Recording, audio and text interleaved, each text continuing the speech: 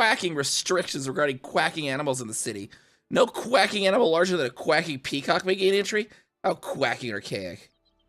My daring Giselle is the most well-behaved bear you'll ever meet, quackers. And yet you just spend time with my child and must visit my summer home in quacking Cormier.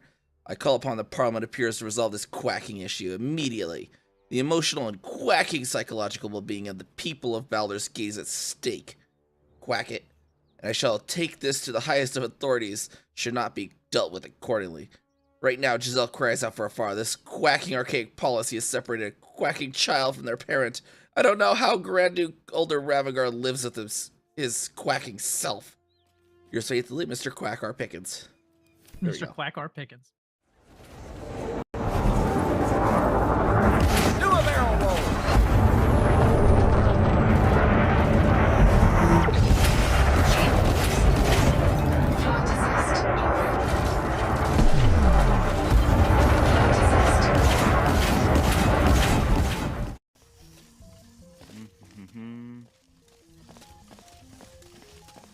Okay. Got this laser. Let's come down from the ceiling. God, there's so many. There's so many buttons and indicators. Fucking lines are everywhere. Oh, that will send me up there somewhere. Okay. Well, I guess let's see what's up here. I see you found the death room. Damn it, Niamh. Okay, so not that way. Understood. That is so many fucking turret robots. Okay, good. Let's see, I can even prevent you from repairing Ragev. Oh my gosh! Why? No repairs for Ragev, apparently. The last one, please. I like, okay, yeah, I won't do anything. I like how it just kind of dies and it just kept floating and just bounced off his cockpit. Oh, something's happening. Something is happening. Oh, what's it doing? Oh, it's charging something. What's it doing? Is it gonna yeet us out? What is this?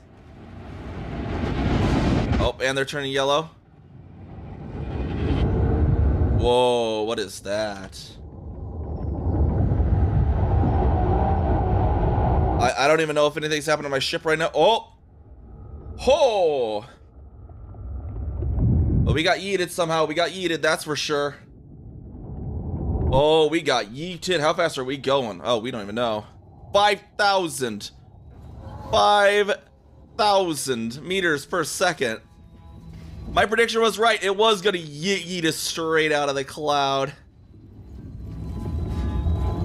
Oh! Clip that. Where is he moving? I don't see him anywhere. Oh, there he is. Yeah, he's shooting at someone. Let's go. Ship restraints disengaged. Commence departure. Bye, friends. Using the other guy as a meat shield. Disengaging automated flight control routine.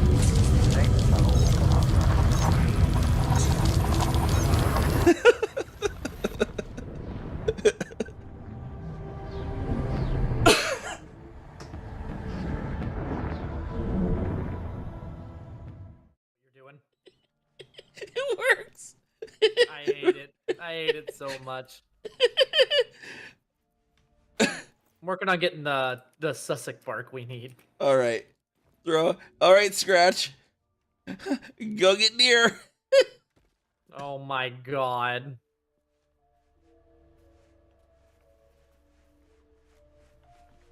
Good boy.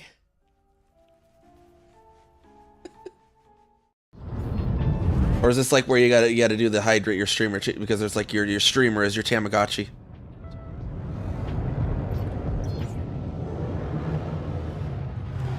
He's chat. Let me drink water. I'm so parched.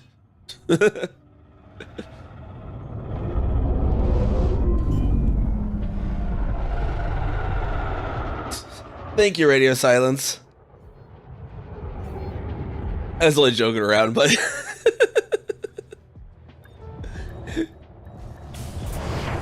it's like the dystopian version. Everyone's a streamer and they have to rely on chat letting them eat. Chat, it's been 4 days. Can I have a ham sandwich, please?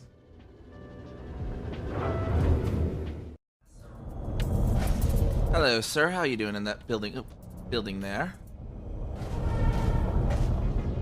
Hey there, everyone. How's it going on this lovely Sunday afternoon, morning, evening? Maybe it's even Monday for some of you, but how you doing? How you doing? We continue on our exploration here. On climbing on up, we're gonna up to the summit now. The highest reachable system before fleet carriers. So we're gonna go right on up there to Sistaya Au BAAG12. And we'll see what we got along the way. We got about 23 jumps until the start of the route to it. There's like 3 neutrons to do to it. So we shall get going on that then.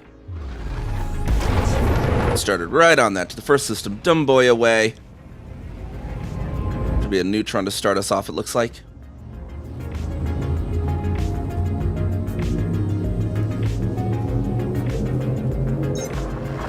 Might even been the neutron we visited just before.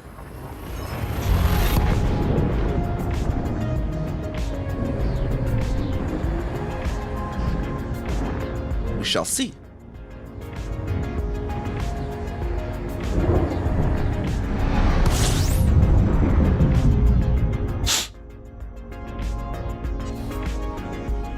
Undiscovered system.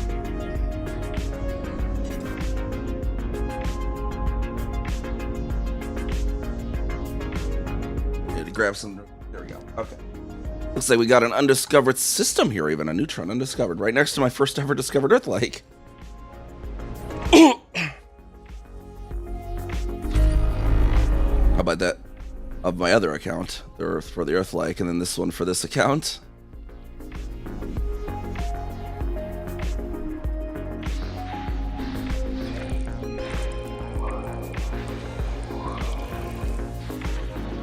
Got a high metal in here somewhere. There it is.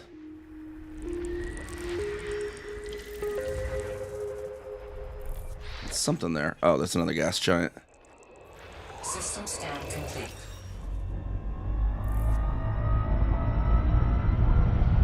There we go, and then we just need to supercharge a little bit there. Warning. Frameshift drive operating beyond safety limits. Frameshift drive supercharged. Frameshift. I'm already seeing the galaxy start to spread out. How far are we up from the plane at the moment? That is a good question. So at the moment, we're just 900 above from the plane, and we're going to be going all the way up to...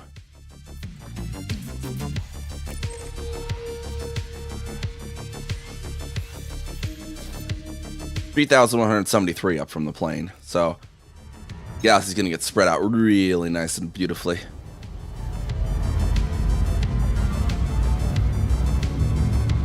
And how's it going, Anonymous? Welcome on in.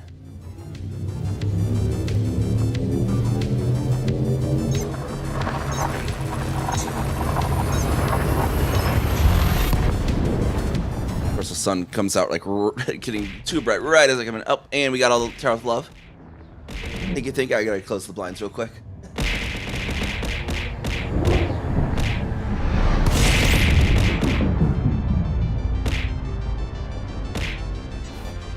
Body 8. Undiscovered system. At least angle them slightly so they're not, sun's not just going straight on my computer screen. There we go.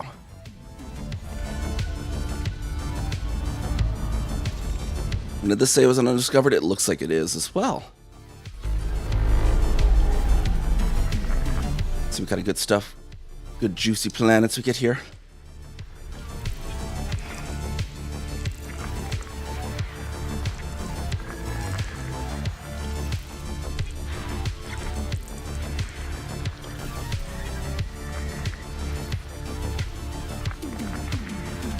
Body B4A. Neon-rich atmospheric landable.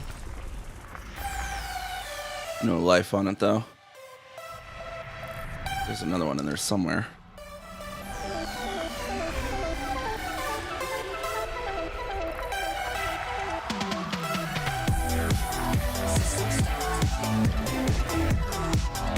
Alright, just a bunch of icy bodies. Get our fuel tank fully filled here.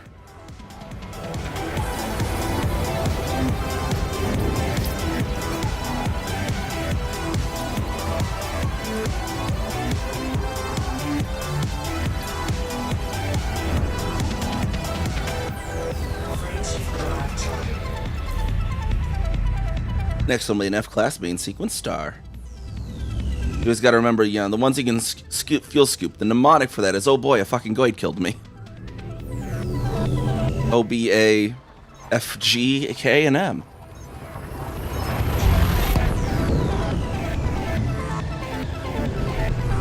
Maybe it should be frickin', you know, oh boy, a frickin' Goid killed me. A fiddle sticking, a fish sticking, I don't know.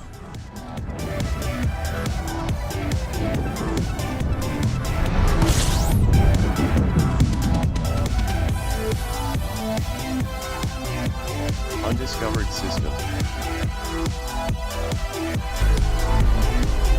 It looks like it's gonna be a bunch of high metals. Let's see if any of them have good stuff, though. Body 1. Unmapped terraformable. Like, being a terraformable is good.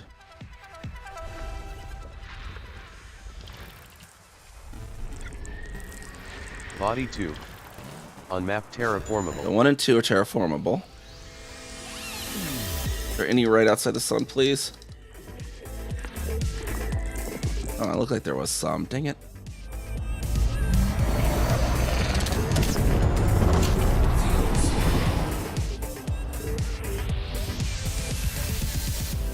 Where'd that thing go?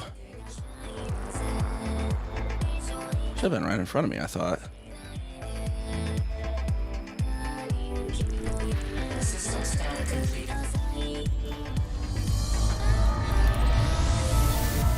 Alright, 1 and 2. Gotta go map those.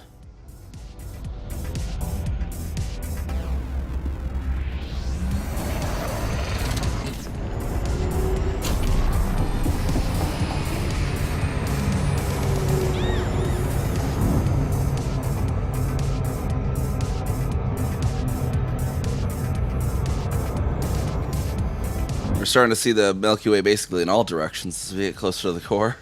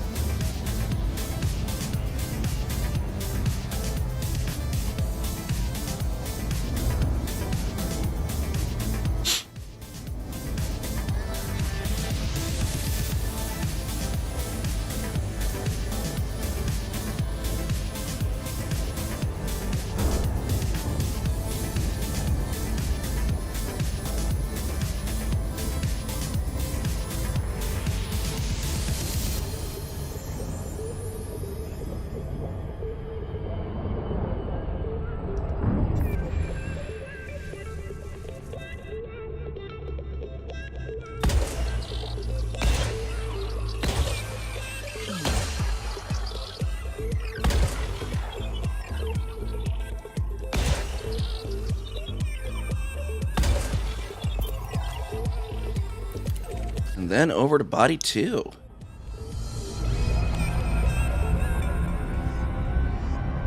Get those bodies all mapped up.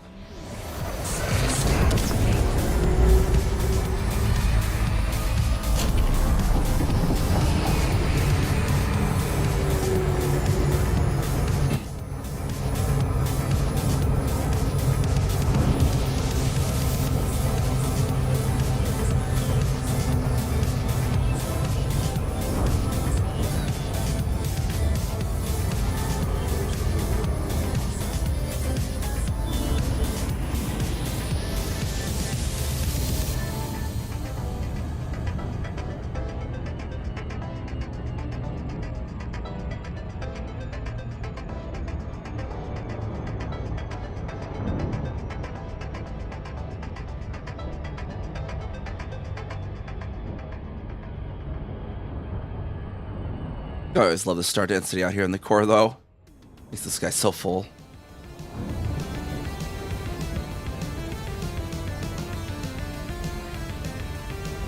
It's always like the inverse of, you know, the being on the edge too. You get the like complete lack of stars on one side of you too, which is also beautiful in its own right when you're out there.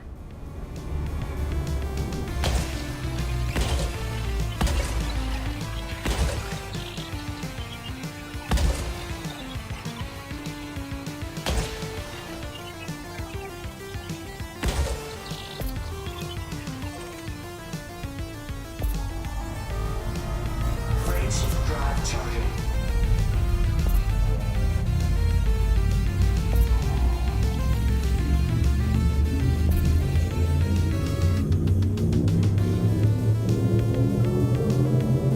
Ready to engage. 3, 2, All right, AQX now.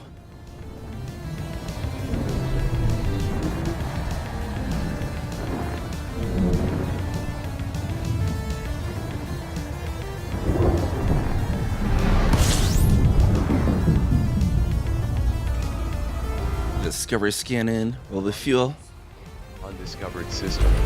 More undiscovered. Lovely.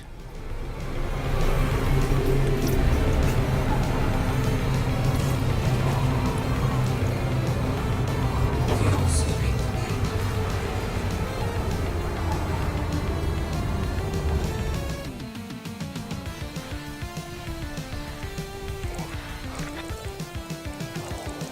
Looks like we have a black hole out there, I think. Looks like there's one of the stars is shown as purple, so let's take a look at that.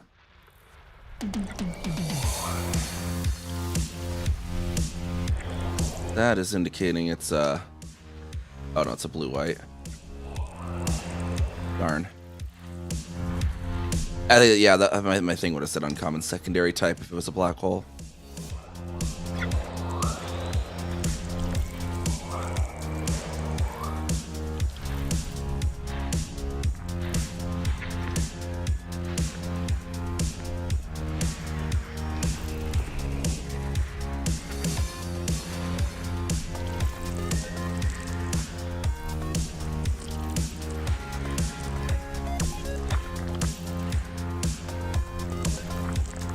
System scan complete. Alright, nothing terribly special in this system. Frameshift drive charging.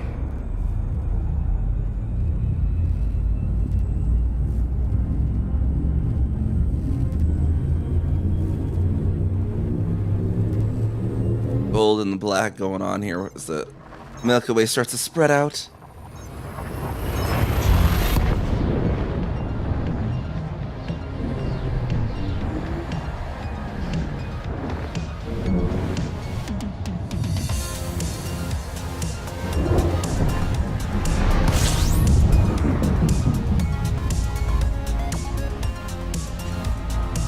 Undiscovered system.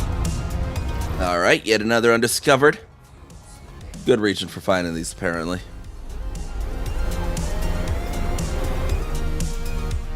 Let's see, high metals and Rockies. And the sun a little bit. Let's just pop over there real quick.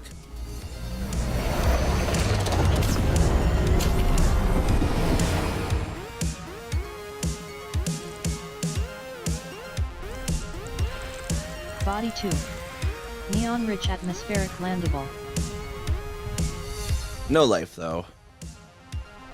I don't know, I wish I could... For some reason, there's not like a way to get it to stop telling me when it's an atmospheric landable. An ED observatory core, because it's like... I only really care if it's... has life. Body 4. Nitrogen atmospheric landable with life. Body 3. Neon-rich atmospheric... That one's just bacterium and formum, though, which I already have in the codex, so... It isn't worth, actually is worth 8 million. That's right, Informum is worth 8 million, so... Body 4...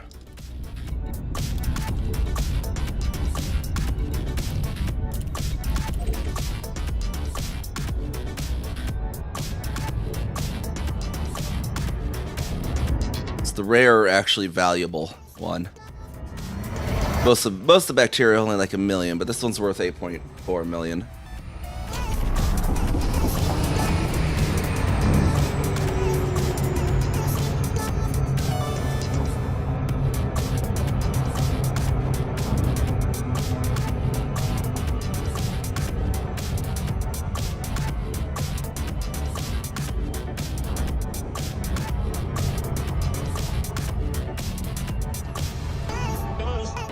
Galaxy starting to spread out.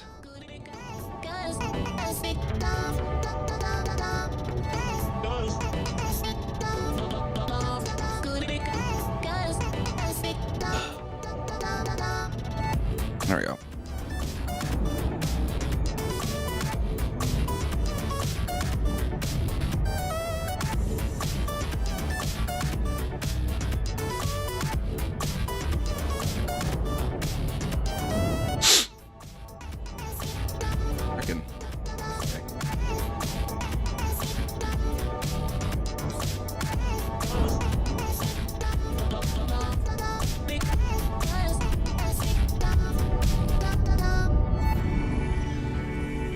I hate this time of the year. It's always like it feels like there's something caught in your throat and you can't get it cleared.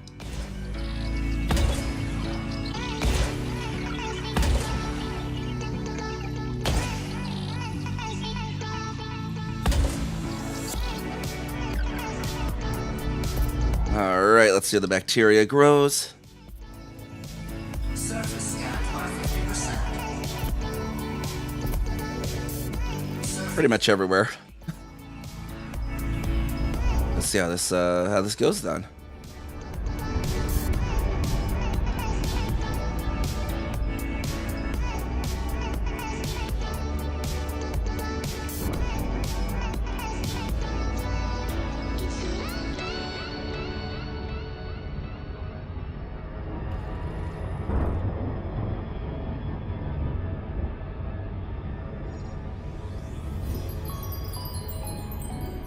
Orbital flight engaged. Find ourselves a nice little landing spot somewhere down here.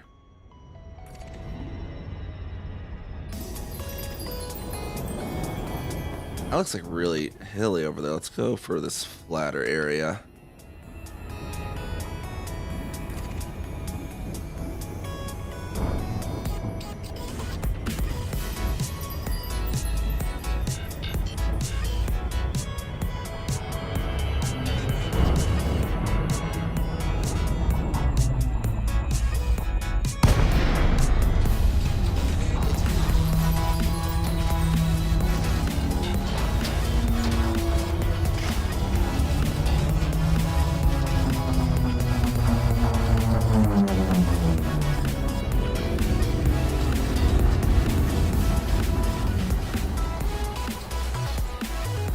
Alright, then we just gotta find some splotches.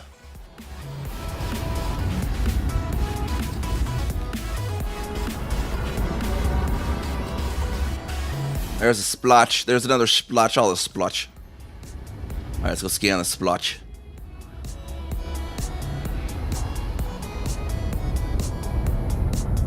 Landing gear deployed.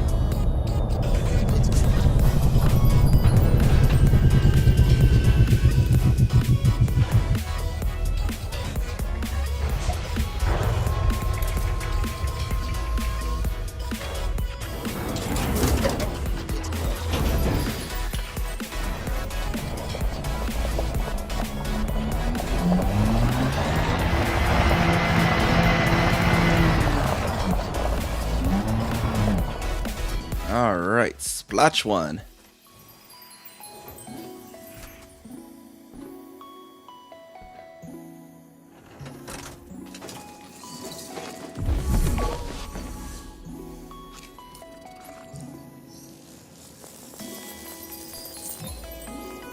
Bacterium Informem confirmed present. Base value 8.42 million, minimum sample distance 500 meters. First partial sample collected.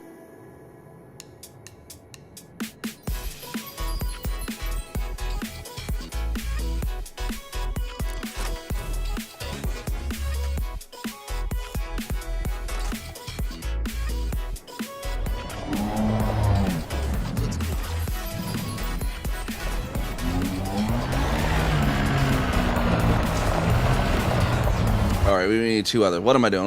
Why am I trying to go back to the ship already? I need 2 others.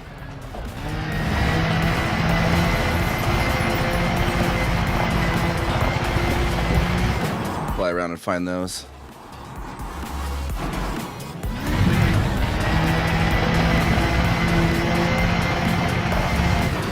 Minimum distance reached. You've traveled over 500 meters from previous sample. There's some over there to the right.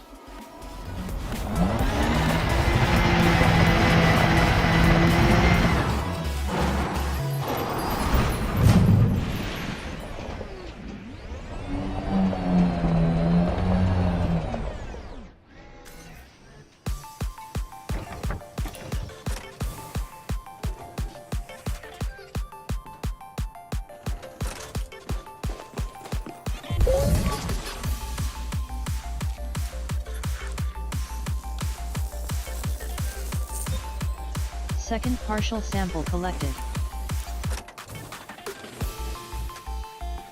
Handbrake is on. Alright, now for the 3rd splotch somewhere.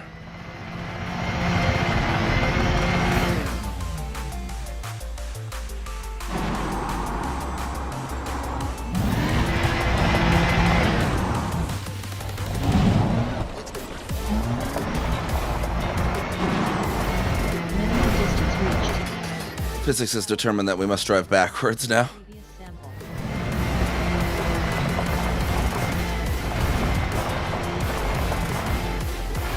There'll be one around here somewhere, I'm sure.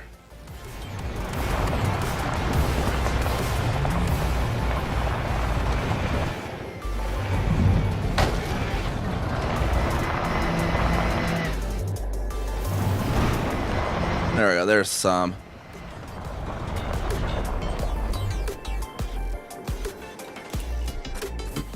Hey, Lungy, how's it going?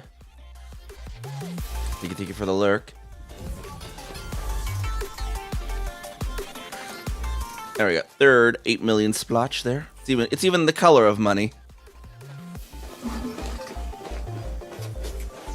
Sample collection complete.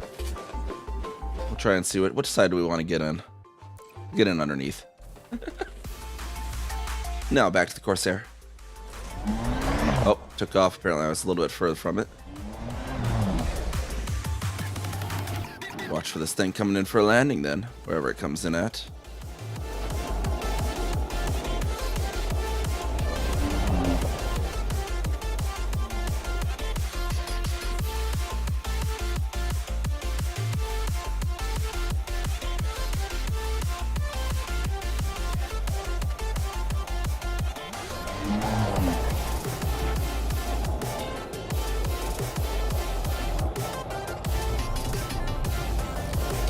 See, and it looks like one's coming in for a landing too. The whole graphical bug with the Mandalays thrusters coming through the front of the ship annoys me. Corsair doesn't have that.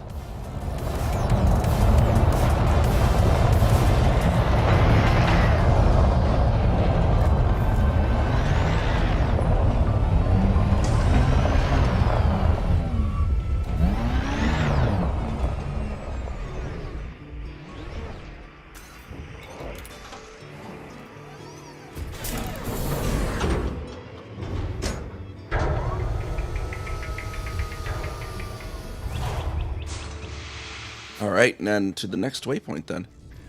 Or next system towards the waypoint.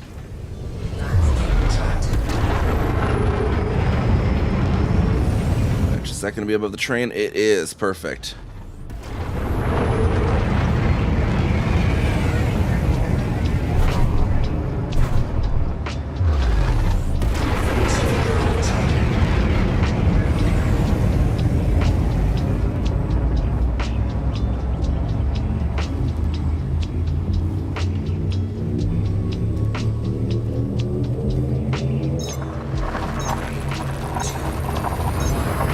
From the dumb boy section. A silly dumb boy.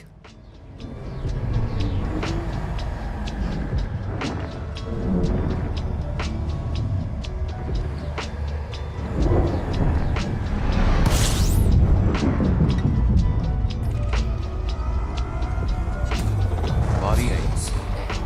Undiscovered system. System scan complete. And nice little undiscovered here again as well. Got fuel nice and filled there.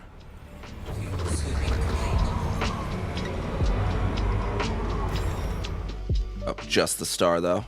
Perfect. Frameshift drive charging.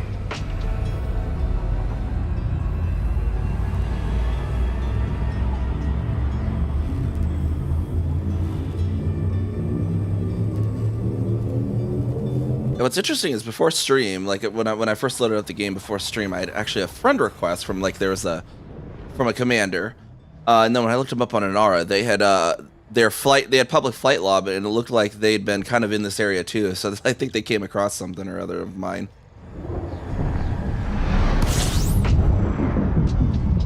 Well, granted, I haven't turned them in yet, so I don't know. Maybe they came across first footfalls though, because those don't require turn in. Undiscovered system.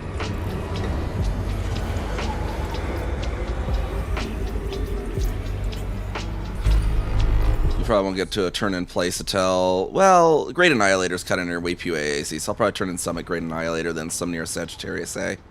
I think this carry a Beagle Point, so... Not sure if we'll ever come across any random carriers between here and there, though. Between any of the waypoints like that.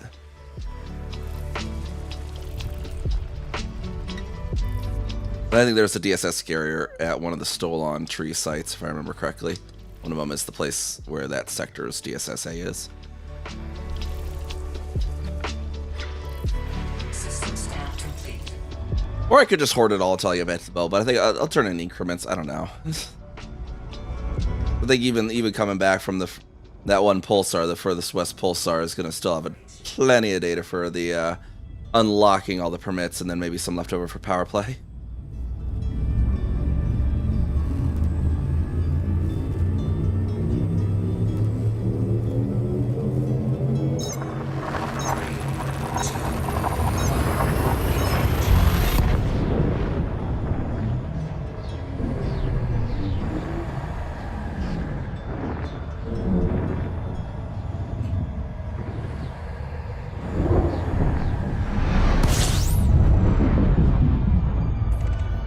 Let's see, we got a neutron here. Is this going to be undiscovered?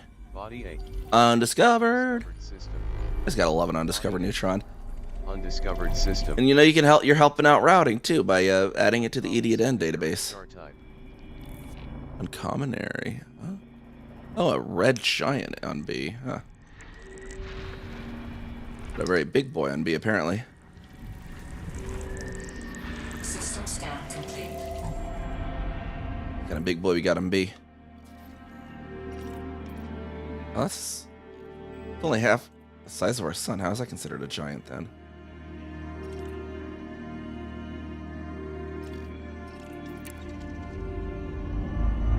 Strange definition of giant. Frameshift drive operating. Like our star's not a giant. How does it get to be a giant when it's half the size? Not even half the size. Frameshift drive charging.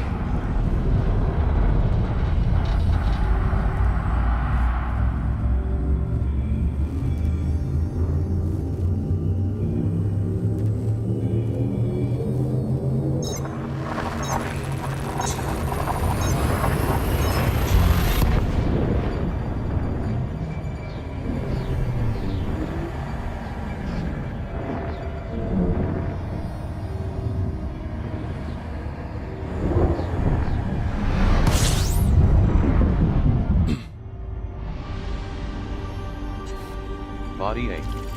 Undiscovered system. And another undiscovered neutron. Nice. Just the star though. Well, just 2 stars, that is. Yeah, it's always, you know, getting an undiscovered neutron is always nice because it means you'll be adding it to the EDDN database, which will help for span shrouding and all that good stuff for people in the future, possibly. Frameshift drive. 07 Captain Skeech, how's it going? 0707. Frameshift drive charging.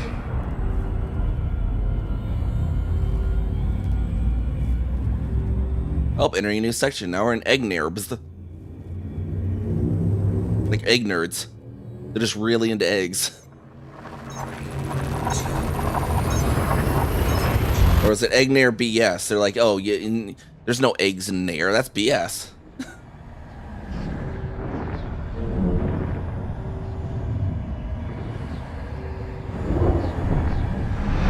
Fed Rep, how's the exploration go? Going good, going good. We're currently on our way up to the summit.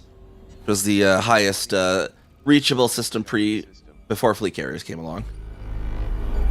And, you know, technically still the highest system you can reach with a ship. Alone, you know, unassisted. I think, at least. I guess technically the Mandalay does have a slightly further jump range, so there is a possibility there could actually be a higher reachable one somewhere, but who knows? Unmapped water world. Well, unmapped terraformable water world. Body B4. Unmapped terraformable. And this is undiscovered neutron as well. Got a heck of a system here. B1. Unmapped terraformable. B1 and B2 and B4 terraformable. Got a lot of terraforming here. Body B6. Especially around a neutron star, that's kind of crazy. Body Landable B5. with life. Landable and Body B5. terraformable. Wow, okay, so Carbon dioxide Multiple atmospheric criteria landable. met. B1, 2, 3, and 4, and 5. Just all the B planets, apparently. Terraforming. Terraforming.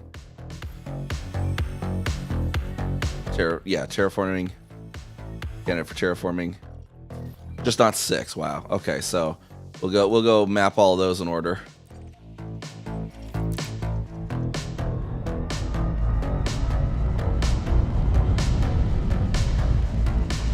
Well, enough. I need to get my Imperial rank up. Somehow I think I have I'm an Imperial yet. I think I have my Rear Admiral on Fed, but not Federate Empire yet.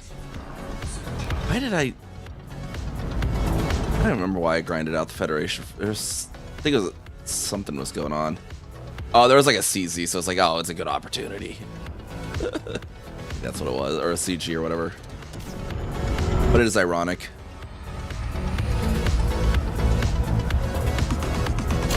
That is the same way with my main character too. Despite being Imperial, there was the Golconda community goal, or they called them interstellar initiatives during that little period, and the Feds won that, so they had like basically like a double XP weekend, and so I grinded it out during that. Double rep or whatever.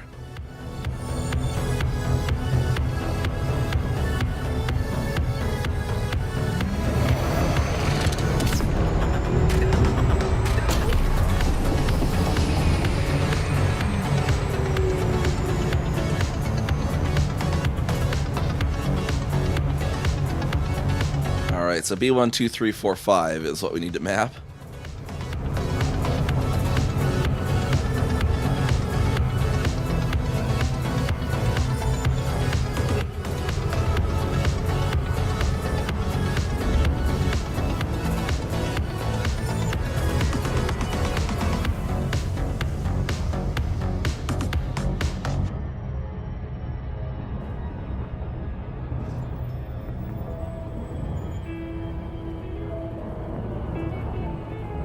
I just thought of something.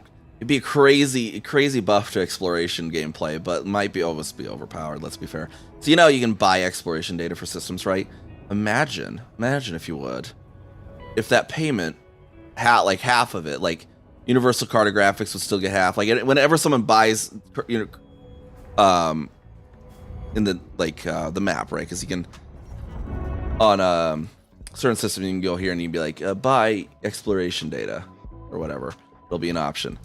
Like imagine if any discovered system that was always an option, and half of the, and you would pay however much the system was actually worth, like however much you would have normally got, maybe even plus 10%.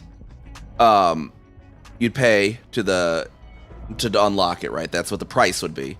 And then Universal, like the game just takes 50% of it, puts it in the void, right? It's Universal Cartographics cut. But then 50% of it goes to the actual player that had first discovery, or respectively the players that had first discovery and first mapping tags. That would be really cool. It might almost make it too overpowered though for some exploration players getting a lot of something. But you know, it would be kind of cool. Give an ongoing passive buff to your exploration data. But depends on players, you know, being interested in that system. You know, you might find a good system, but nobody ever purchases today. But maybe you do find a good system that people do purchase a lot. We kind of go hand in hand with the whole colonization, you know, being like, you know, People might be like, okay, I need to buy the data for these systems around here.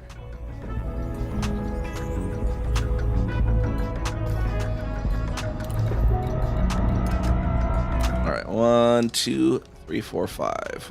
Okay, now to 2.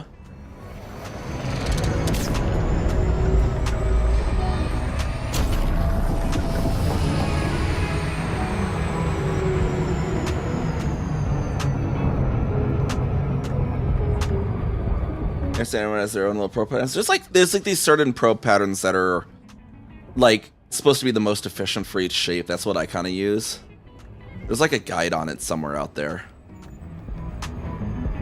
But I technically don't need to use it because I do have the expanded radius. I could probably even use one less probe, but it's like, well, whatever. It says I need 6, I'll just use the 6 pattern.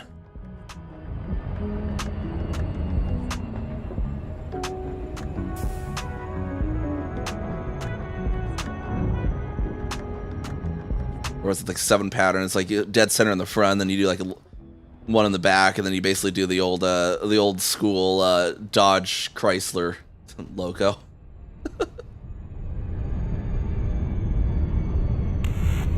That early 90s Dodge logo.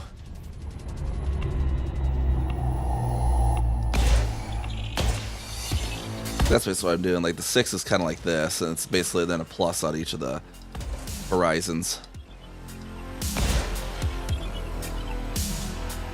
Almost everyone has a outside of the ones you get like above 10, you get the dead center front, and you try to hit dead center back. Granted, you usually only see 5, 6, like most planets you're gonna map for 5, 6, or 7 probes generally, or 4. So it's like I only really memorize those in any case.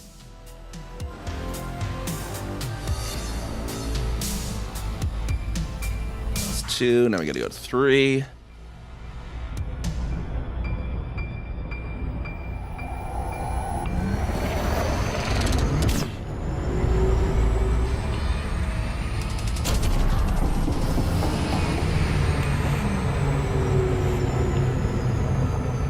Three and 4, I think, might be right next to each other. They're in a binary, yeah. That's convenient, at least. If I slowed down in time, it would be.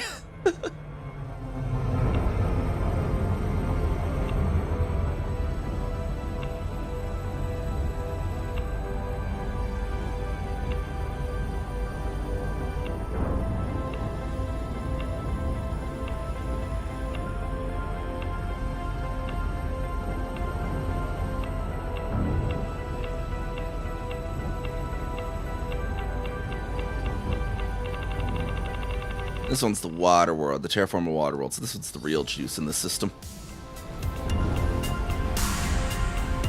Squeeze it real hard. With 6 probes.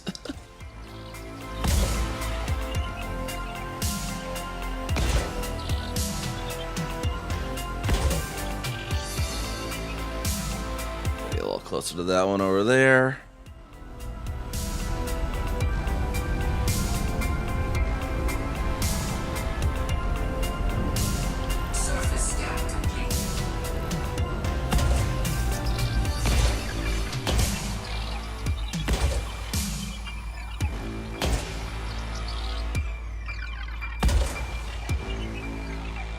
Last one we'll need to do is 5. Where's 5?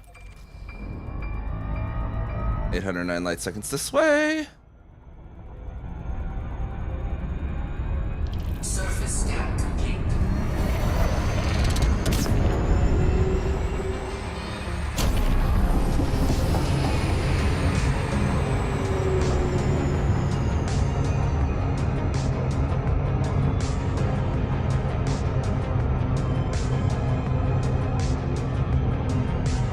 I just thought too. I don't think the disconnect protection screen's ever actually hit since I started using the IRL toolkit, but I guess if anyone ever does see that, let me know.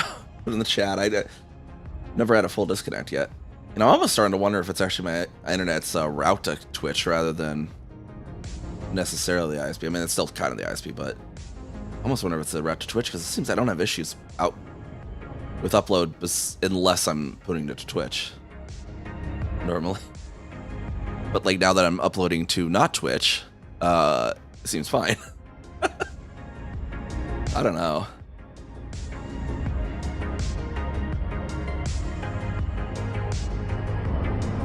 But I should actually like re-render that video and put in the text and be like, if you see the screen, please type in the chat.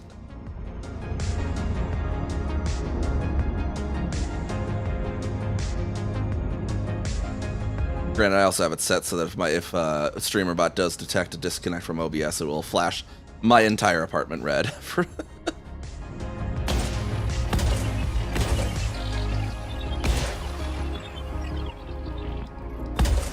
There's also that.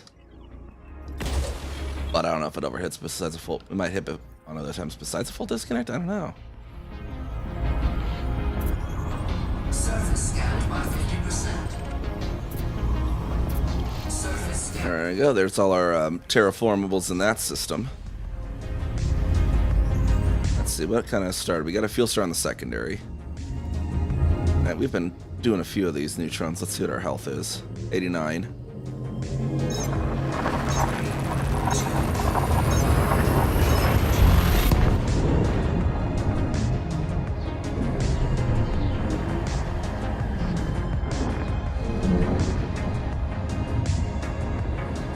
We will have to be careful because the other route plotter doesn't necessarily take into account fuel on the in-game one, especially when you're doing SEO as well. Undiscovered system. Another undiscovered neutron. We're hitting these undiscovered neutrons like crazy today. Frameshift drive supercharged. Get out of the salad tosser there.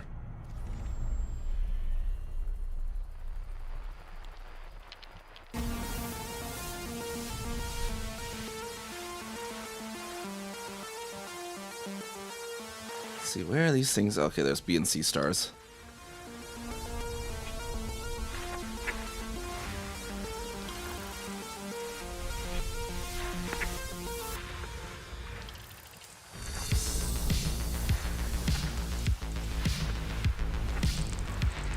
Body B5. Sulfur dioxide atmospheric landable.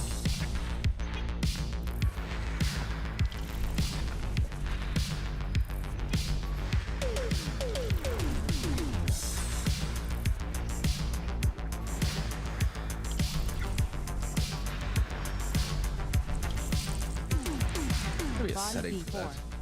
that. Sulfur dioxide atmospheric landable.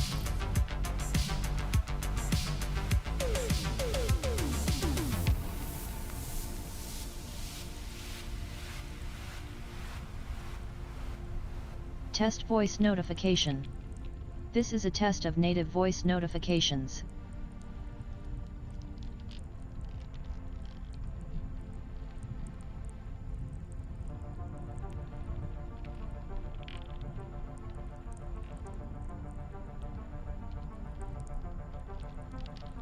Not any of the things that are normally getting that. Anyways.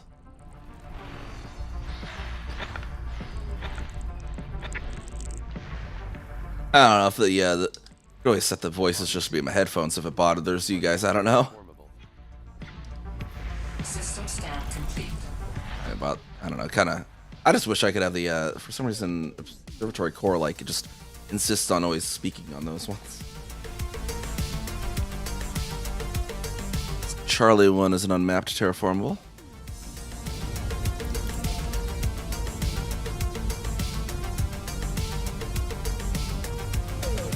I should be able to feel around Charlie, I think. Yes. All right.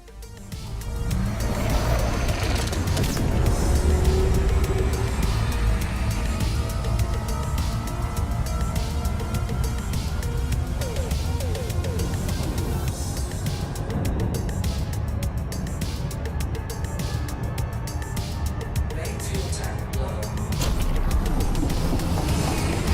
Just the right drop point for speed. Perfect.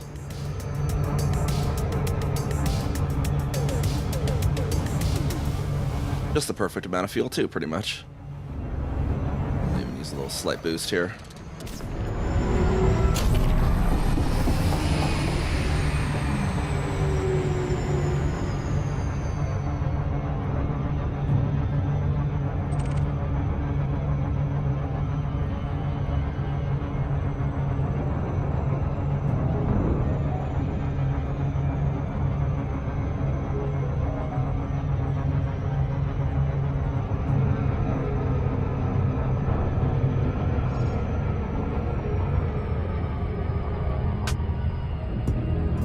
Looks like Charlie 1's closer. Fuel up as we jump out then.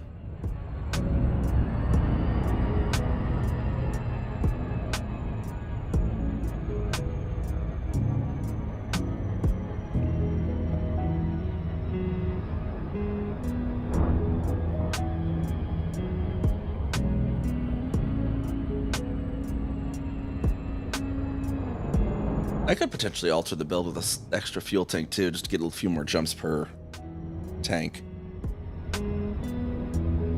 Don't reduce the jump range too much, I don't think.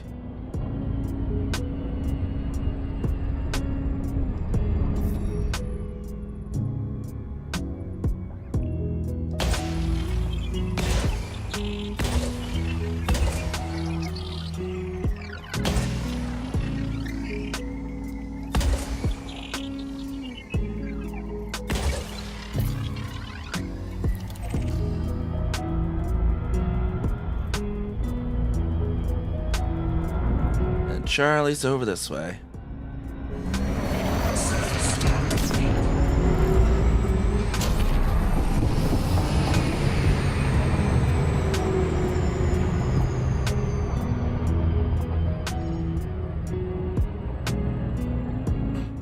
Explorer's Anchorage actually has fuel tanks. Experiment around with it if needed.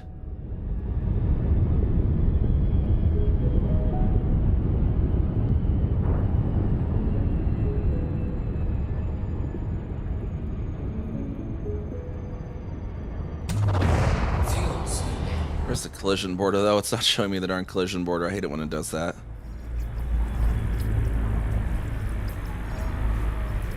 Let's use the numbers to know when I'm close enough. 878, there we go.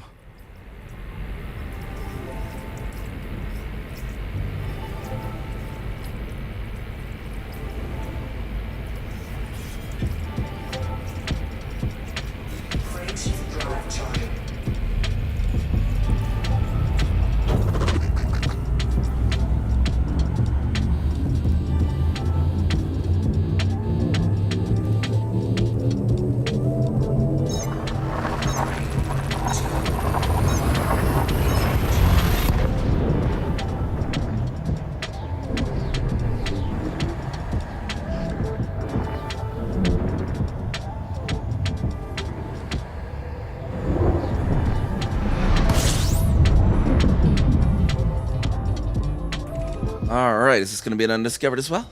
Undiscovered. Heck yeah! 31 bodies, too. A lot of bodies in this one.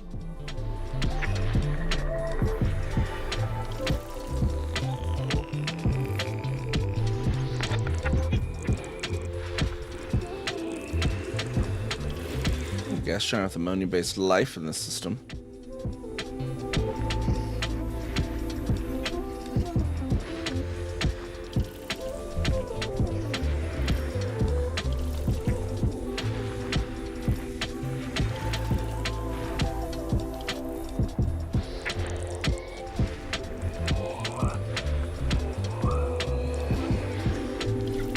Seems I might have missed a few on the back on the other gas giant.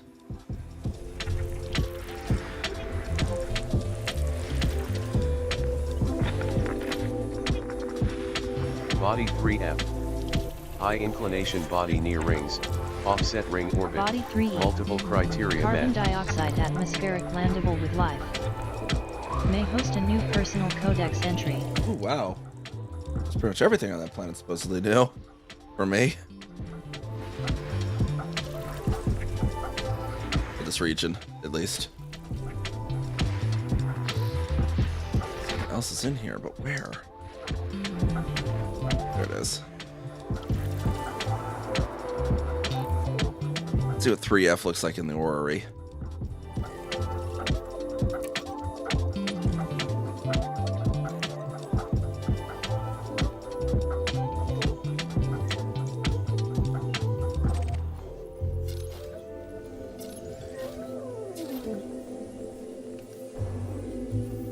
I'd have a pretty cool site. We'll have to look.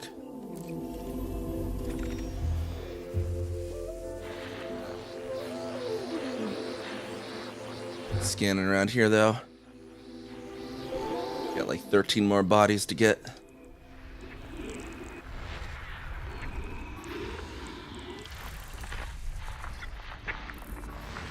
Body 4A. Close ring proximity.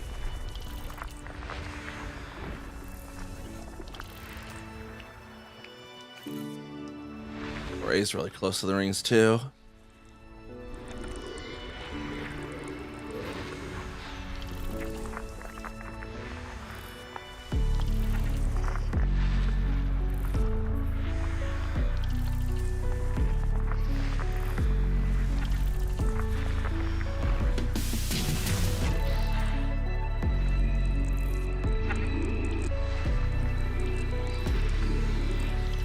Or gas giant.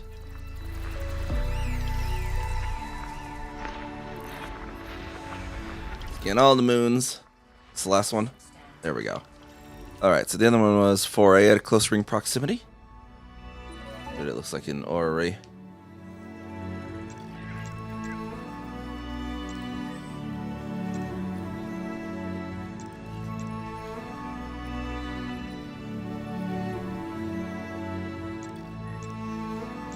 Oh, that zoomed me all the way out again. What the heck?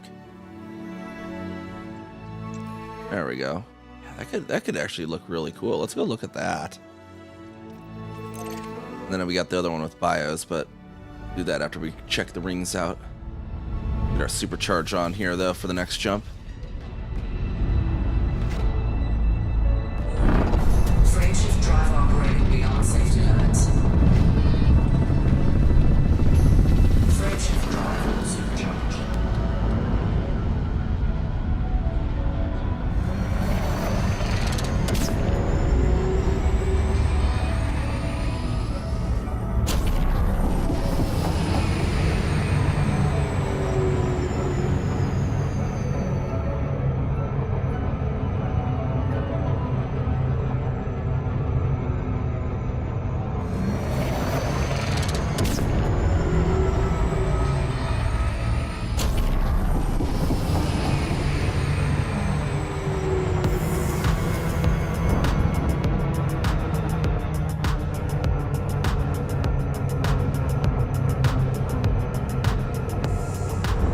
Milky Way's getting really spread out in the sky there.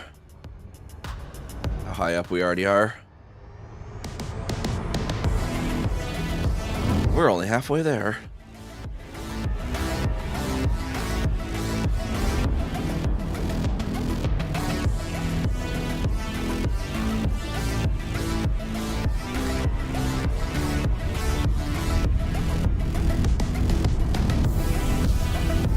Oh yeah, that might be a sight to behold right there.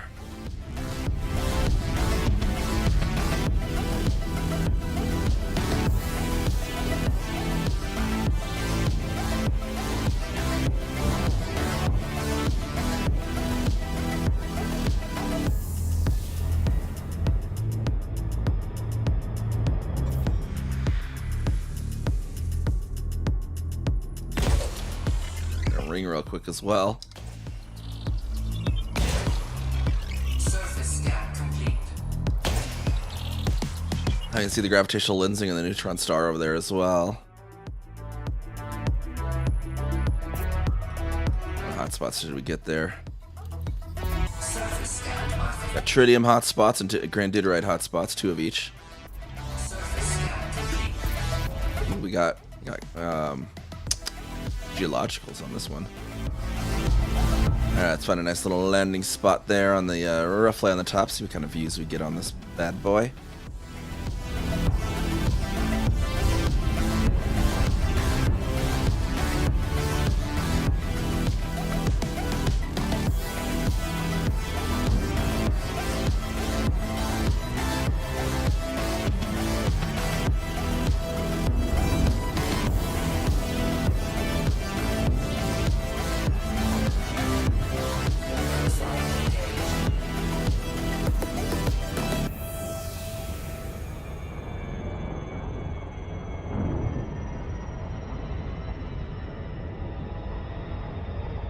Our top will do a little bit towards the gas giant, I think.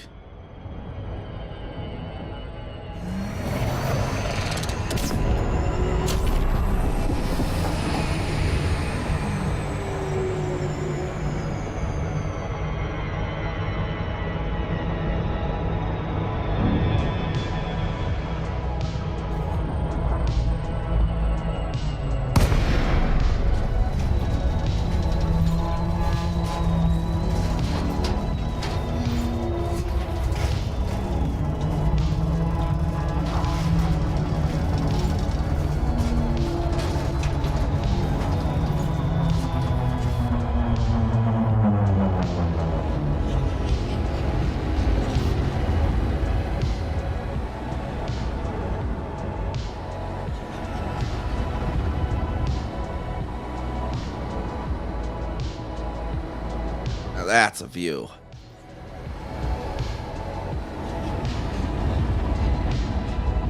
Kind of similar to that one colony I have, actually.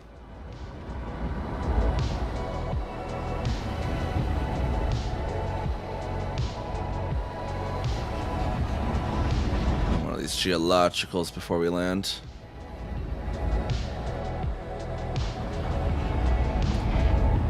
Supposedly there should be some like geysers and stuff around.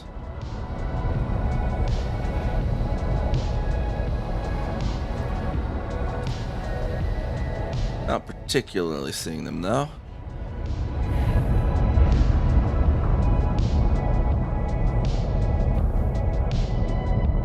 Landing gear deployed.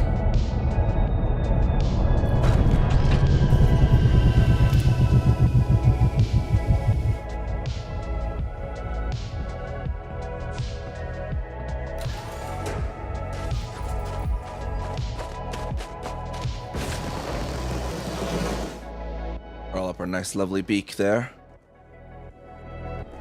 Yeah, Milky Way just going crazy up there. Rings going crazy down here. See if we can get a good full-size screenshot here of somewhere.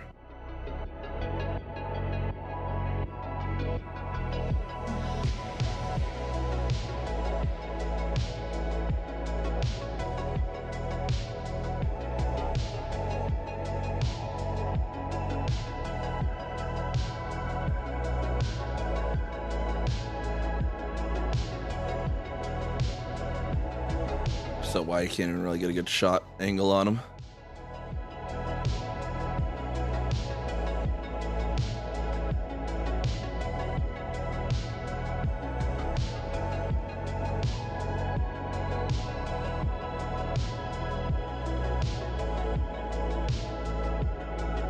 Pretty decent angle there though.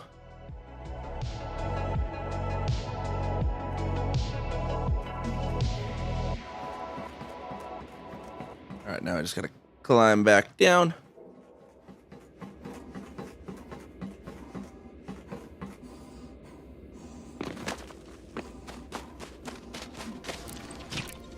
And get back aboard.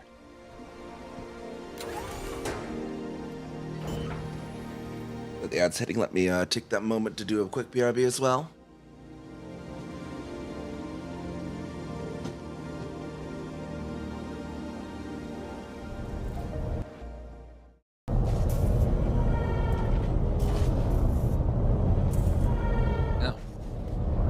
Funny if I could actually get the tip in there. Did that actually work? I heard him yell. I think that actually worked. It worked. Oh my god, he's dead.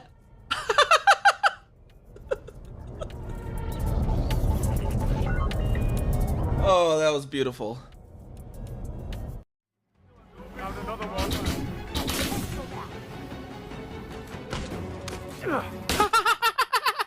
He shot his own teammate, tried to shoot me. That's great. You're too dumb to live. You're too dumb to live, sir.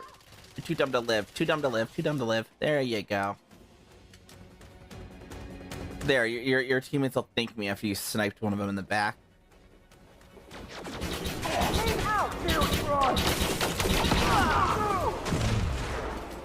And then that guy grenaded his teammate. These guys are just lovely at teamwork, aren't they?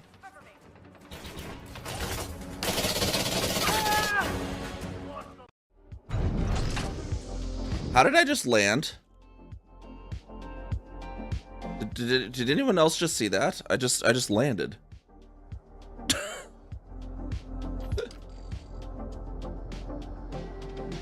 Yeah, like I'm 5 kilometers up. Let's see what happens if I do this. Deploying SRV. Okay, there might be an to get back.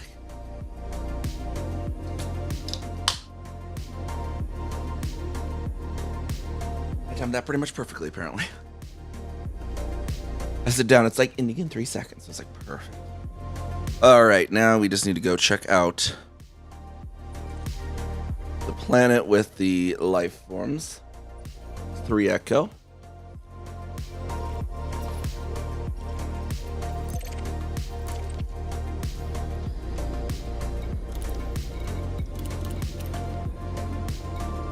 we got a non-human signature here on this planet, actually. Let's go check that out.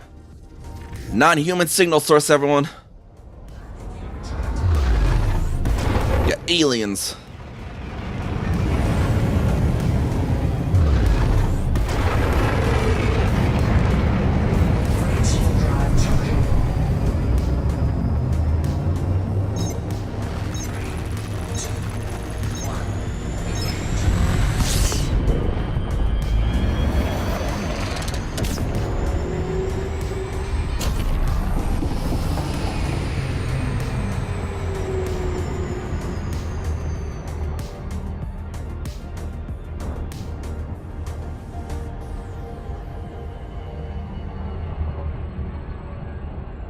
Down there on the bottom side.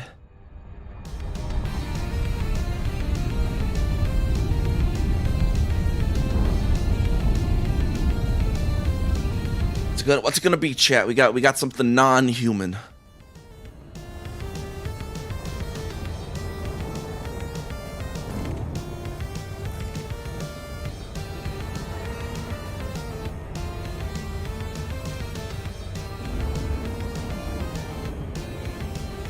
Orbital flight engaged.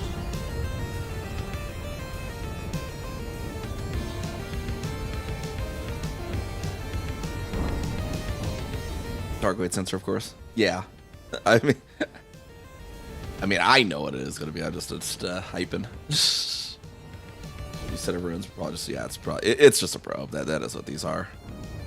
But I think you could codex scan them, which is why I need to go down here. I can't remember if they count as a codex scan or not.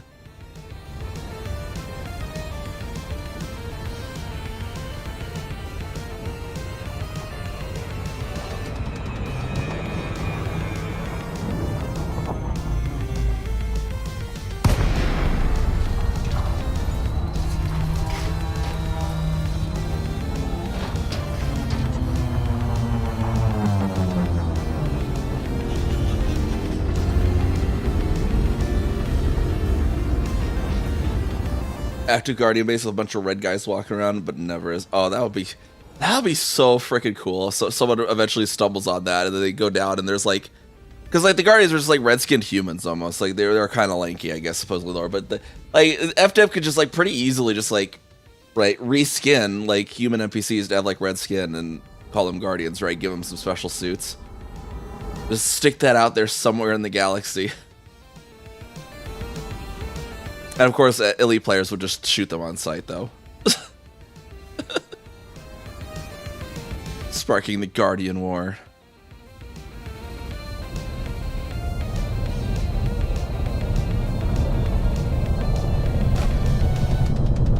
Slightly further back.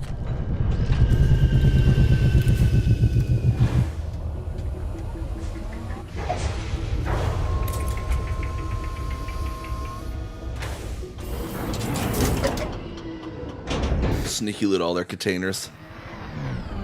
It's all earned, so you're just stealing their parents' ashes. It's like a Baldur's Gate 3, how with Balthazar, you could be like, oh, what about your mother? Where's your mother? You're like, oh yeah, she's on the shelf over there, or right over there. And you're like, and if you already stole it, you get a unique dialogue. Well, no, actually, she's in my pocket. And he's like, give her back. I love that. That's even an option that Larian thought of. I guess you can't codex scan them. Okay, but you do get the fragments at least. Cargo scoop deployed.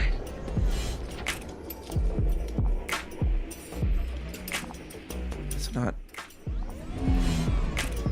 I have that one targeted, right? Yeah.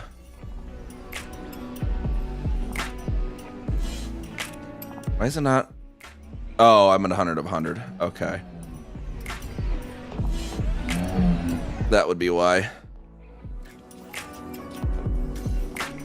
Well, we can get out and poke it. Stick.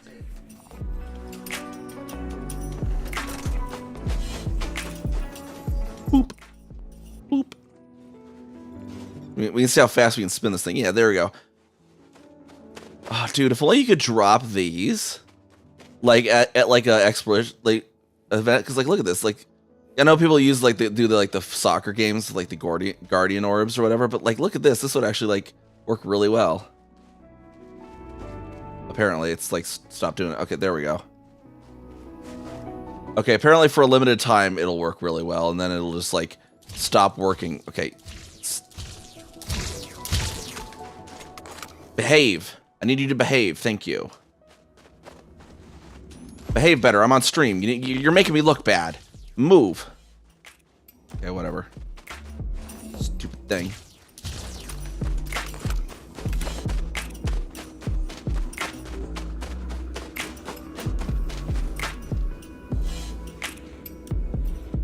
There we go. We got poke it.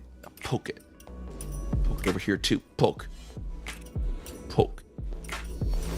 I guess I'm not the first discoverer of the system. Some freaking Thargoid beat me.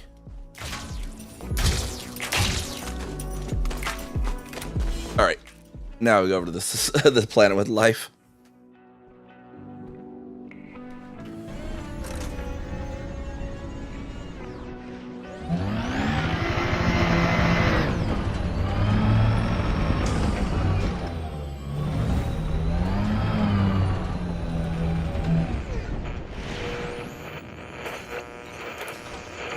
We're getting some static interference from this sensor, apparently.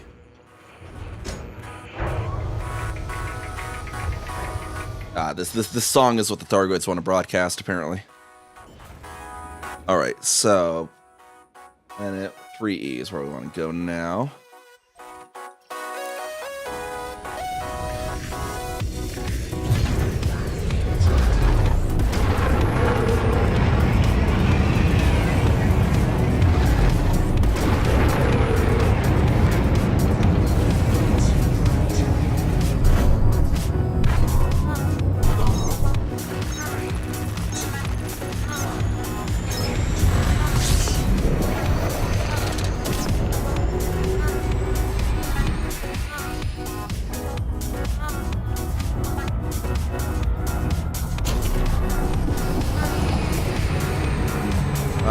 And like this one's supposed to have a whole bunch of shit possible, and like all of it is new for me in this region apparently.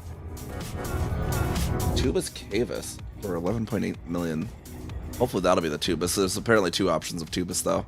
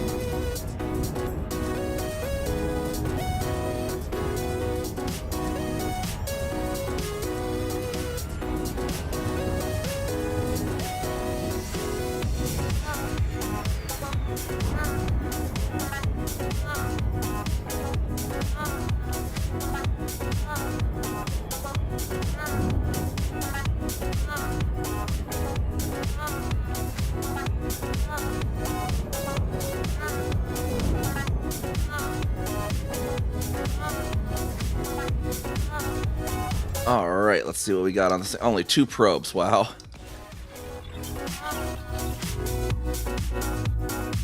That first probe would even be enough, that'd be funny.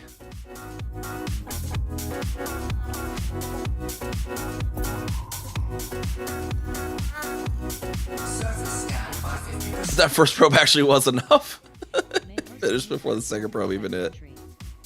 Alright, we got the bacterium and the tubus, the frutex, we don't have the concha.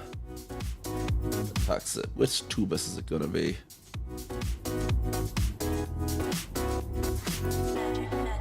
Alright, let's go check out the tubus first, because it could easily be tubus cavus for 11 mil, or 12 mil basically, or tubus compagibus for less.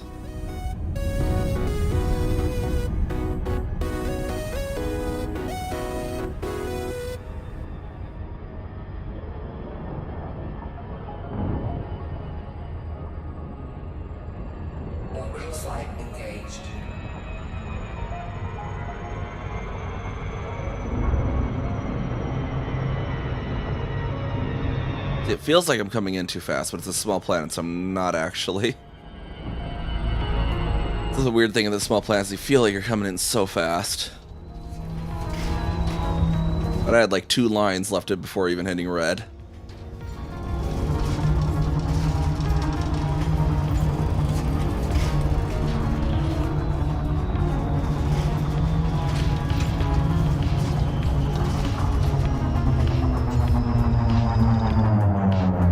Blue faded out of there for bright white now.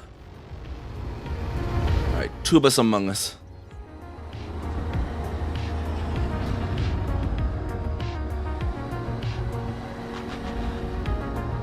Gotta find something that looks like Minecraft sugarcane.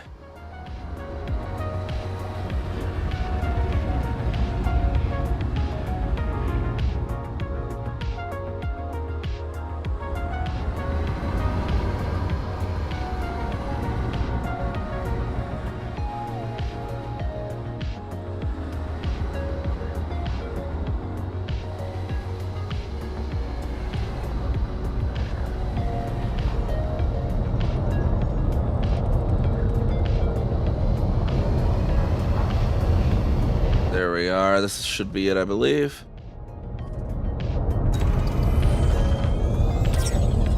Tubus Cavus confirmed present. It is Cavus. It's the good, expensive one. Let's go get that stuff then. Sample distance 800 meters. Bandicare deployed.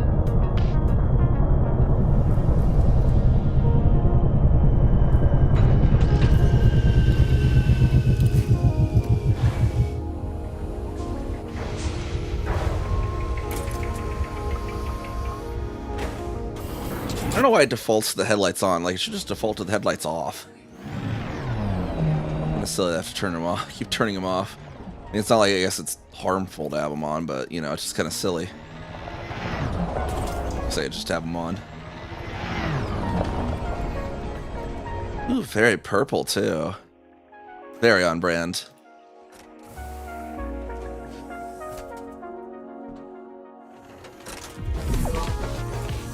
Right shade of purple, too.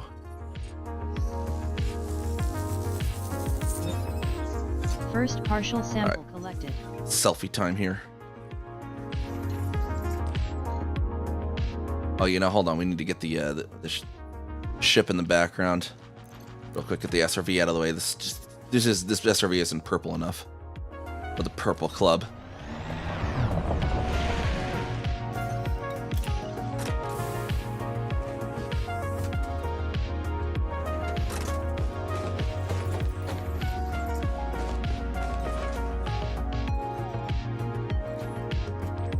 Whip out the selfie stick here.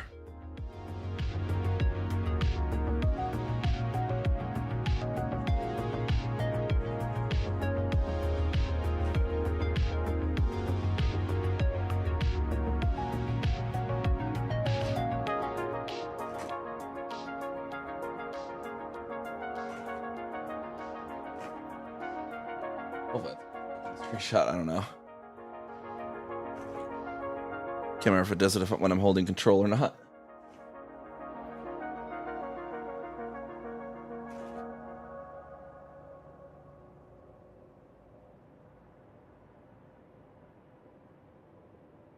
Current system is, what is the current system here?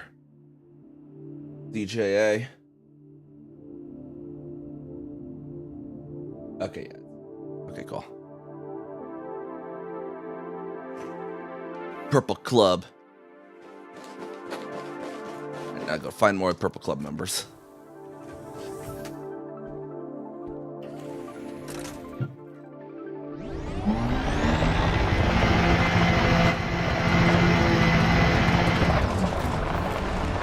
I saw this some in the distance on one of these horizons. There we go. A little bit way over there.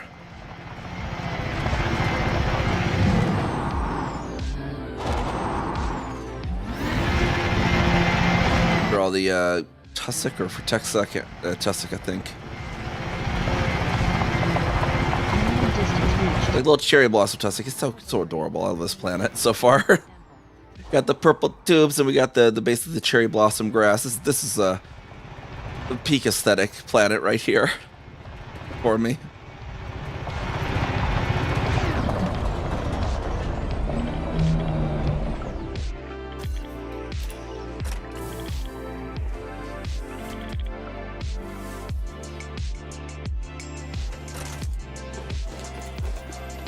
I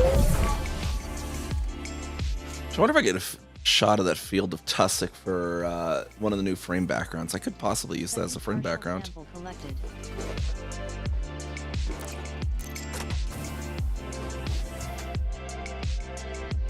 Back to that slightly and see what we can get a good shot of that for a frame background. That way I get more images than just the two that are currently in there.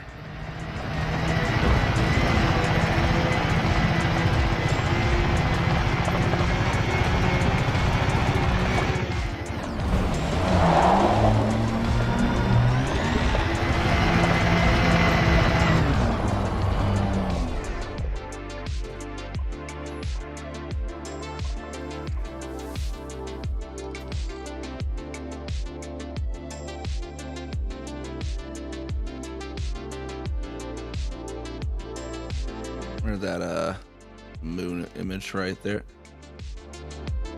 Let's see.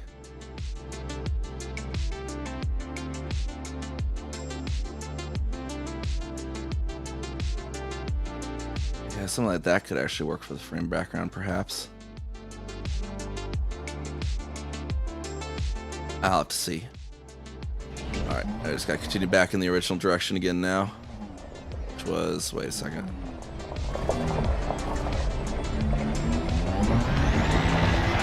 This way.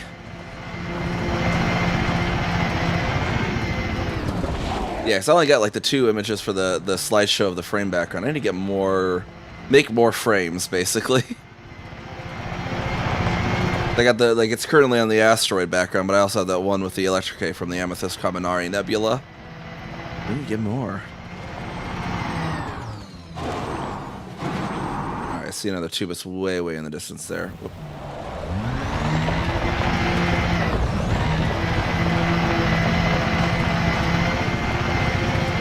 I thought I did.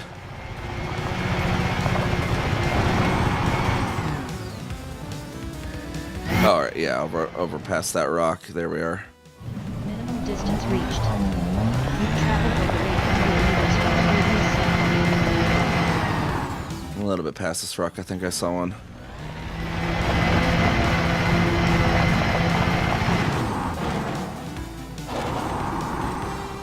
There we are, yep, there's the three.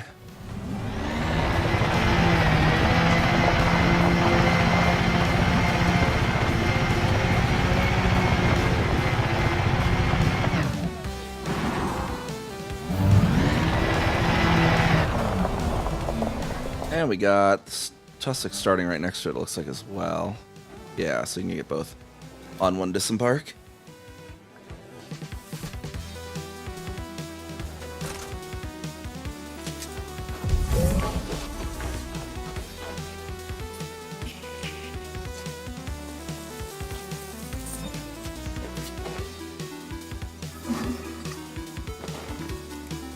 Sample collection complete. We got our little cherry blossom looking grass here. Tussock Propagato confirmed present. This is just such a Niamh coded planet. Sample distance 200 meters. First partial sample collected.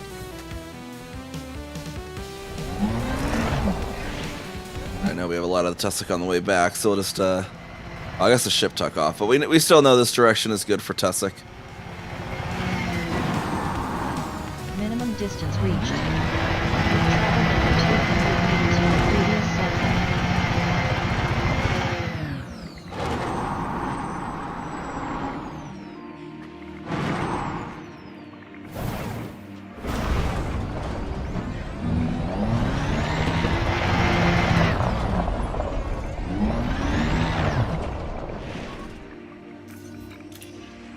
Purple tubes, purple flowers, yeah.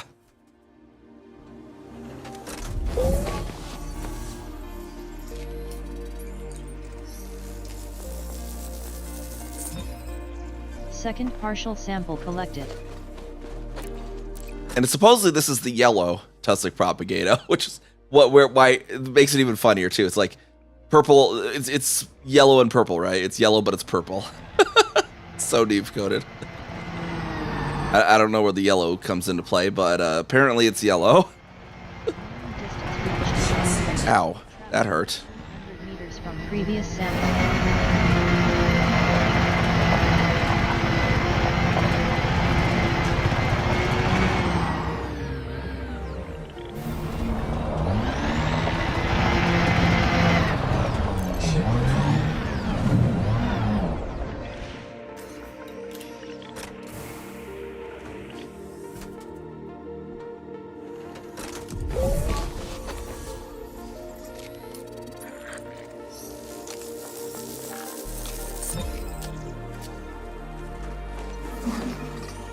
Supposedly for Texa.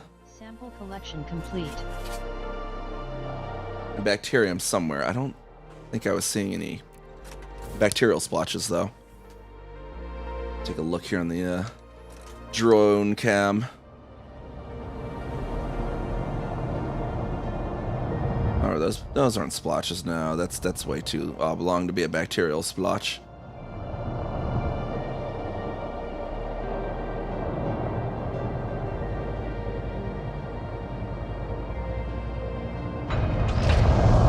Apparently Frutexa, but we might have to go to orbit. This might have been a place where the Frutexa just doesn't spawn, because I certainly haven't seen any.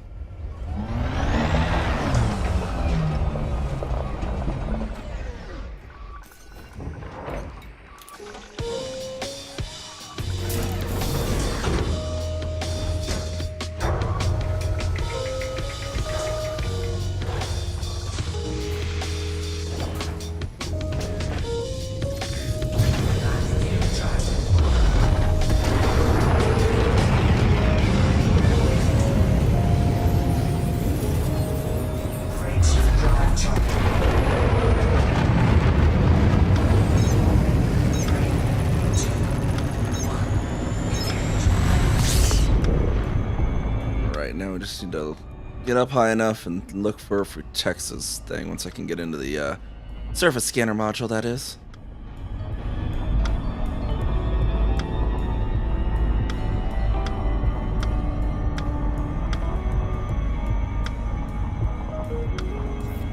There are Frutexa.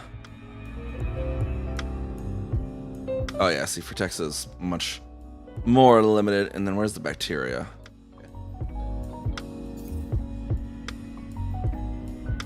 Alright, let's try to get into this little valley of sorts here.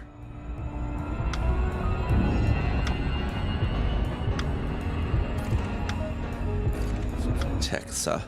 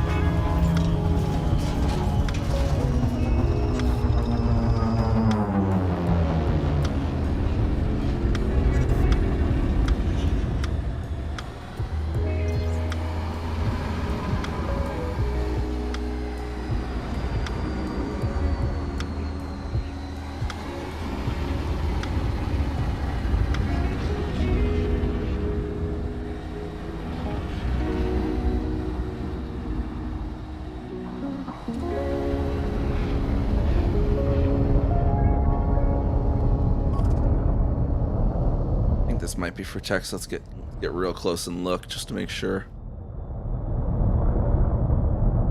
Yeah, it looks to be Frutexa. Frutexa ACUS confirmed present. Base value 7.77 million. Minimum sample distance 150 meters.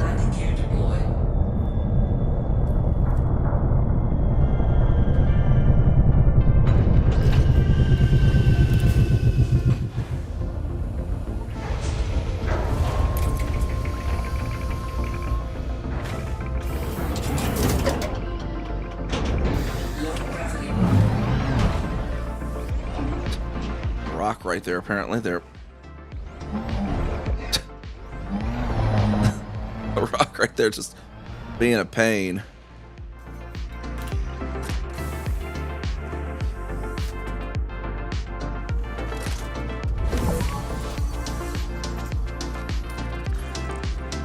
This is like a very red one.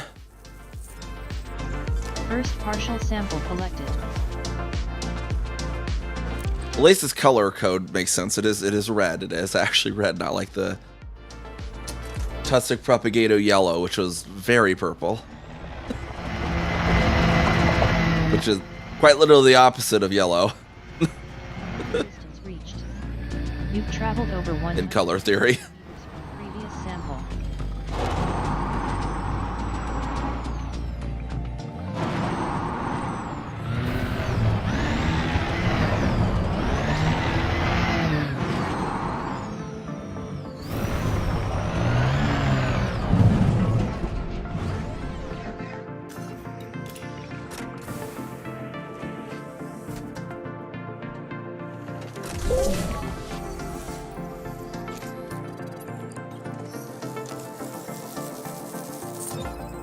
Second partial sample collected.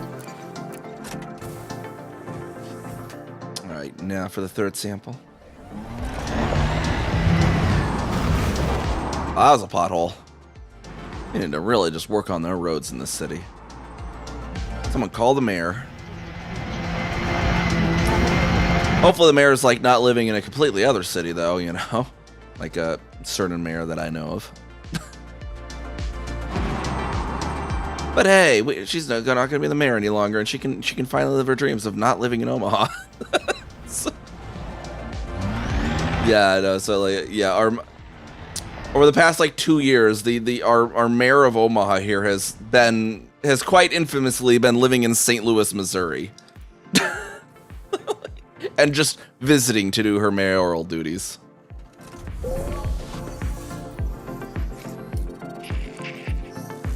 Kind of silly. Like, why do you even want to be a mayor of a city you don't live in anymore? Sample collection complete.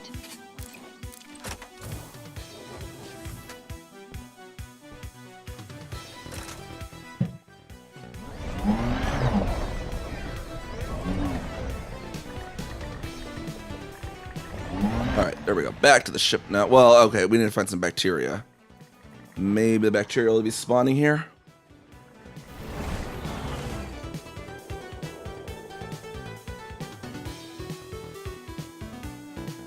I'm not seeing splotches of bacteria here for the life of me.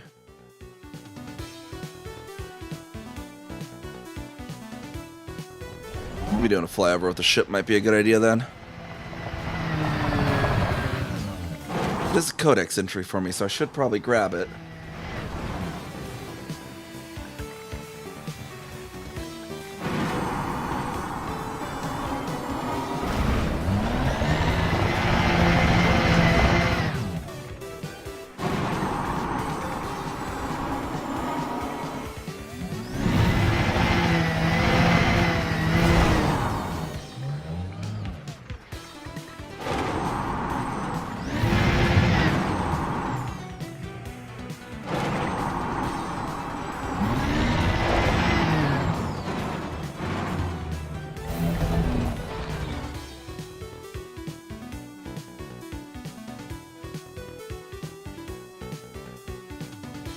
I just like see like no splotches. Splotchless world.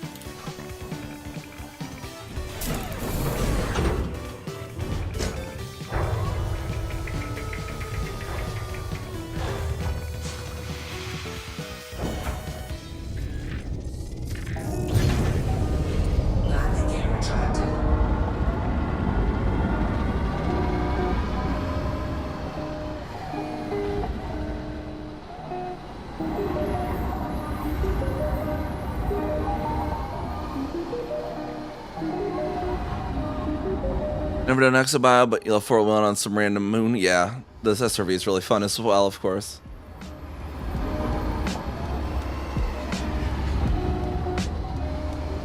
Find some bacterial splotches to finish out my codex, though, but this planet is just not spawning them, it seems.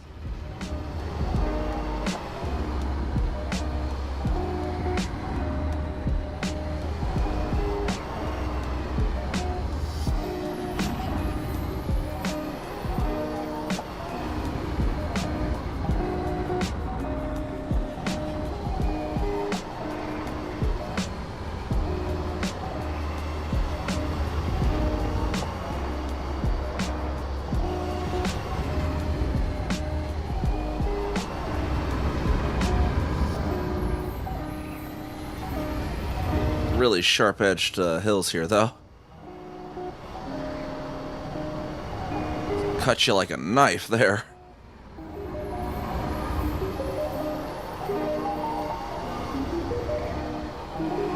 So we got one more Super Cruise chance just to make sure we're in a bacteria area. Frameshift drive charging.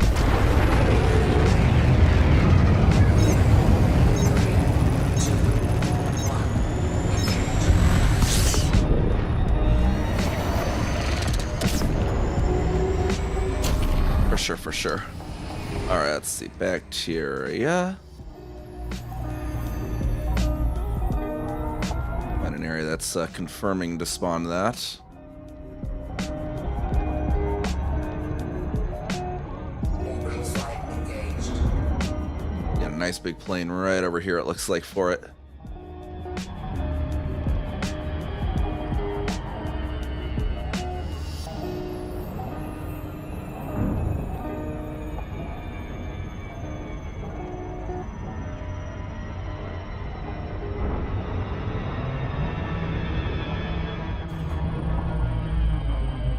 The Tubus and the Tussock were very much an aesthetic. Both were very lovely and purple. And hopefully I can get a new frame background out of that field of Tussock there we had with the pinkish purple flowers there. Might actually make it good for a little frame shuffler. I need more than 2 images in there.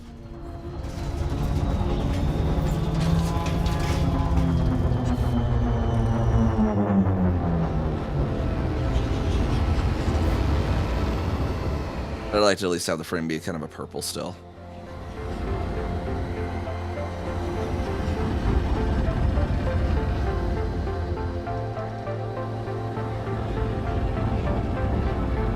Alright, splotches, come out of the woodwork, please.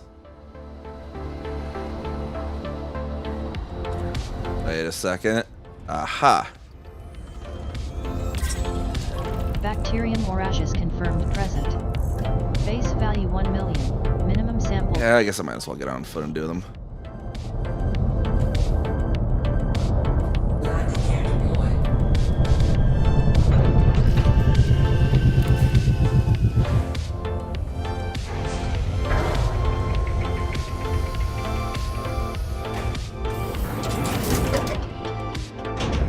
Low gravity.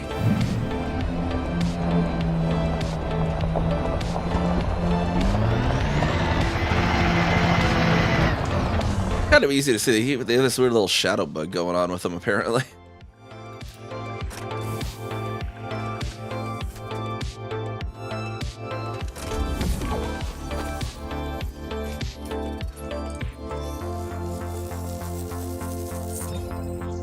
First partial sample collected. Fungus sighted.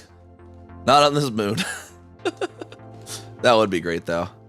Yeah, this one was, we had Tubus Havis, which was worth 12 mil. Was the good one. Tex Acus. We had Tussock Propagata. So we had the Tubus and the Tussock we actually kind of see here. What are these lovely aesthetic fields of the Tussock, though? Very much an aesthetic. And then the Tubus are very purple as well. Can't get quite close enough in the camera yet. All right. Now we just gotta look for more bacterial splotches. One straight over there. Kind of makes them easy. You got this little shadow weird thing going on. Look at that. See, I think let's go to those ones over there. They should be far enough.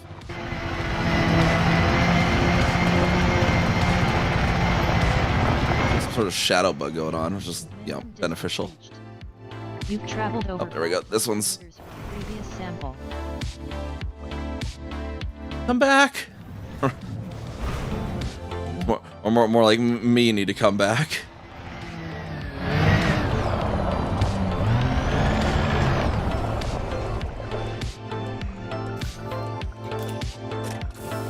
Yeah, I took a screenshot. Hopefully I can make that into like our little frame, kind of how we have the asteroids currently.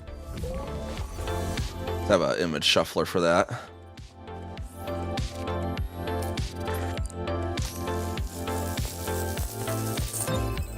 Second partial sample collected.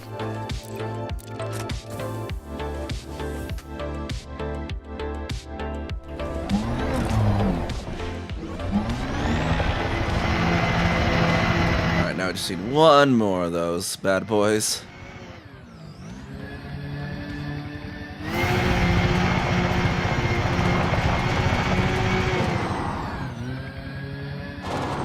Minimum distance reached. Our minimum distance. 500 meters Okay. from previous sample. There's some right there.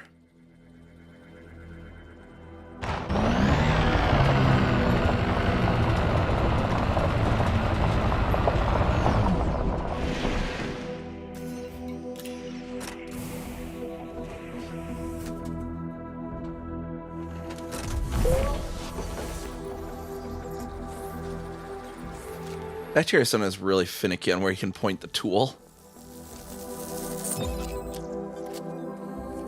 But yeah, no, we're high up from the galactic plane too, so we have the Milky Way just absolutely spreading out. Then we got a little bit of the, you can kind of see the gravitational lensing of the neutron star here. Hey, Radio, how's it going? How's it going for you as well? It's going good here. Found the most aesthetic planet ever for the very Niamh-coated planet here too. Yeah, these tubas here as well that were just the perfectly correct shade of purple. And then of course these lovely like cherry blossom grass going on. Such an aesthetic planet. It's sad that we'll have to leave it now.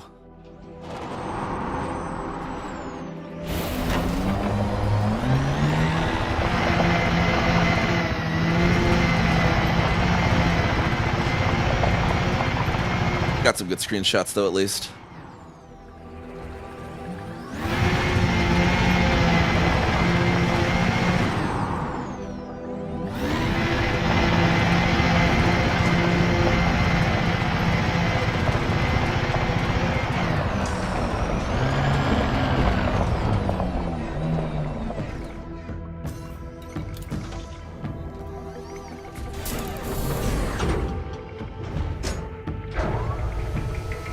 This game has everything. You become a cow farmer? I don't know about cow farming. I don't think there's any farming in the game. Yeah, that would be, you know, that would be kind of cool. Given the meld. Frontier does make Zoo Tycoon as well. Or no, Planet Zoo. You'll meld the two games together. Be able to put down zoos in your colony, and then when you go land at that colony, it just loads you into Planet Zoo. Hey, Mazrith. Yeah, no, I'm loving the Corsair for exploration. We're doing a long trip with it.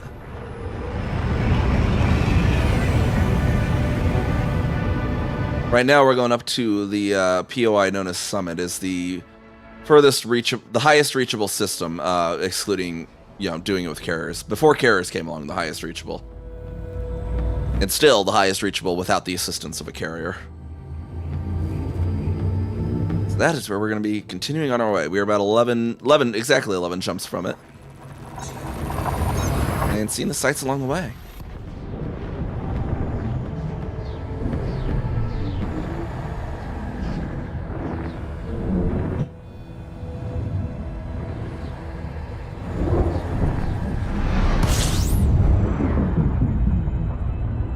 Oh, it handles lovely.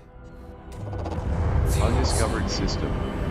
And I'm going to love it for when because a good part of this leg is we're going to be going from, all the way around from Beagle Point and Ovasi SGYD 0.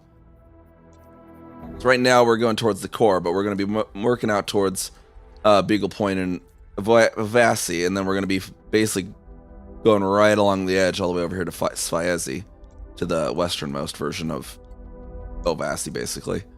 So for a long time, we're going to be right on the edge, and I'm going to be loving the fact that it's not as fuel efficient as the Mandalay, so I can dump fuel when needed. That is one of the reasons I'm liking it better for exploration too, is I can dump fuel easier. The Mandalay, it's so fuel efficient, it's almost faster to use the old school fuel rails technique.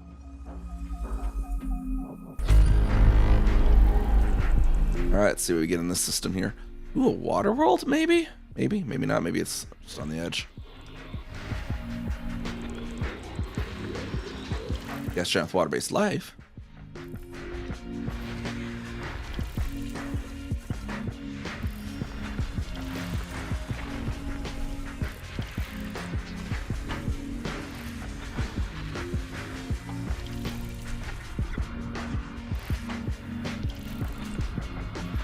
Body 1-1.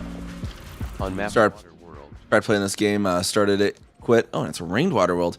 Several times because darn little thing called Got to Go to Work. Yeah, it's definitely one of those ones you can really just get into. Like, I have like over 7,000 hours in this game at this point. I lost count at 7,000. I'm probably easily over 8 now. But yeah. Close orbit relative to parent body size. Fast orbit. Baldur's Gate 3 is the worst one for Got to Go to Work on me too, because it's like, oh, just a little bit further. There's a few more, few more dialogues or a few more fights for this one. It's like, okay, I can log out and I can come back to it pretty much later, at least.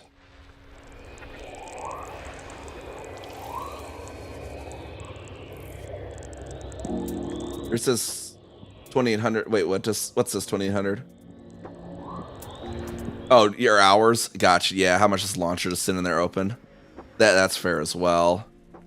You could also that's why I actually because my Steam stats are even probably further than that. I based actually my thousands off of adding up the codexes between my characters. This one's not as crazy because this is my newer alt account.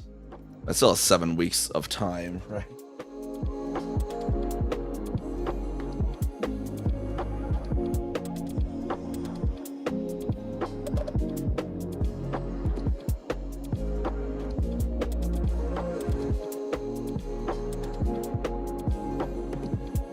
That's what 1,262 hours on this account already, and this is an account that's just 3 years old. It's not my account that's 7 years old that I still play almost more than this account. So just yeah, just saying.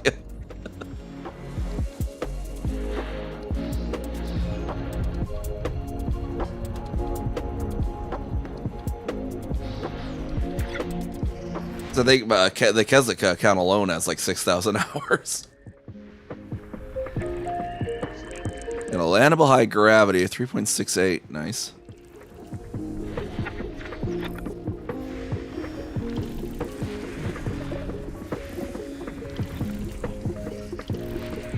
Seven hours on Steam feels small now. Like I think I'm almost 700 hours on my Baldur's Gate 3 now. And I'm doing streams of that too. That's what our Tuesday streams are going to be for the foreseeable future.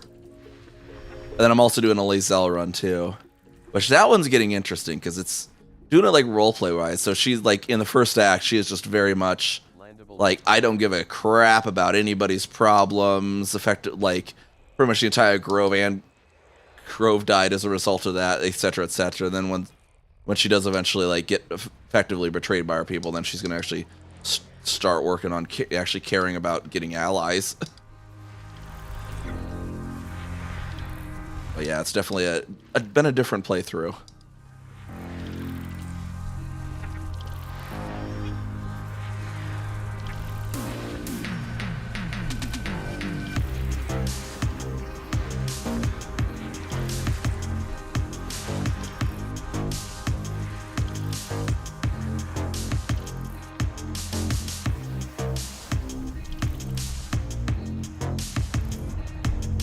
Some more somewhere on here.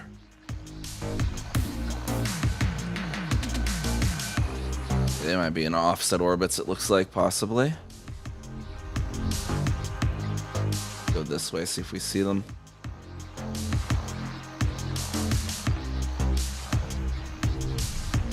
Not that way either. Sorry, horizontal maybe? Got a whole nother group of planets here somewhere. Oh, behind the star somehow. Okay. Be there. We will need to go around the star though.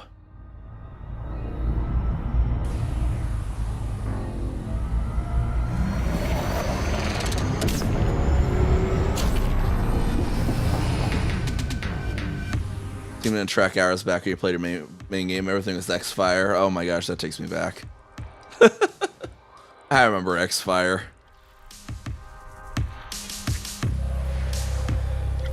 Those were the olden days.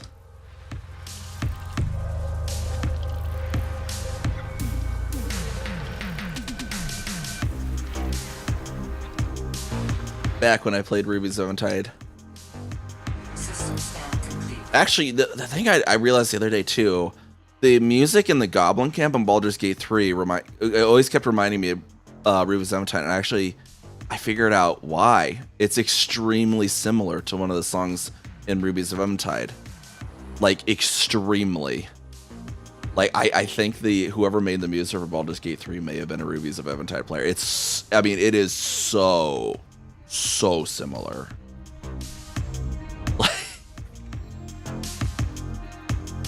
Like the way, like to the point of how the drums echo and everything. Like it straight up sounds like the Cave Dweller song in Ruby's Eventide, which was also related to goblins.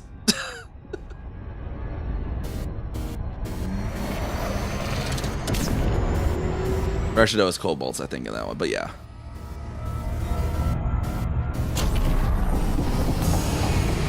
But I was like doing, I'm like, wait a second.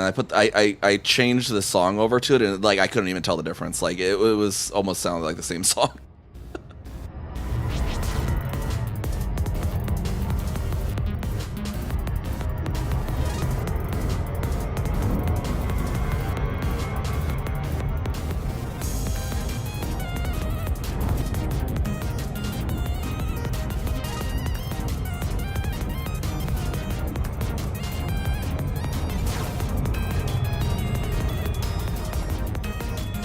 I suppose I could even potentially take that in. Wouldn't be DMCA. I mean, I know the actual artist. I'm sure she wouldn't mind either.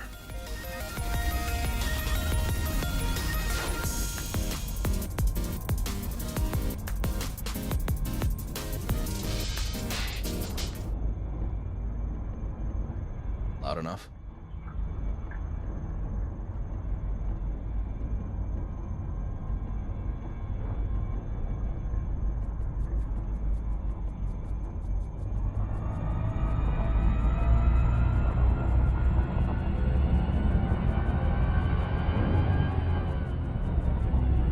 It's not technically balanced. Let me just take the game audio out for a moment.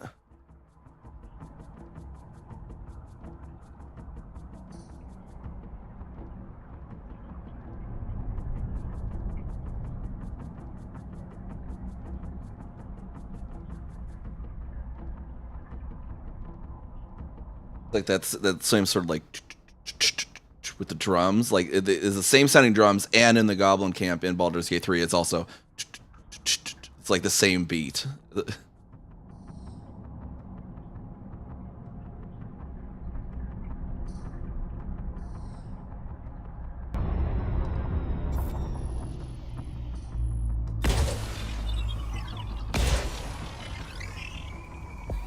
Nine probes on this one. We'll just do a 7 pattern, see if that gets it. Sort of, maybe. Pop under the rings for the other 2.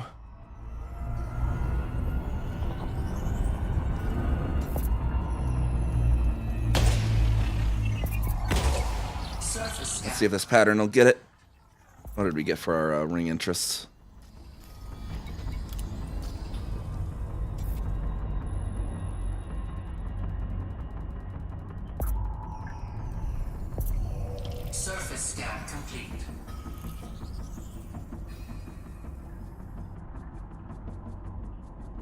I wanna see if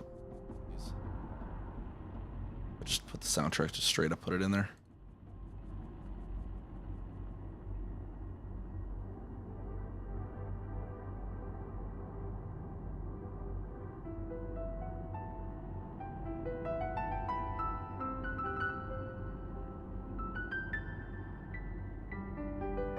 Shuffle and the repeat off, and we'll see when that ends.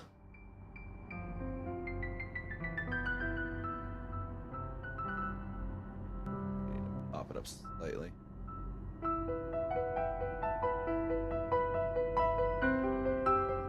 The preamp, there we go.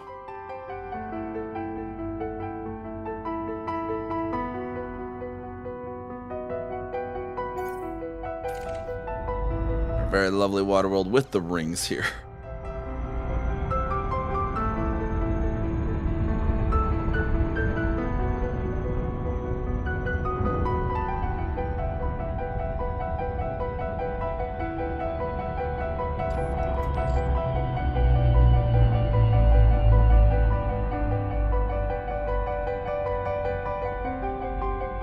Screenshot of this.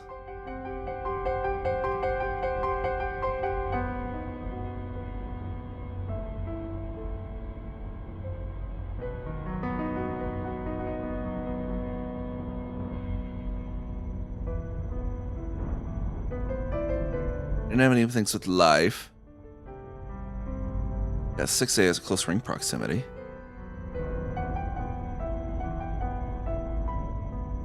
A does as well.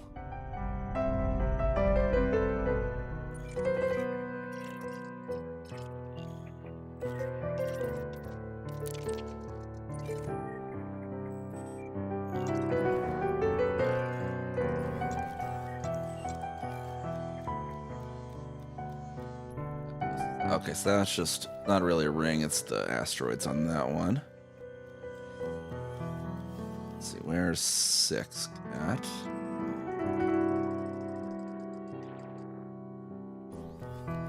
Maybe on this ring.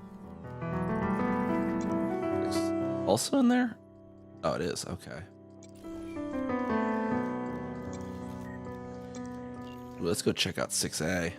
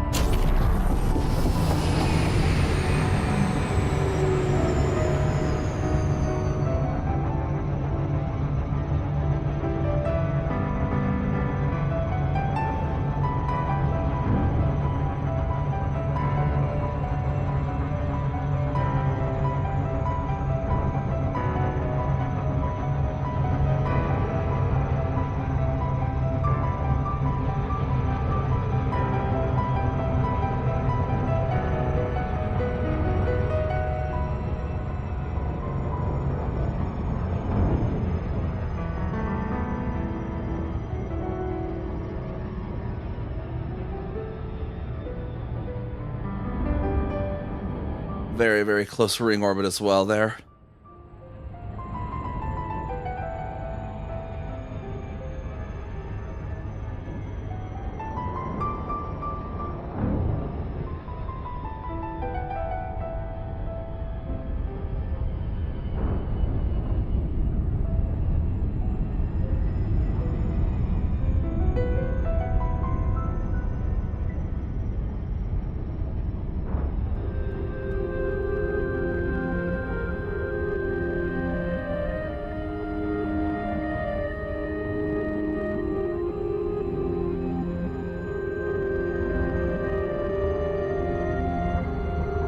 Right on down. Try to get the rings. That I can tell you. Oh, it's actually. Oh, it's kind of offset too. Look at that. It's actually down below the rings by a decent little bit.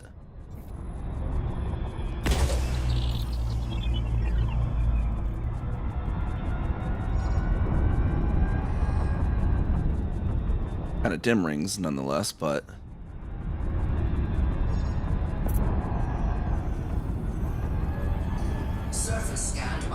Surface. Got here lava spouts, fumaroles, vents, and stuff. Let's land like right here, slightly on the night side. Let's see what this what kind of scenery we can get here.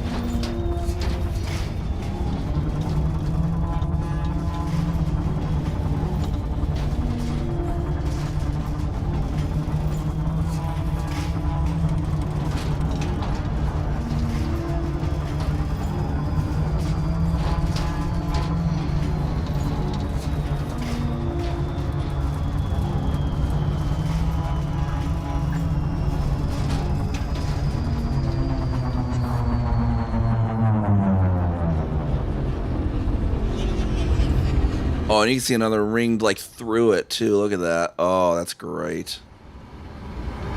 We got like a little peak over here, it looks like.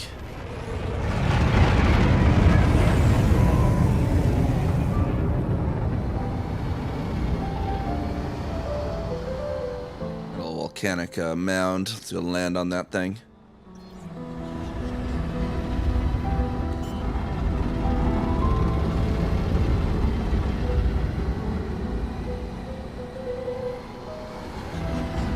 Landing gear deployed.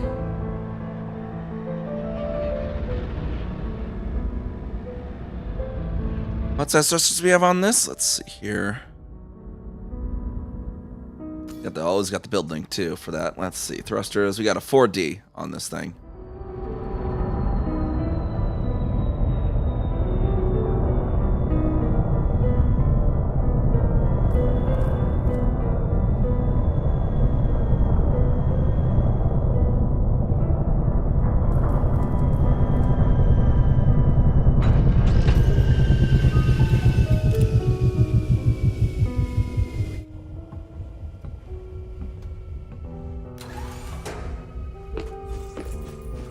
Oh, look at that. Our nose is conveniently like right there. We can just climb right on up. See? People give this nose crap, but look at that. It's very convenient as a ladder. Oh man, look at that sight. I think we need to get the full screen out.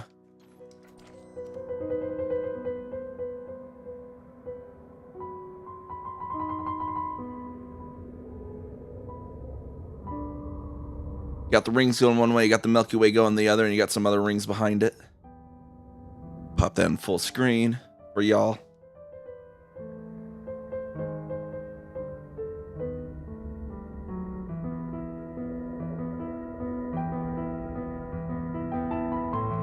There's like not even a way to get this all in frame.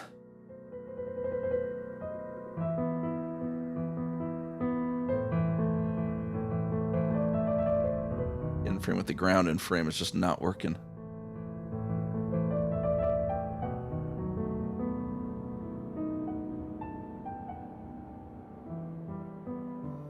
Oh, and the ads are finishing right now with it too. And look, that is a heck of a view we got here.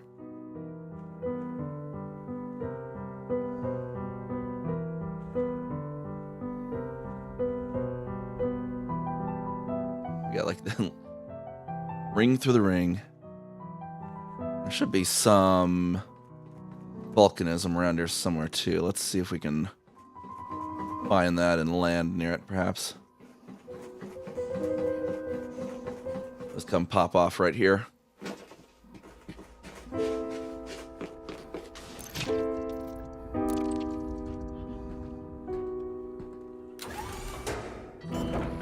There should be, yeah, some like...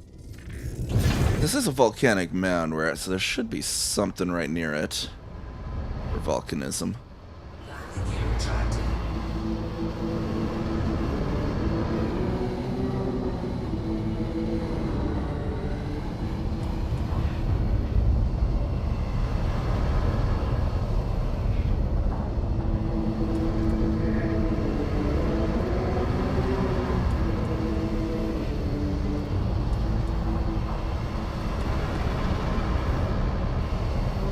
Not seeing any.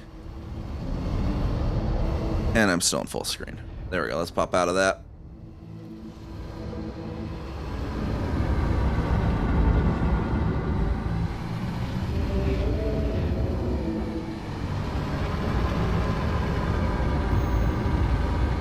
See if maybe we can get some volcanism near this other bigger mound.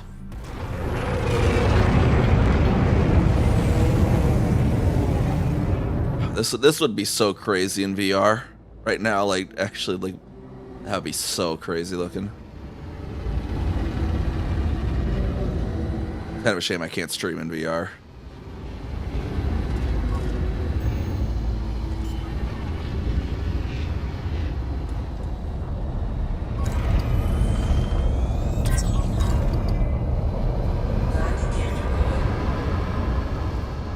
There's a few more. Let's see if we get any, like, the lava spouts or anything down around this thing.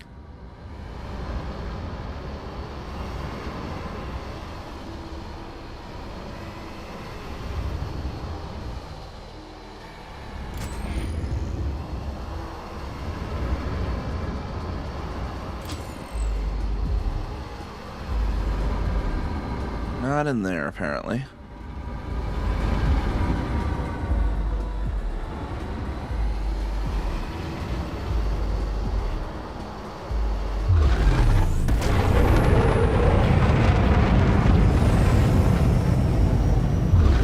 Yeah, one hell of a view here.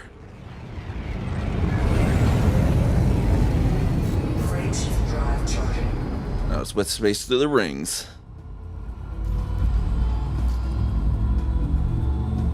We had two glorious, really close ring views right next to each other, too. Two systems in a row.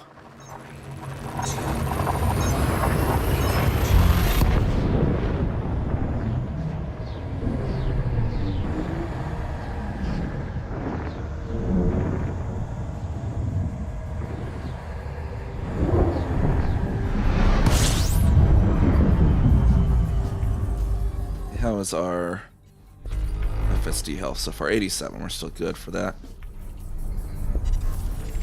Is this a no discovered one, it looks like, possibly? It is discovered, but there's bodies that he did not discover.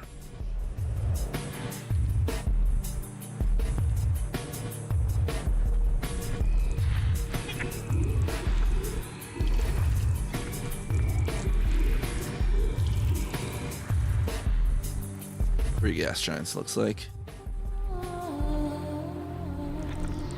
System scan complete. There we go. Now I just need to boost on this bad boy.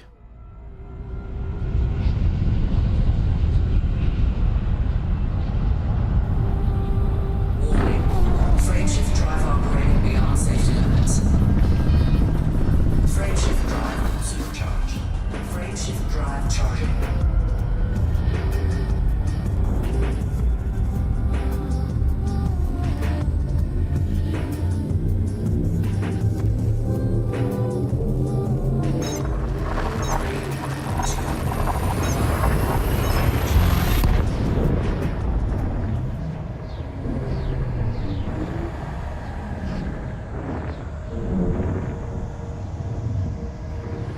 Watch out, there's an asteroid ring. We threaded that needle.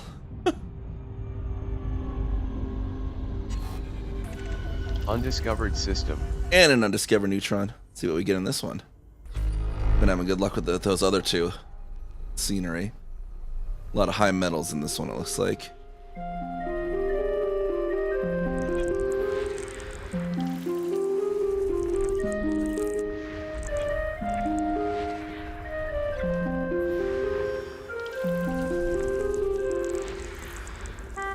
That's some dark threading nebula right near, or is that the southern galaxy? Just is that how it appears in the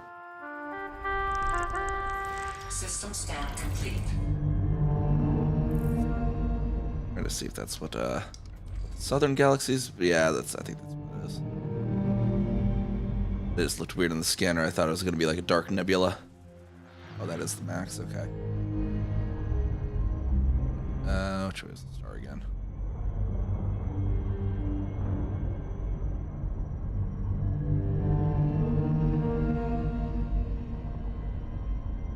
That lined up.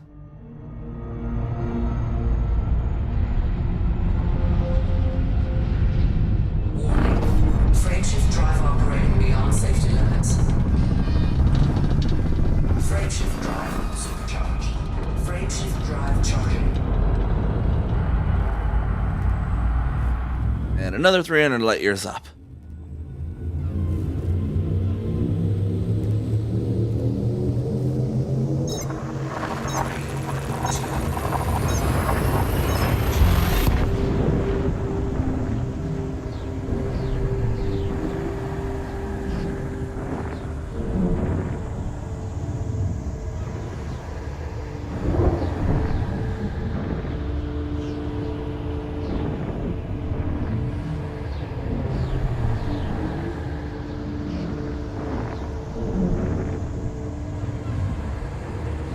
More neutrons. Let's see if it's undiscovered, though.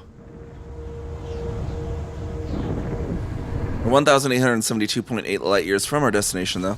Or actually, it's probably going to change. 1,562 now. Undiscovered system.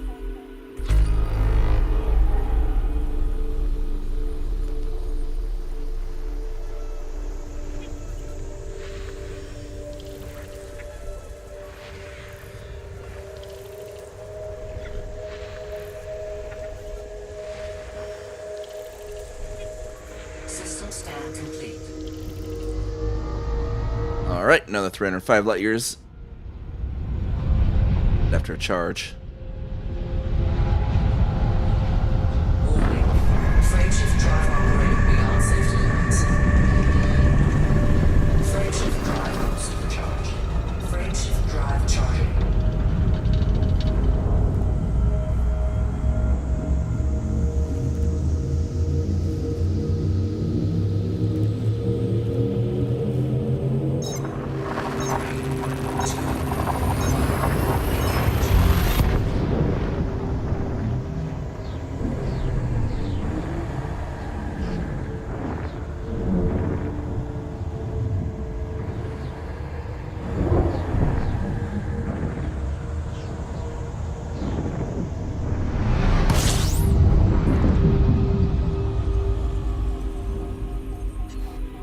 Body 8. Undiscovered system. We're in the galaxy spreading more and more out. I mean, just look at that thing so far.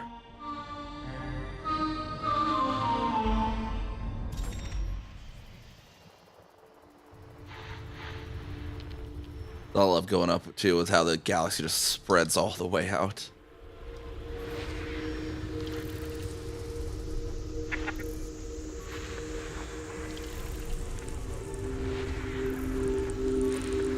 Body B2. Sulfur dioxide atmospheric landable.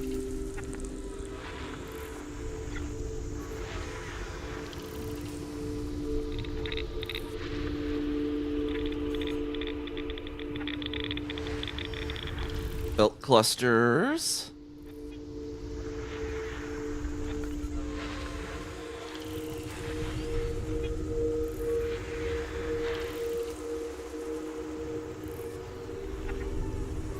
System scan complete. All right, FSD health check 84. Good to go.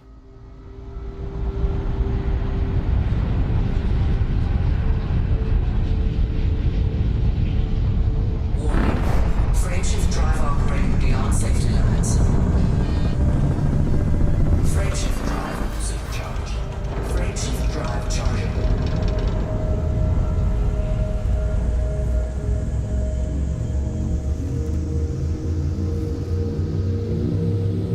Meet me at YXF now. 1222.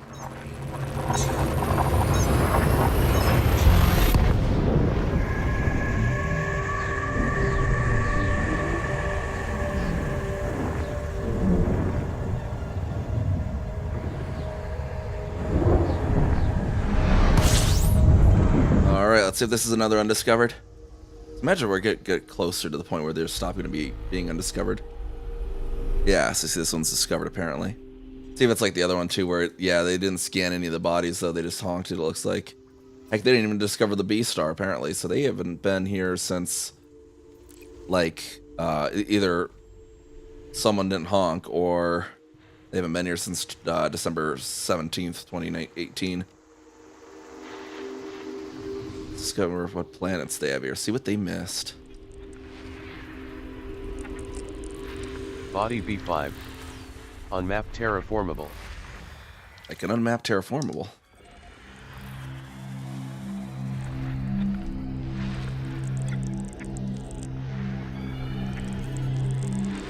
Body B4. Unmapped terraformable. Body B3. Sulfur dioxide Body atmospheric B6. landable. Unmapped See, terraformable. 4, 5, and 6 apparently are terraformable.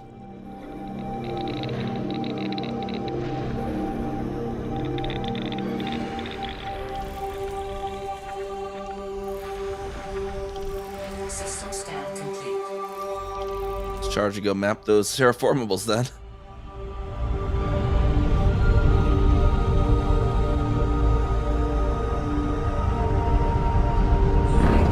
Frameshift drive operating beyond safety limits.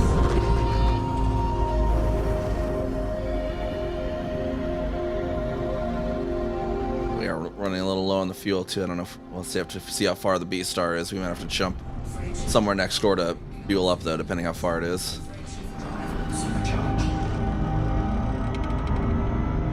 Let's see. Oh, it's only 5. Okay, cool. Let's B4, 5, and then 6. Actually, we'll fuel on B first.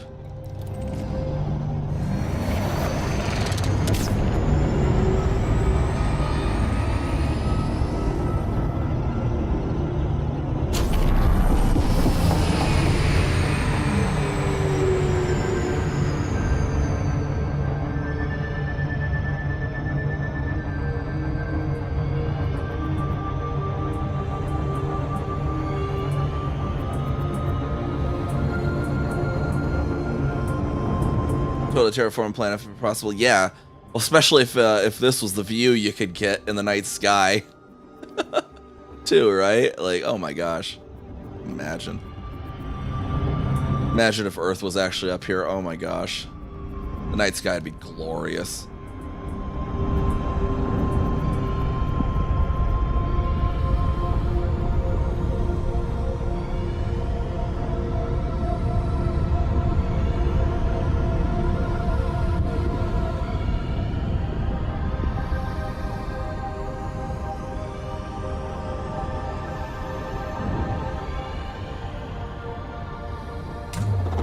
Fuels.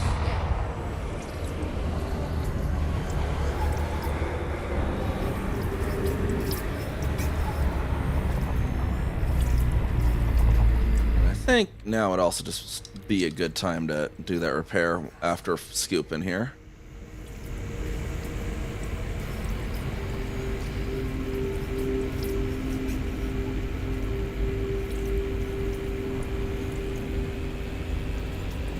Fuel scooping complete.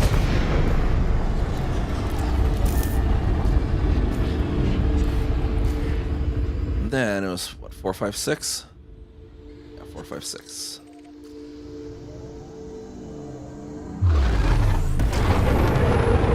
It looks like it's gonna be on the other side of the star, so we can just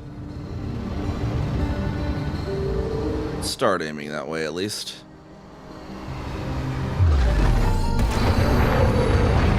For the repairs to finish.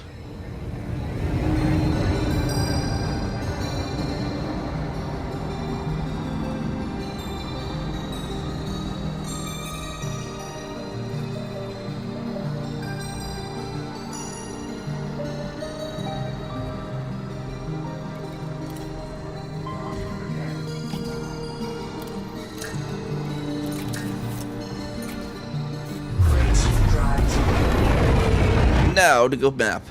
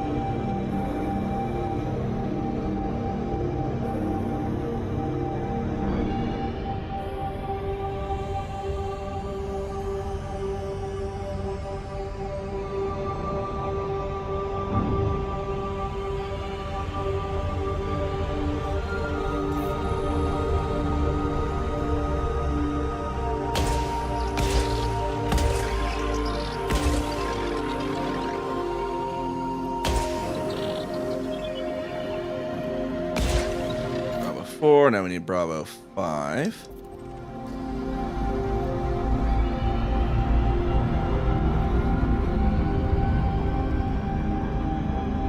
Surface scan complete.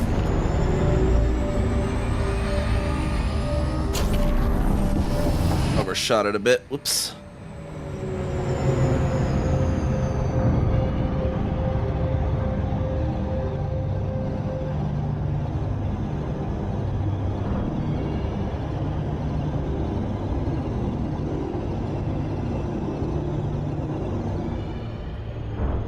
See, it's like as I say, there's no up in space except for when you're this high. You can definitely tell which way's down.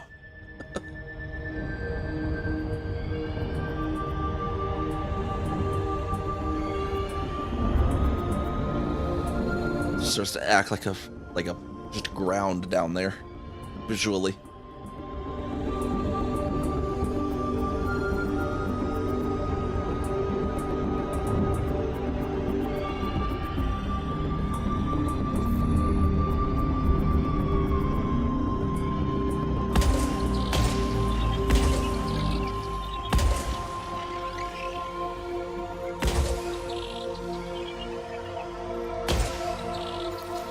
And we need Bravo 6.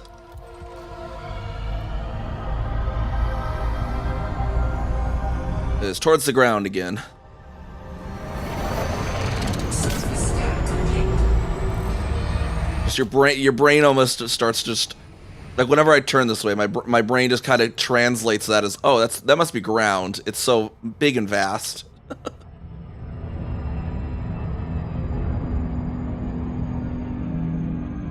And I mean, to be fair, there is probably a lot of ground down there.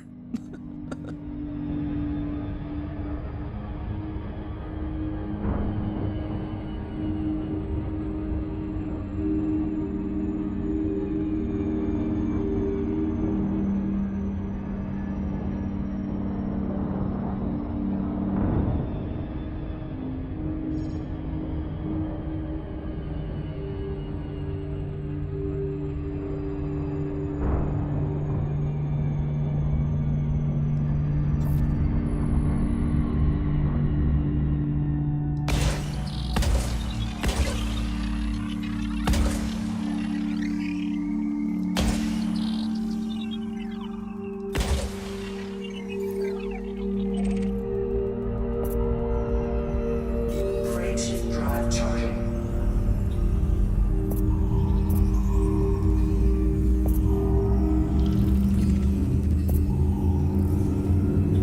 All right, up. Now we're in the Sistaya Al. We're in the same sector as our destination, at least.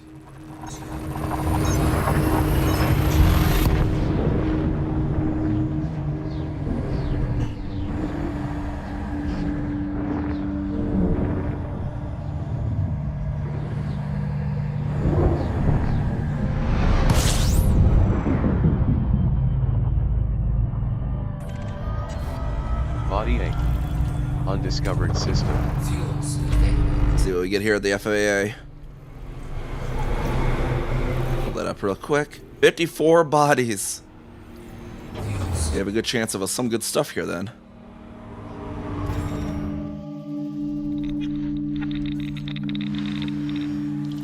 Asteroids belt's not qualifying.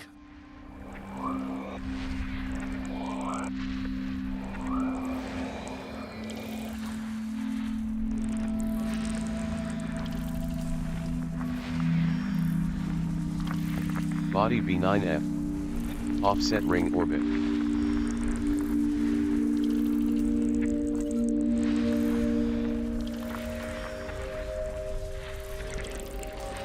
Body B7.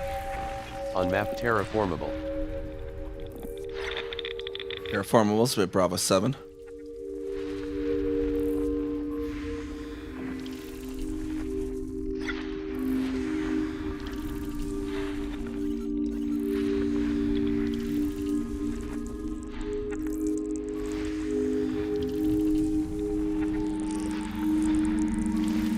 Body B8.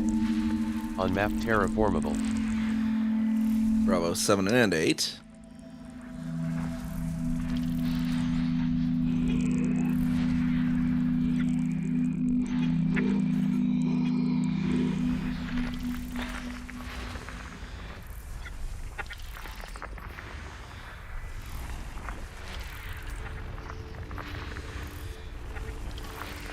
Body B10B. Close binary relative to body size.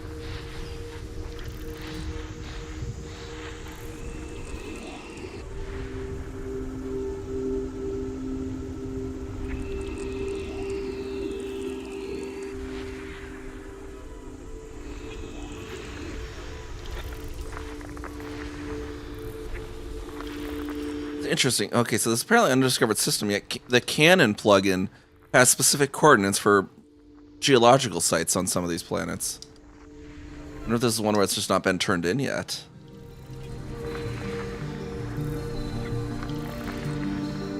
So yeah, I think that's what that's trying to tell me there. Oh, whoa.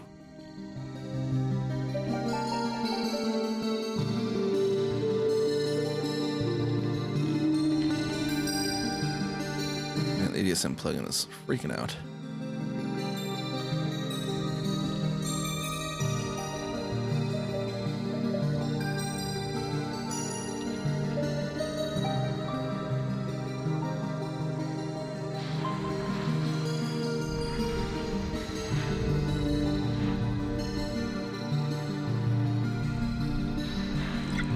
Is it maybe just predicting? I don't know.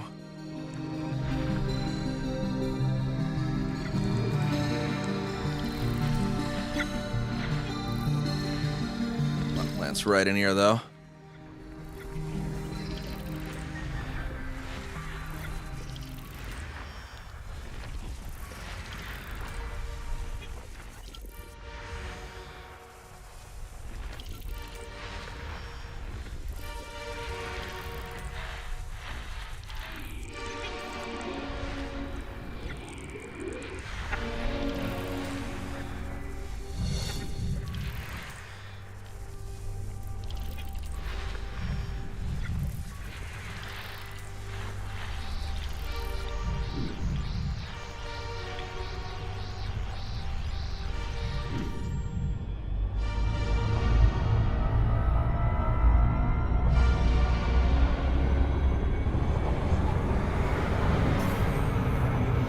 Other side of the star, so let's slide over there real quick.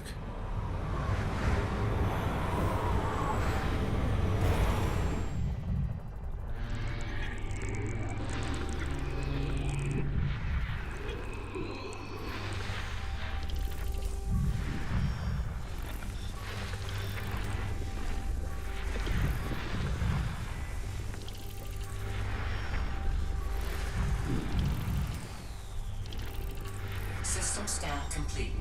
All right, and then it was Bravo 7 and 8 were the terraformables.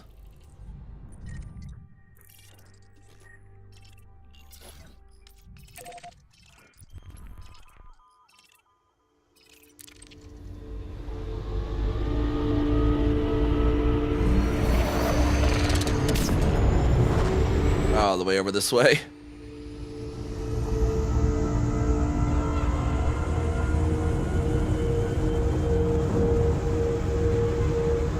No problem for an SEO drive, though.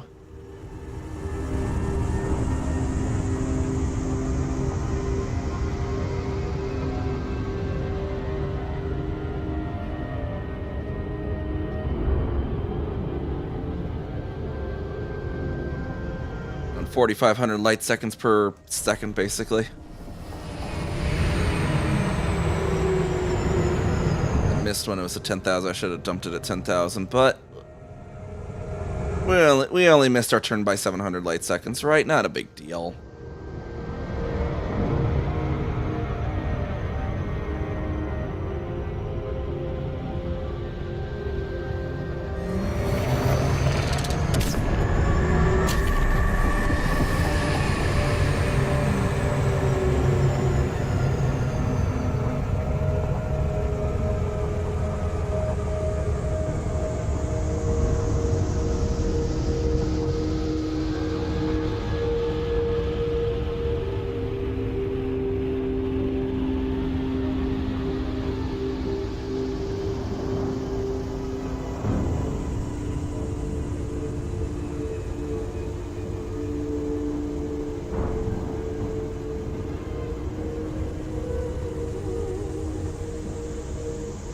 Oh yeah, definitely mossy gray slope, and it's It's going to get even better because we're going to be going even higher from here.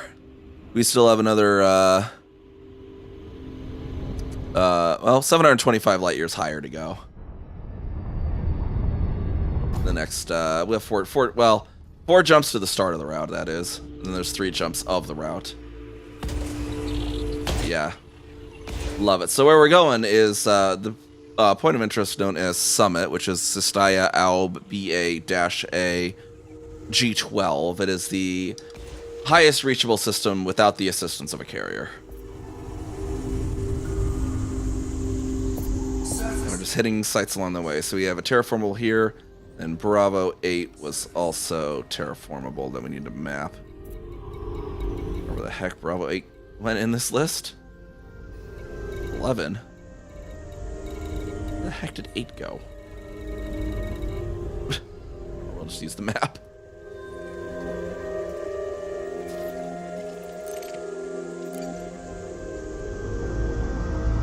What kind of jump range do you need to make it there? Not too bad actually, because it's the jump range is mostly you get neutrons near the top here pretty well. So let me see if I can get you an exact answer. I know I calculated out the middle jump ranges with my bot the other day. I gotta look on my over on my Discord. I have some bot commands. I know I had EDSM measure the distance. Where the heck did I put the bot command channel? I swear I can never remember the layout of my own Discord server. Those bot commands.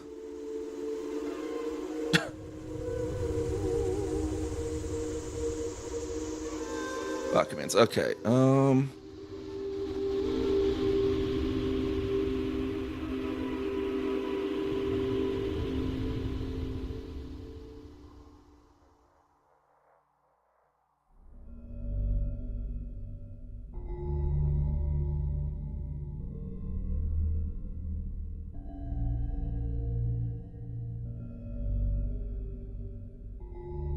So once we hit the route, we have to go G11 to G10.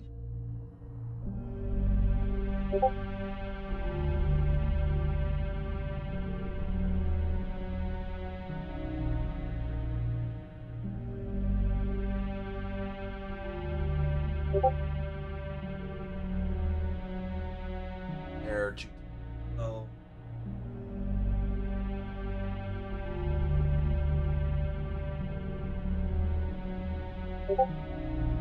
218 on both of those.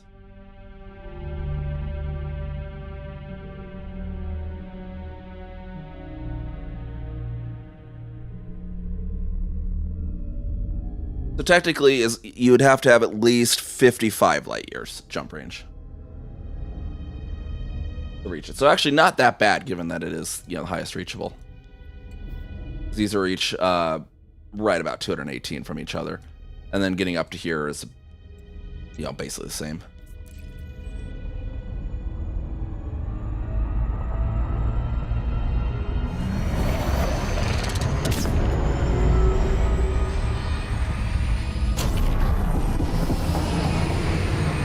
Any more than you can do? What kind of ship you running? If you have your build link, I could probably see if we can squeeze a few extra out of there for you.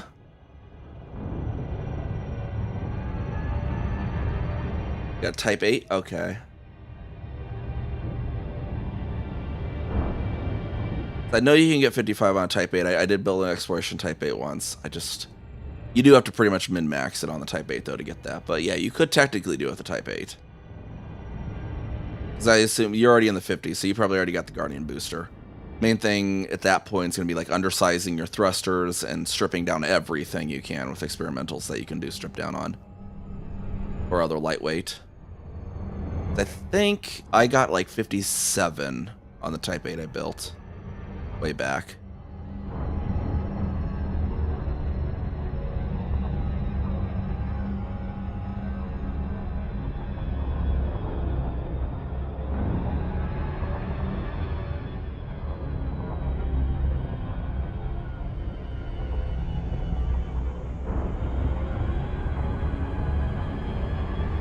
But yeah, 55 is definitely right on the edge of what that thing can do.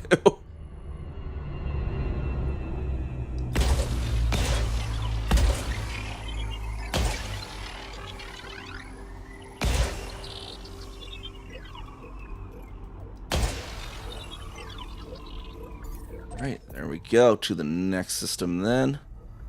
Got the terraformables mapped. Frameshift drive charging.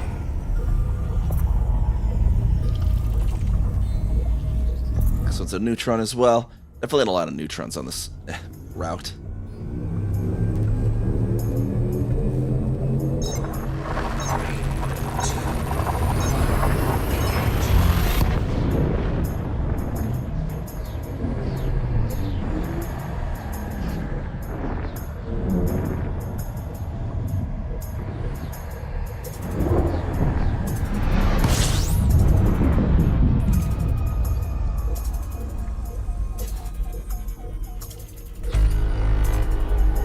Alright, this one's discovered, but let's see if they discovered anything else in the system. Definitely more. Yeah, people are just, that are coming up here, they're like honking but not getting everything. There's 12, there's a bunch of planets in the system that are undiscovered apparently.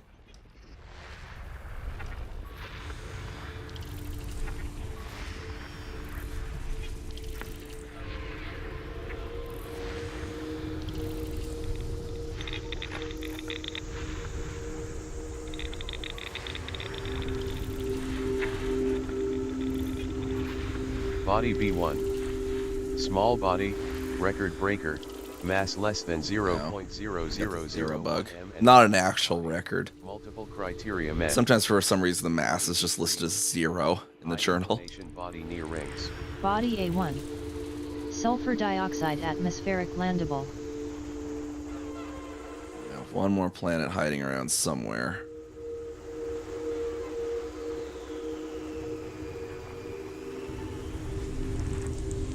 System Body scan A2. Carbon dioxide atmospheric landable.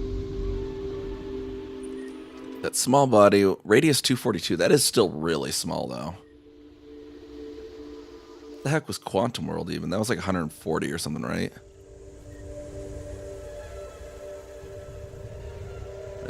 Wait, no, Bravo 1.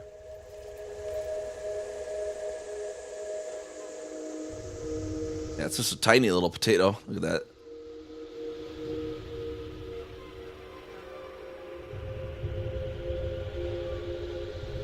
Yeah, you get the, where's the list there? The mass. Oh yeah, the Earth masses. See, yeah, the journal picks it up as 0.00 because it's less than 0.005, like quite a bit. That's what that's about.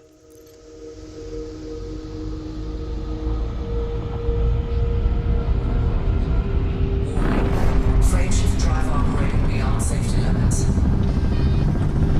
Frameshift drive supercharged. Frameshift All right. drive charging. PCV now. Down at the Milky Way.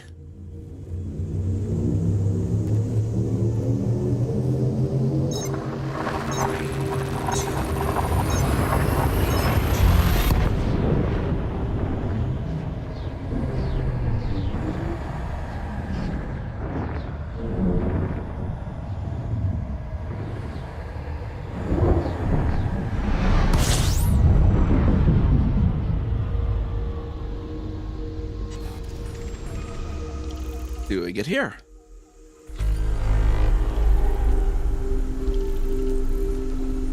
Find the orbital plane. Not even showing the orbital plane. There's any hint on that? 1, 2, 3, 4, 5. 9. Yeah, okay, so these ones actually got all discovered already. Perfect. Let's boost on then. Now we're pretty much in the route to Summit, so these are probably all going to be trafficked now. Frameshift drive operating beyond safety limits. Frameshift drive supercharged. Frameshift drive charging.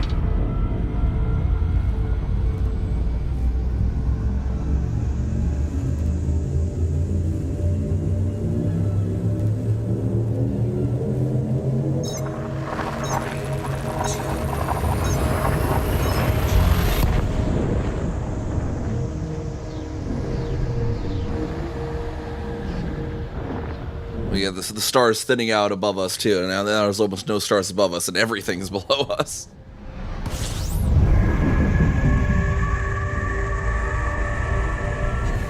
System scan complete. This is just the star.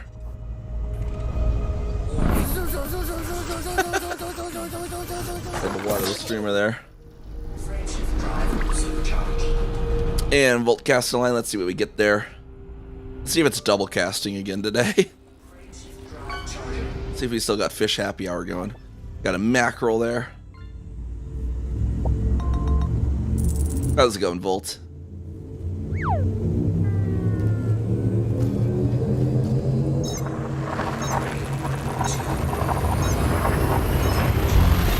Alright, it's doing single casts.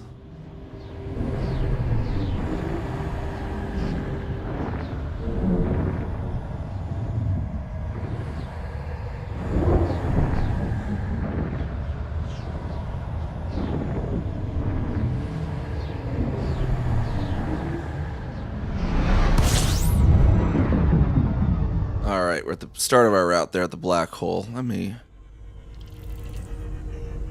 just to make sure here.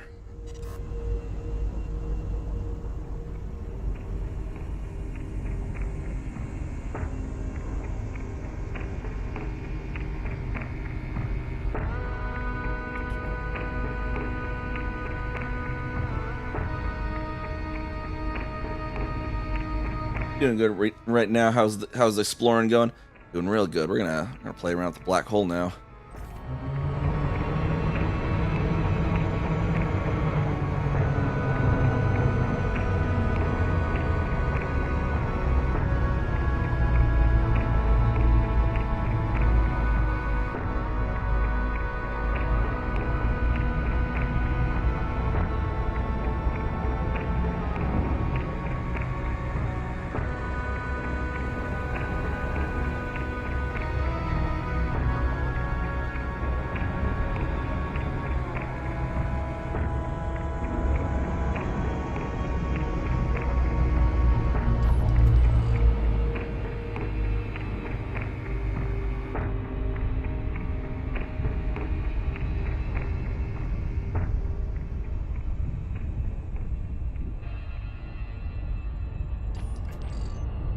Now we're getting all sorts of warpiness.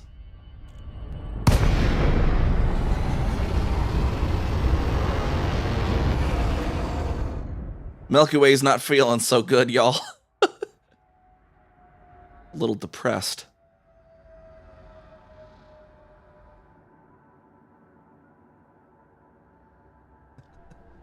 Alright, there's supposed to be a neutron in here. There we go, we gotta go over there. Of course it's first discovered by Litnell.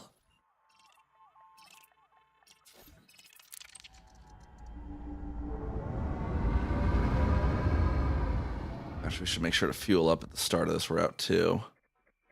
Was there a fuel star? There's not a fuel star here.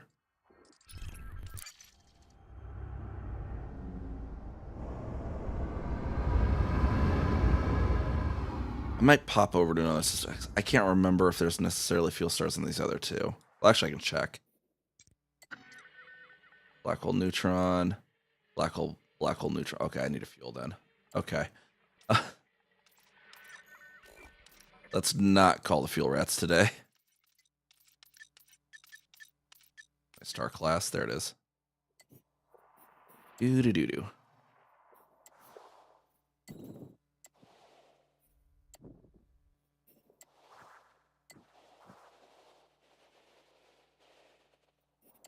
Popping up, there we are.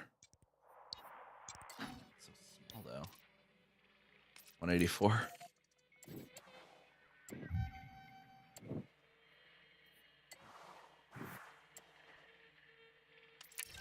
There, okay, yeah, we need to make sure we're fuel first, so we need to charge to get to this one though.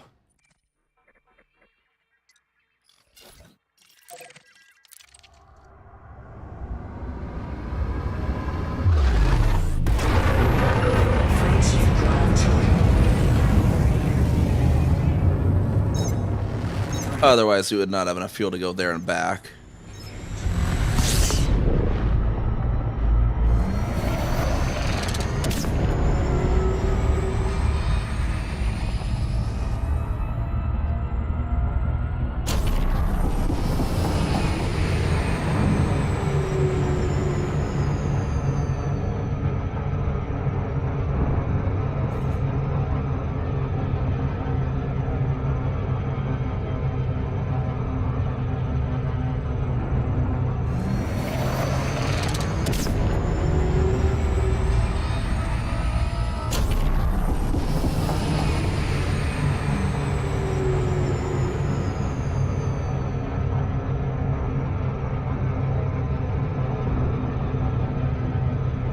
it should be 6 neutron jumps, basically. Well, 5. They probably refrain from using the STO when we do actually go to fuel it, but for now, should be safe.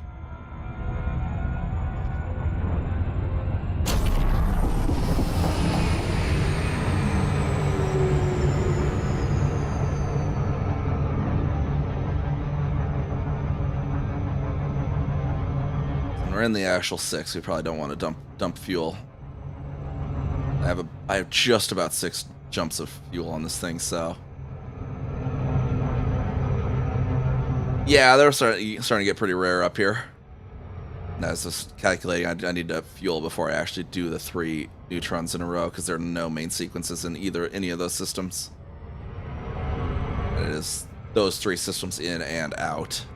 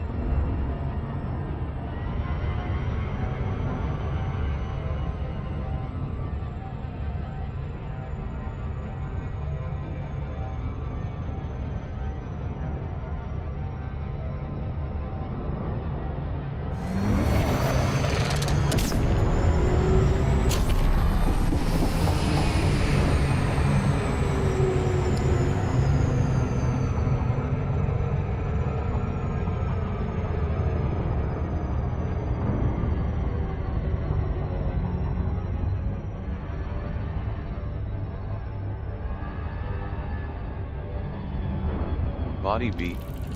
Uncommon secondary star type.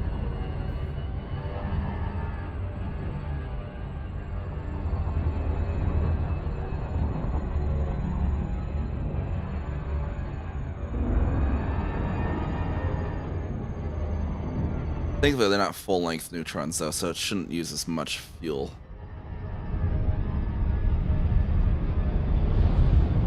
Yeah, we do need to... We'll be back to this neutron star in a minute. I just need to fill my tank. Operating beyond safety limits. Frameshift drive supercharged. Frameshift. Oh yeah, we should have enough fuel then, because that's similar to what our main jumps are going to be at 218.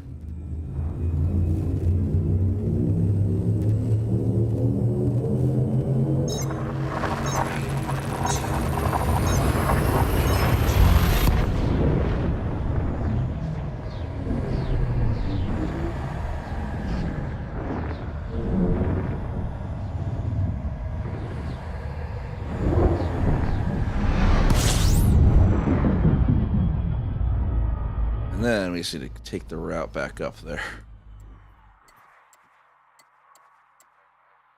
May do something weird.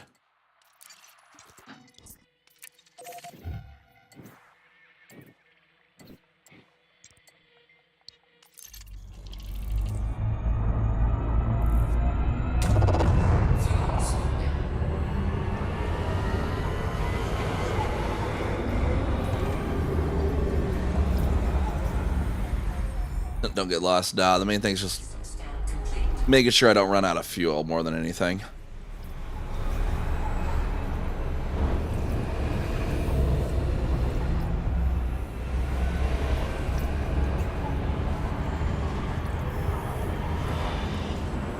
Fuel swimming complete.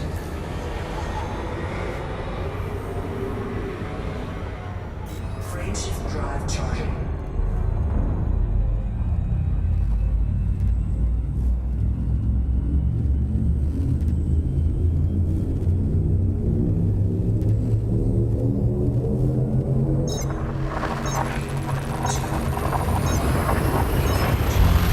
Yeah, it's 55 light years or 51 light years. Barely. You only using like a little bit of our fuel, which is basically what those neutron jumps are going to be. 55 light year jump equivalents.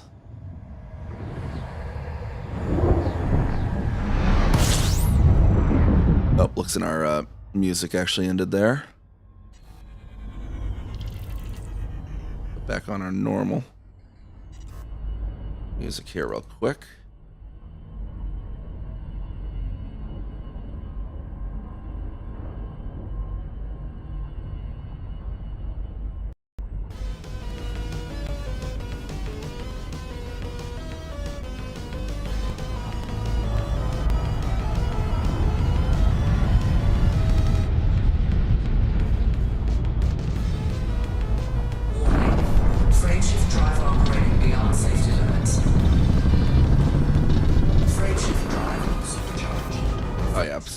fuel. Okay.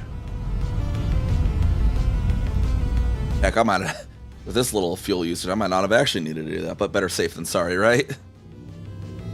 Better safe than calling the fuel rats.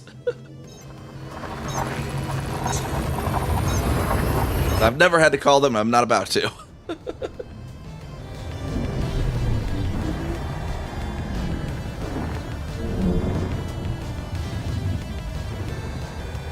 Oh, it is funny because I the one time Rain Man ran out of fuel right after he was fuel rat trained, and I was like, nah, you gotta get fueled up by a non-rat. So he had to be fueled up. So I fueled a fuel rat, even though I'm not a fuel rat.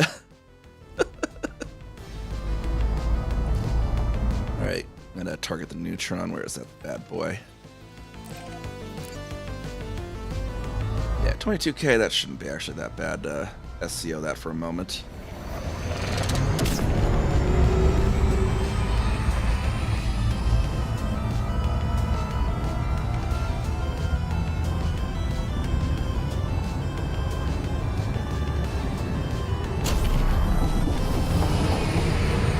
Calling the fuel rats to the summit sounds awkward. Oh, they'd probably do it though.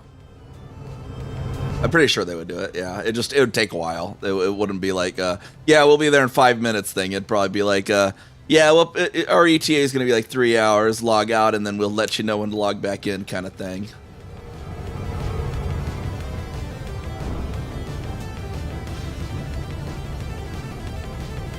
And knowing my luck, it'd be Lev, and he'd just rub it in, rub the salt in the wound, for shits and giggles.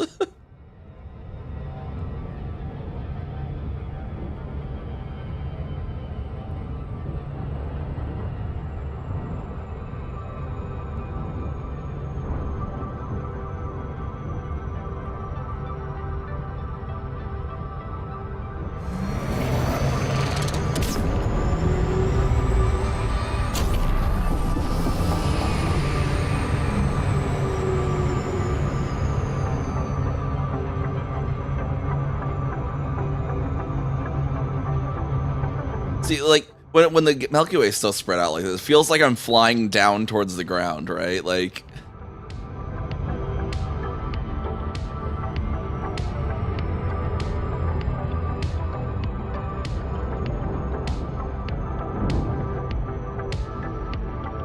Or are we flying up towards the ceiling?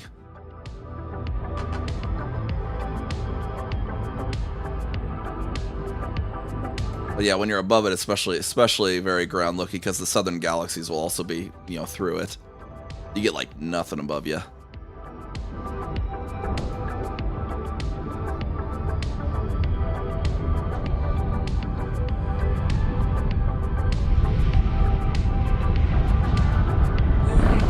Frameshift drive operating beyond safety limits. Frameshift drive supercharged. That's right, I don't have it mapped yet.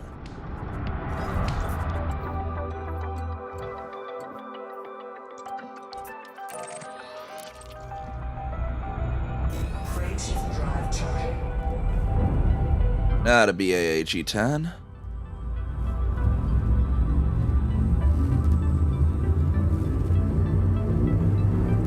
Very stark difference in the amount of stars we see in this direction.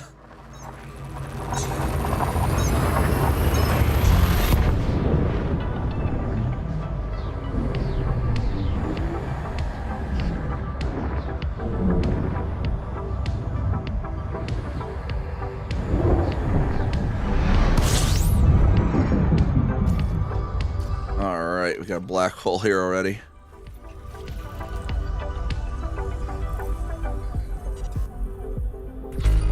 Body beat. Uncommon secondary star type.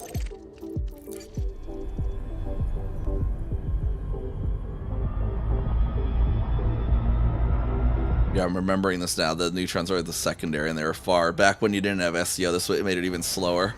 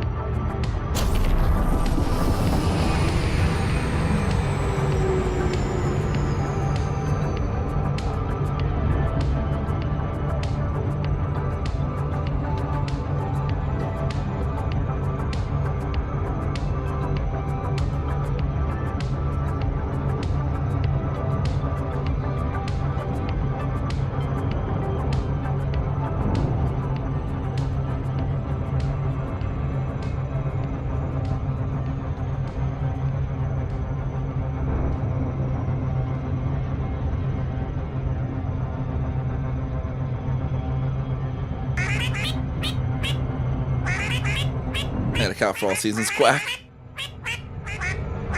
How's it going there, cow quack? Quack be with you, Commander Quack. Yeah, pretty much. We're about to reach the summit, quack.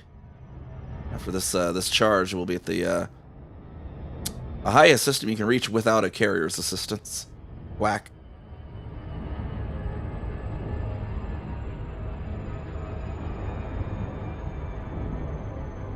Here's the jet direction, quack.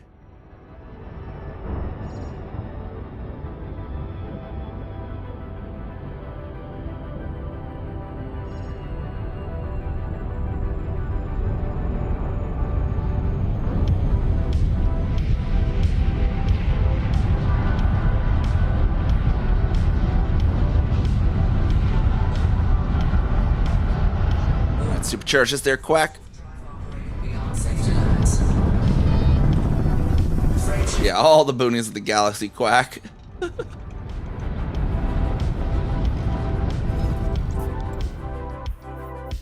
And finally, G12 Summit, quack.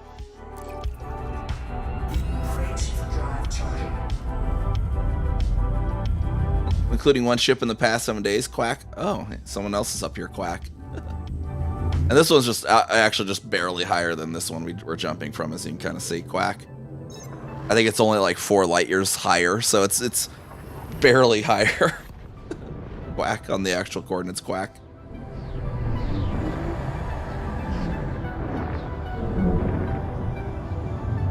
In order to power one of your alts, quack. Yeah, I don't think there's that much traffic up here, quack. I mean, you know, in all the years of EDSM, only 74 ships have come here, quack. That run EDSM, to be fair. But still. Body C. It's not like Sad J, quack, Common secondary star type. where you might actually get a fair amount of traffic of Secondary star explorers. type. Body Here C. we got just our Common secondary star. lovely black hole. That's all that's up here, though. But we are as high as we can go. Well, I get out of there, out of that menu. I wanted to be in here, so we can play with the black hole.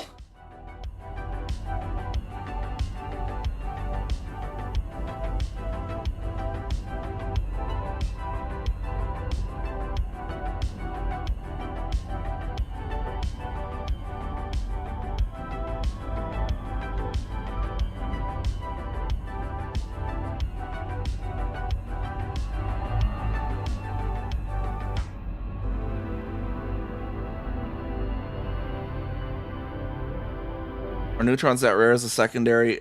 I don't think. I mean, it kind of considers it an uncommon secondary, but like they aren't. I guess terror. It's not too weird. It's kind of uncommon, I guess, but not really terribly uncommon.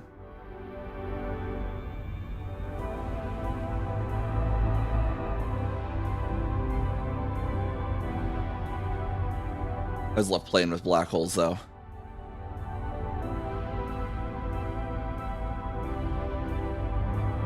Wee.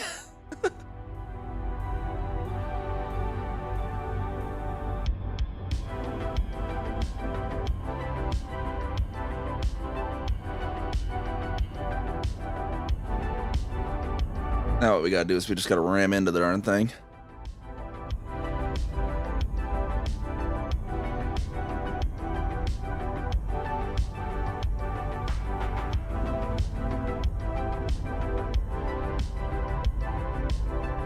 There it is.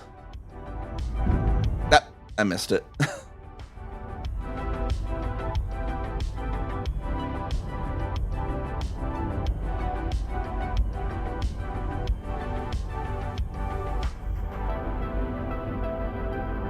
There. Okay, I gotta aim right at the thing. There we go.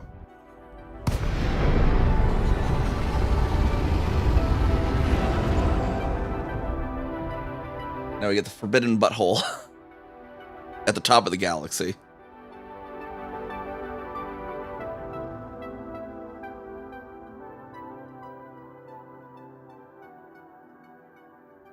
And then the actual skybox render just freaking out there. Doesn't even know what to do. You have like splotches all over.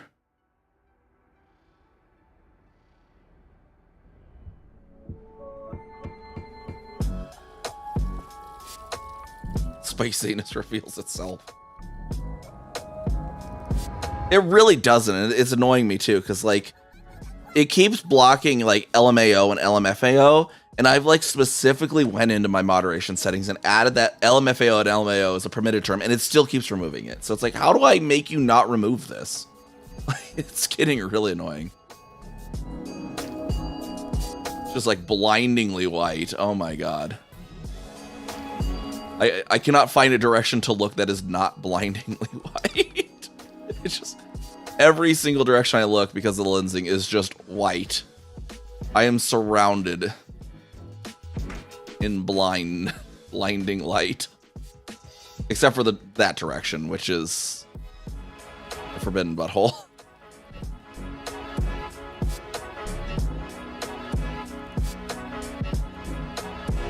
I really wish I would fix the thrust vectoring. That's the one that annoys me. The thrust vectoring on the Corsair is backwards. I don't know how they keep releasing ships with the thrust vectoring backwards and fixing them, but like they haven't fixed the Corsair yet for some reason.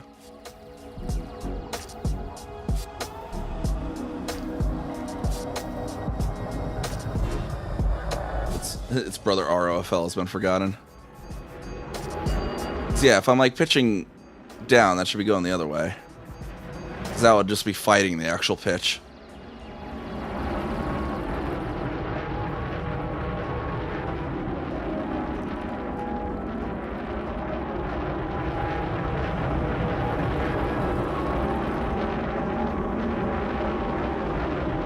All right, and here, let's get a full screen screenshot of this of the Corsair flying into the forbidden butthole.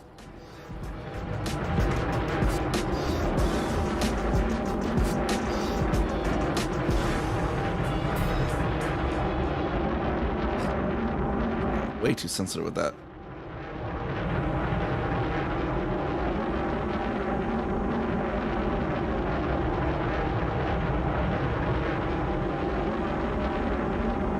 Yeah, versus the entire galaxy of starlight just being just all around me. This is the craziest part. There's like no direction that I can look that is not just bright. Unless I zoom out, then there kind of is. But even then, not really.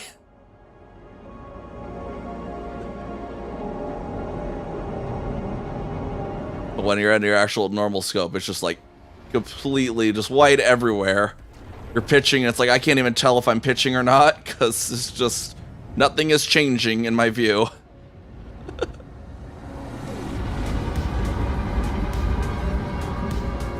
And you just gotta look that way. It's like normal, and then all of a sudden a butthole just reveals itself.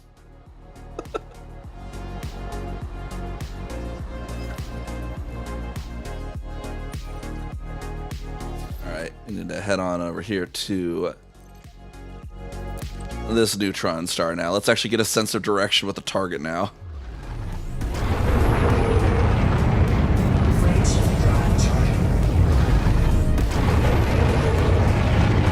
Oh, I gotta align with the escape vector this way first.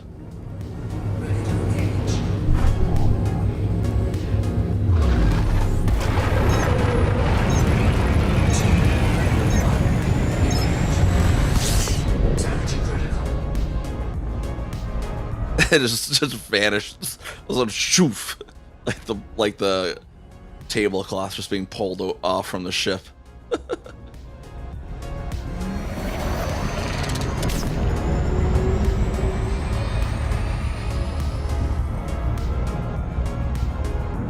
this one's the lensing on this one's making kind of almost a weird like. Well, it was in the cockpit. Oh, is that the orbital lines? Okay, that's why. I was like, what is with the lensing on this one, but it's just orbital lines.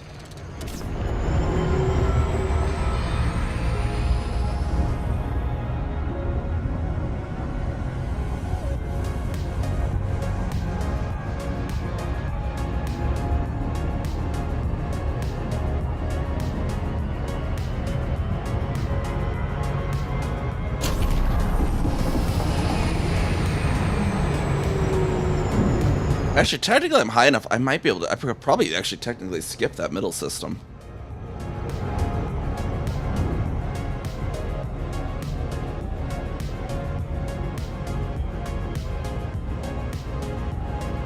below half fuel though, so we should probably be careful.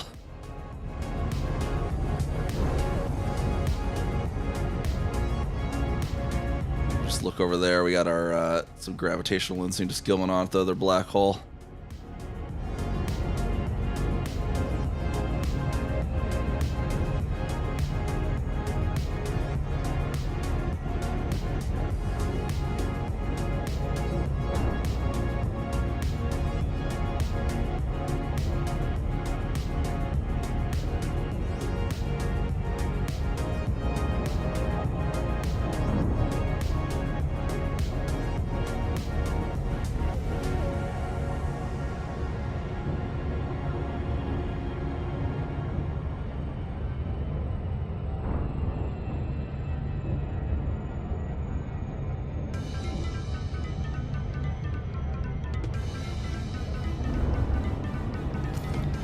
That'd be funny if there's actually. See, there's actually, yeah, that'd be kind of funny if there actually was like just a fleet carrier up here. Be an interesting place to park a fleet carrier.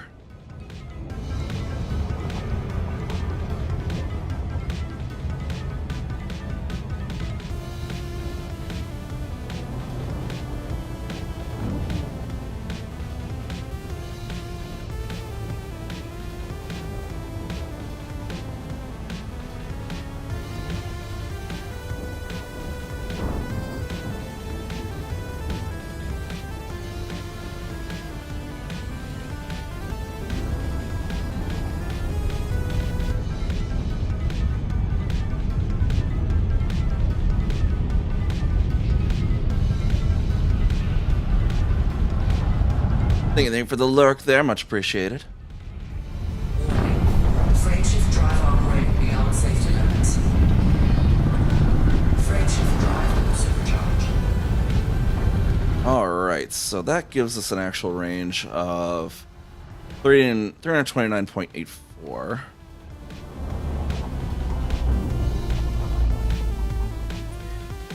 Oh, wrong button. Let's see, what's actual... Pop back to that, 329.84. Can I? Yes! Just enough that I can now use enough fuel I can do the hypotenuse of this little triangle.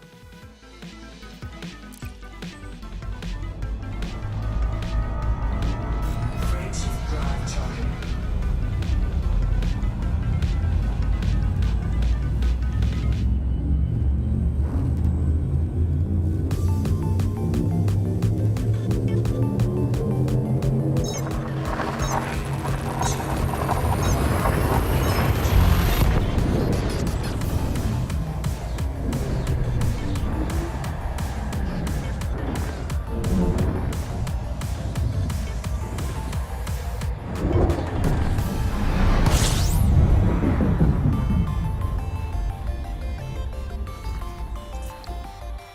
There we go. That was the summit.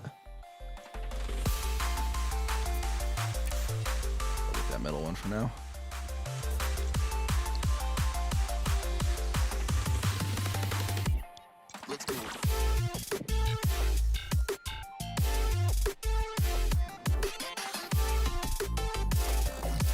Let's see, I could technically... The next waypoint was... I think this is where I was trying to decide about which one was next.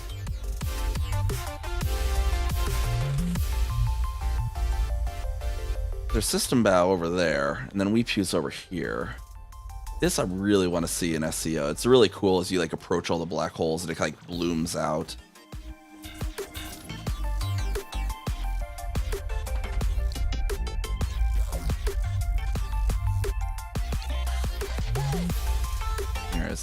Where's Green Annihilator?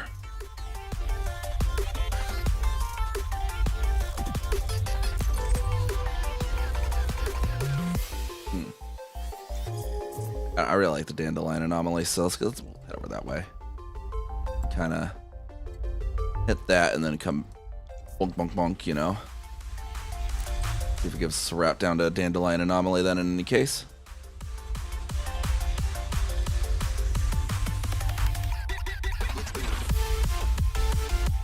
That would be like, yeah, we pop down that way and then That one we don't really need to visit. We can probably just skip Waypew. Yeah, kind of like it's 4 black holes all like orbiting each other, and the way the game ran, it almost looks like the top of like a dandelion.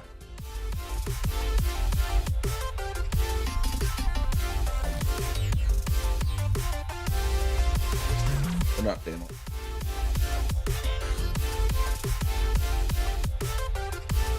Or yeah, when they're in the kind of the seed blow way.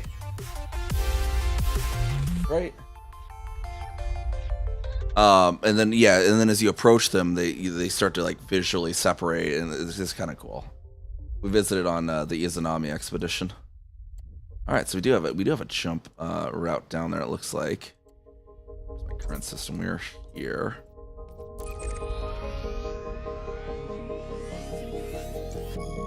Looks like it wants us to do one more boost, hop down that way. So for now, we need to target our neutron again and head back that way. And barely missed the black hole there. All right, I should have enough fuel to hit that real quick.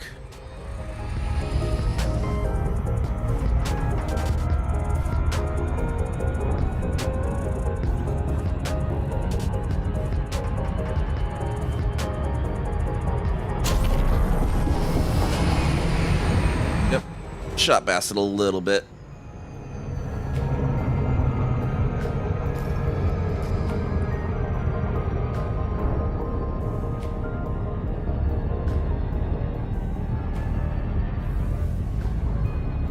What's our module health looking like on the frameshift drive? 91, we're good.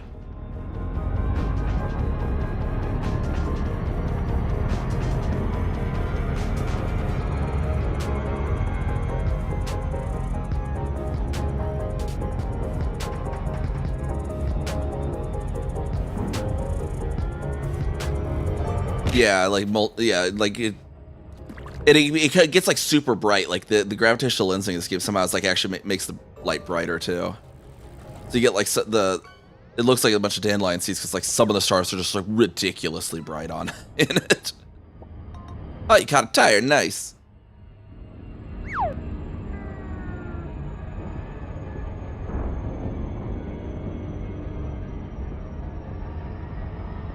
Test. What's the test?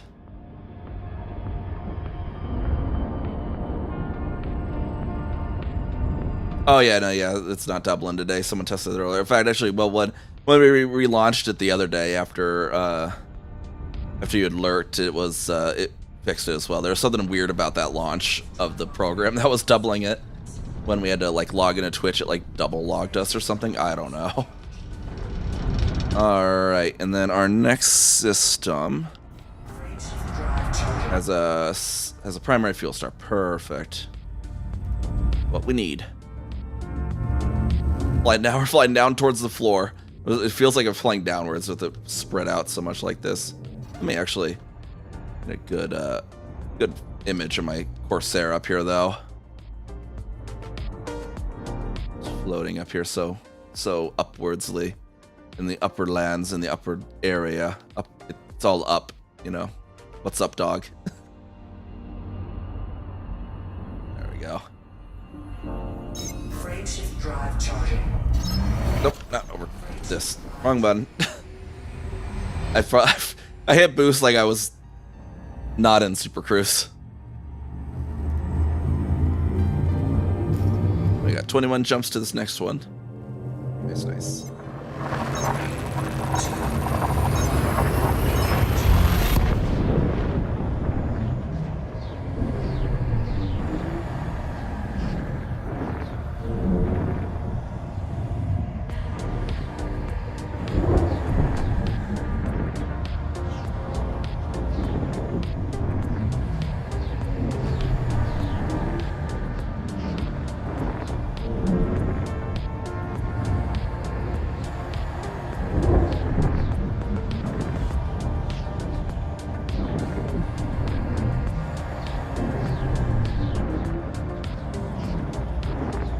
Oh, 707.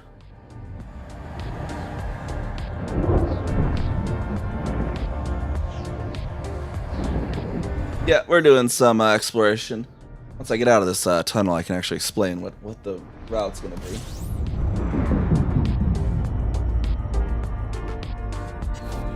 Body A. Undiscovered system. Fuels. Get them the fuels. Get a fuel scooping while I do that.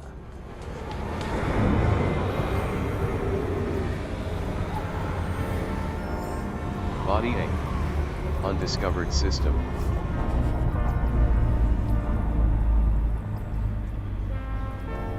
Alright, so what we're gonna get here. Our route we're gonna be down here to Dandelion then. And then I was gonna go there. This is actually a thing I discovered. It's called the Niamh Kaminari Nebula, but we're gonna go over here instead, I think. Maybe we'll hit that too, but I don't know. But at the very least, we're gonna then go over here. It's a electrical Lagrange cloud. Hit Sagittae, hit G2 dust cloud, hit HD 158320, which is the furthest north real star in the galaxy, and then Beagle Point, and then make our way to Avasi SGYD0, the northernmost star in the galaxy. Then over to Flyu Grua, there's stone lawn trees over there too. Oh, there's two systems, only two systems with those. Those things are really cool looking. Then the westernmost system that you can reach in the game. So we've now done the highest without carrier assistance, and then we'll be doing the northernmost, and we'll do the westernmost, and then there's also the westernmost real star in the game, as well as the northernmost real star. So, and then who knows from there. That's basically what we're doing.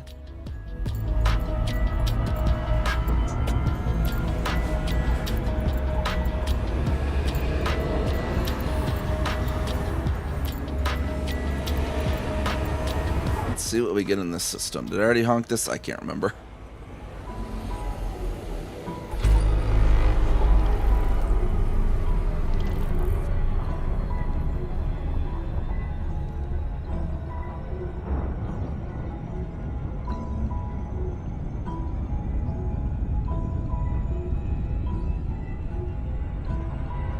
Yeah, it's gonna be a bit of a journey.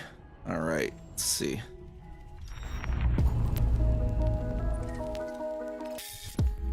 And then it says we have some other stuff in here. Bunch of undiscovered plans, especially because we're hitting so many undiscovered with cool sights to see. Our rate isn't that fast. We always get the distractions, the lovely distractions of exobiology and all that.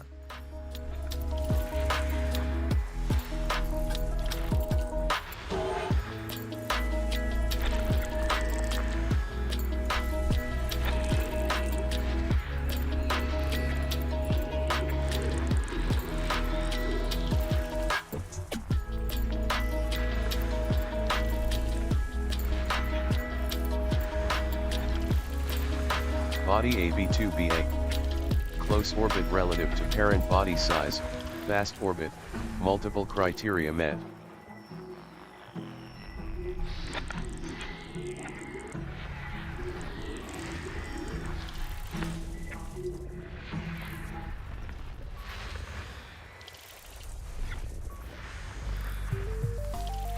We're getting nice things to see here.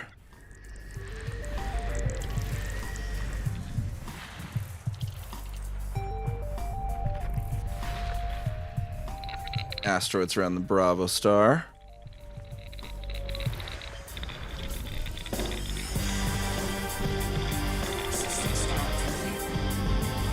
There we go. No exobiology though in this system.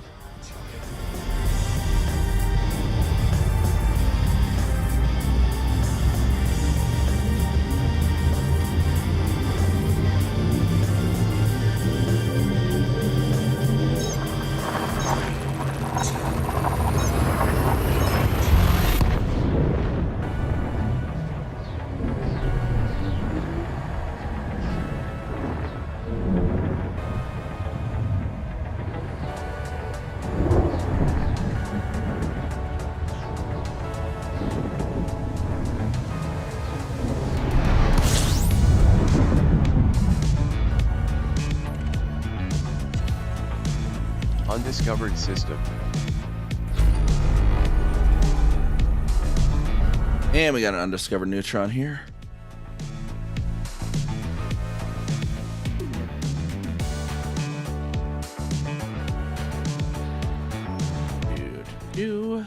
See what we got here in the system.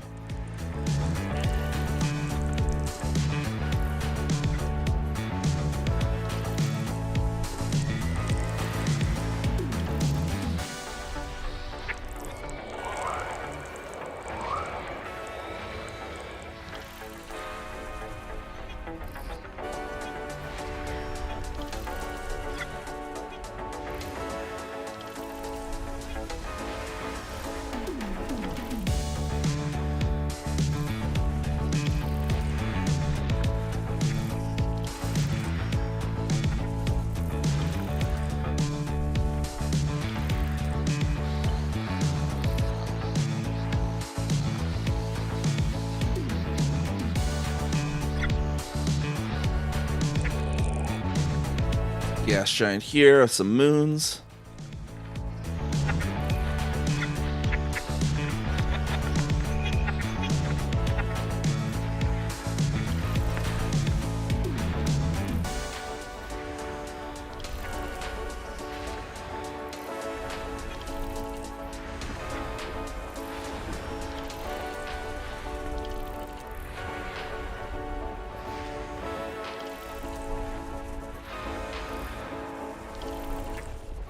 System scan complete.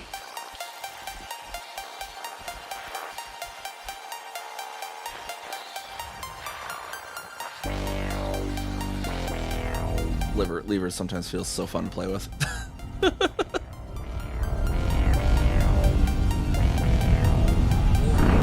Frameshift drive operating beyond safety limits. Frameshift drive losing charge. Frameshift drive charging. Down to Hypo 8 outs now, apparently.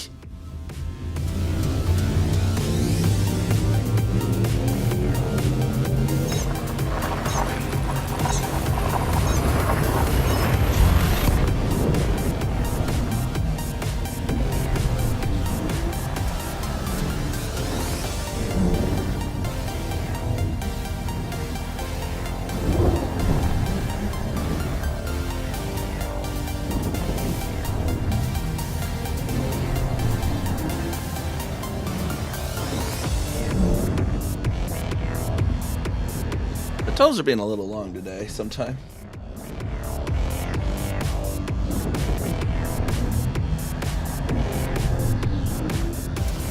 Praise Braben.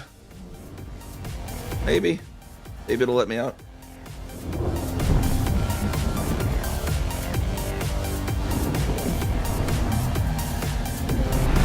There we go. Braben has released us.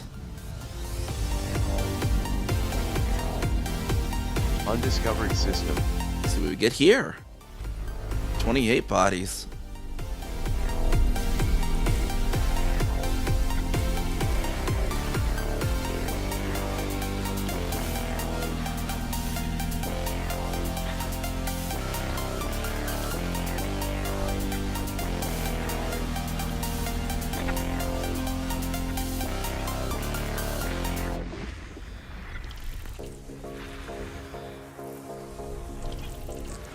Body 6. Unmapped terraformable. Ooh, body 6 unmapped terraform. Let me just go target that then.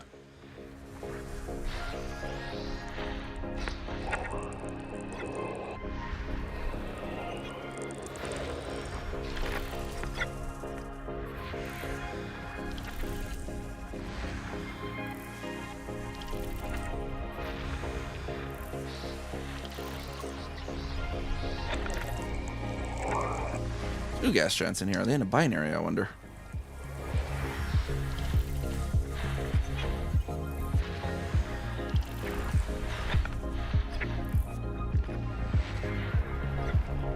And some moons on each one, it looks like.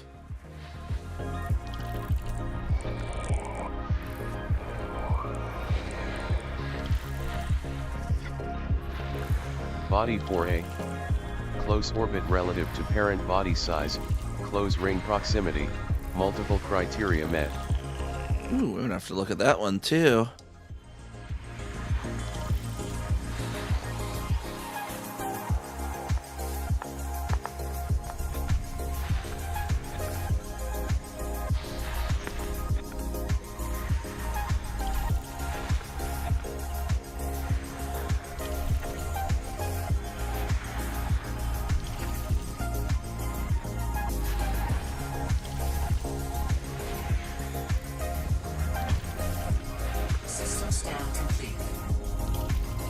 Alright, let's take a look how close 4A is to its parent then in this case. There's 4, so 4's there.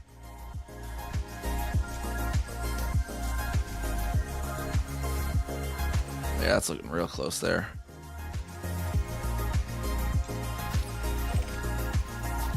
Gotta go check that out for sure. Look, I mean, look, it's a super close there.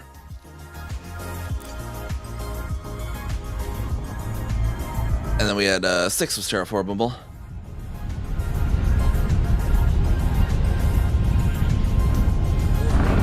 Frameshift drive operating beyond safety limits. Frameshift drive supercharged.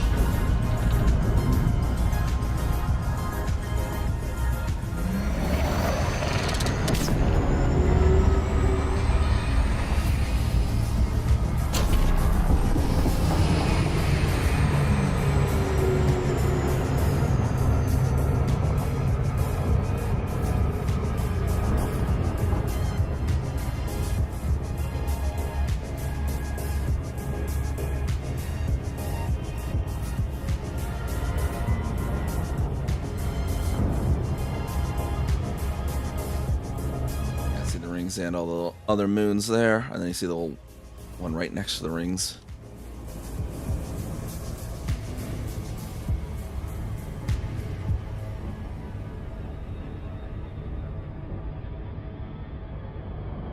It's kind of a view we could get from this bad boy.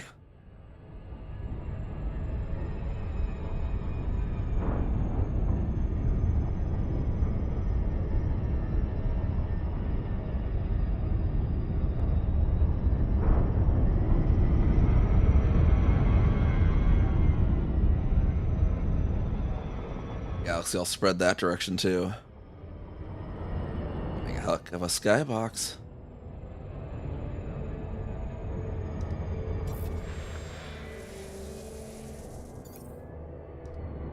Ring real quick while we're here.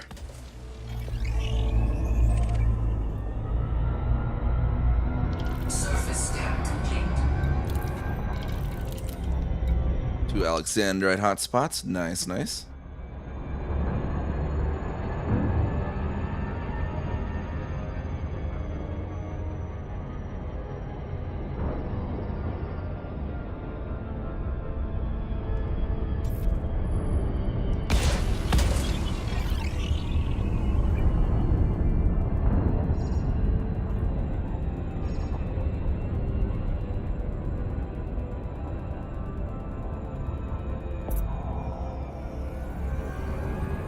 Surface scanned by 50%. Surface scan complete.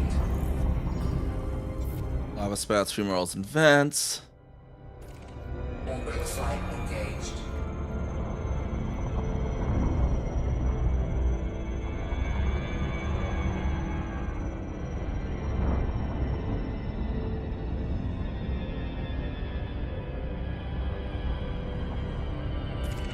We got a decent sized crater right there. Let's go land right on the rim of it.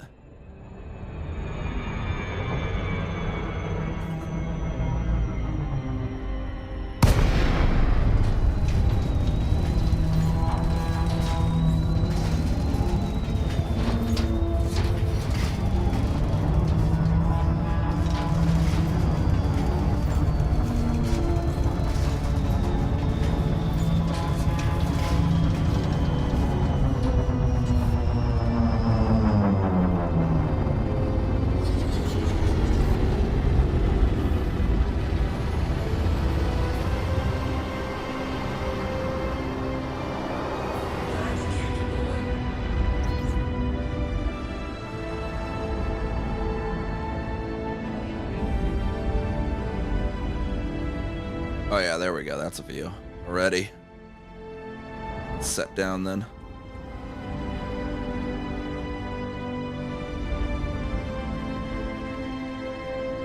What a nice place to set down.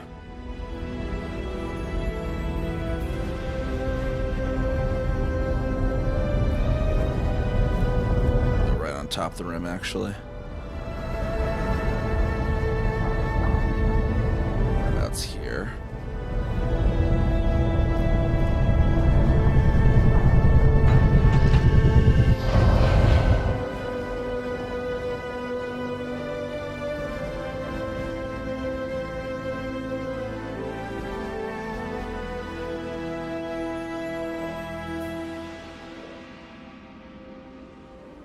There you go, heck of a view.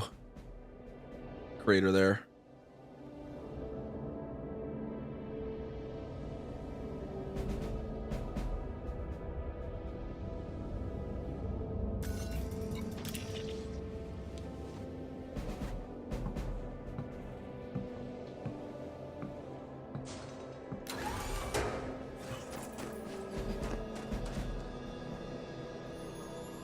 Is it the main star was a neutron on this, right? Yeah, so there's the warping of the neutron. Gravitational lensing there over the gas giant's rings. And just, you know, the Milky Way just going over like that is so crazy.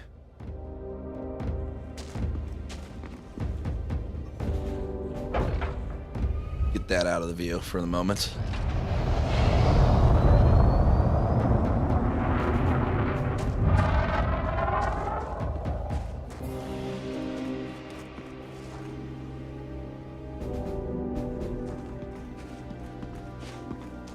There we go. There's the heck of a view for you. It's looking so good.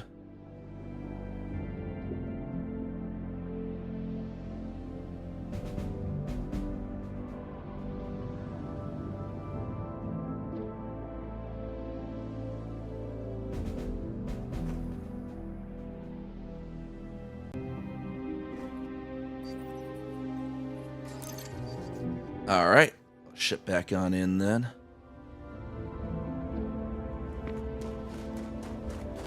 See some little nebulae down there. What? Oh no, those actually might be the moon. Other moons. Let's see here.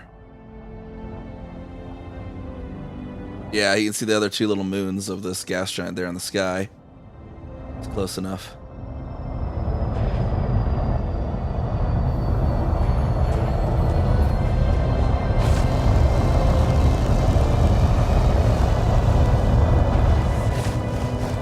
Now we can observe the Corsair landing from above.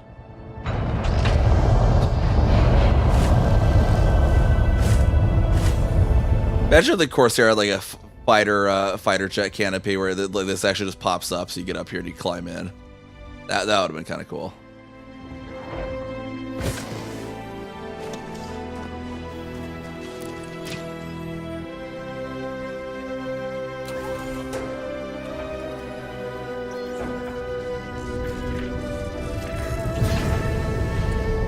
Alright, and then the terraformable was... Dang, my column over there is not wide enough. I hate it when it does that. 6. Okay. Body 6.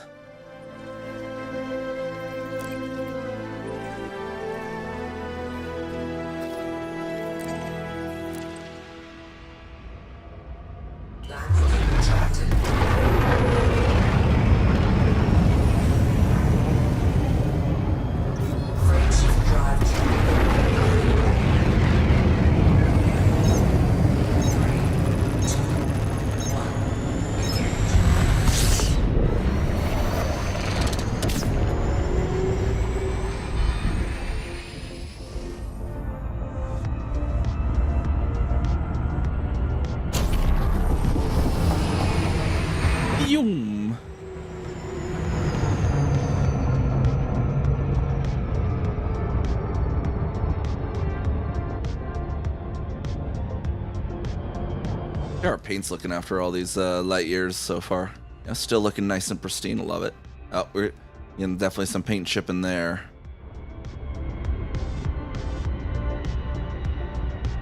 Can't be having our fabulous paint scratched.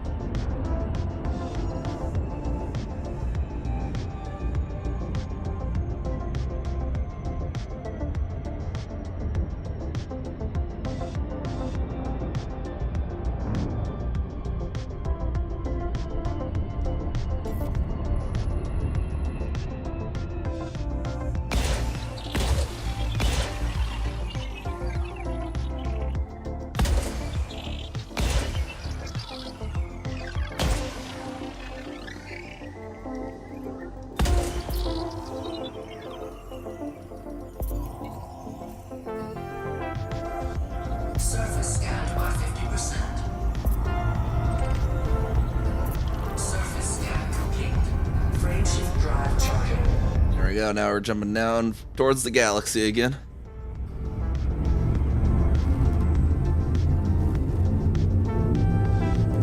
Actually, I almost want to see. Okay, how... That's there, right? What's its coordinates?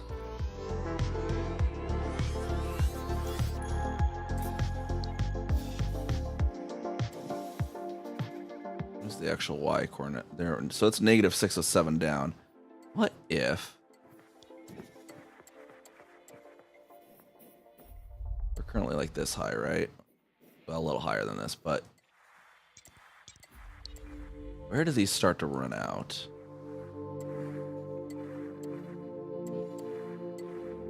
What if I just stay as high as I can and then drill down right above it? That might be fun.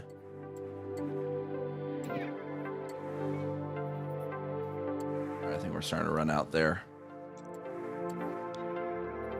Can I get a route to here?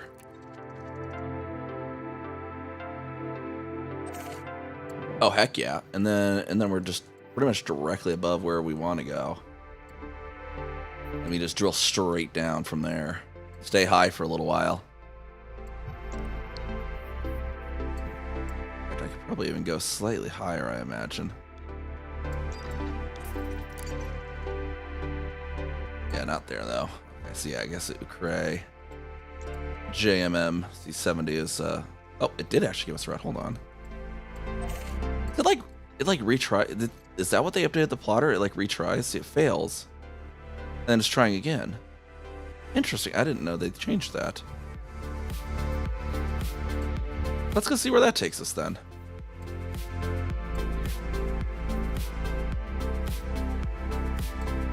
Then we'll just stay up here 2,000 some light years up. Maybe get some good views.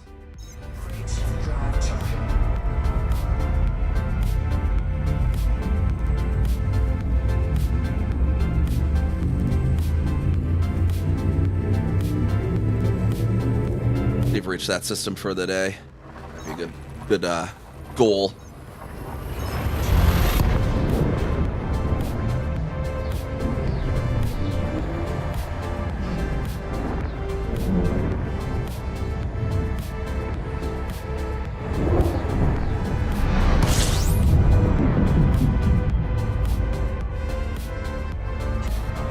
Body A.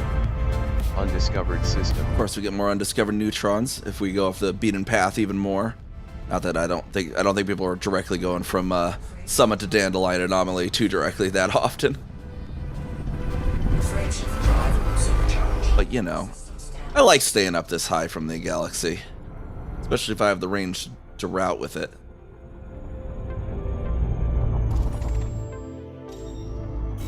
It's just the neutron there on that one.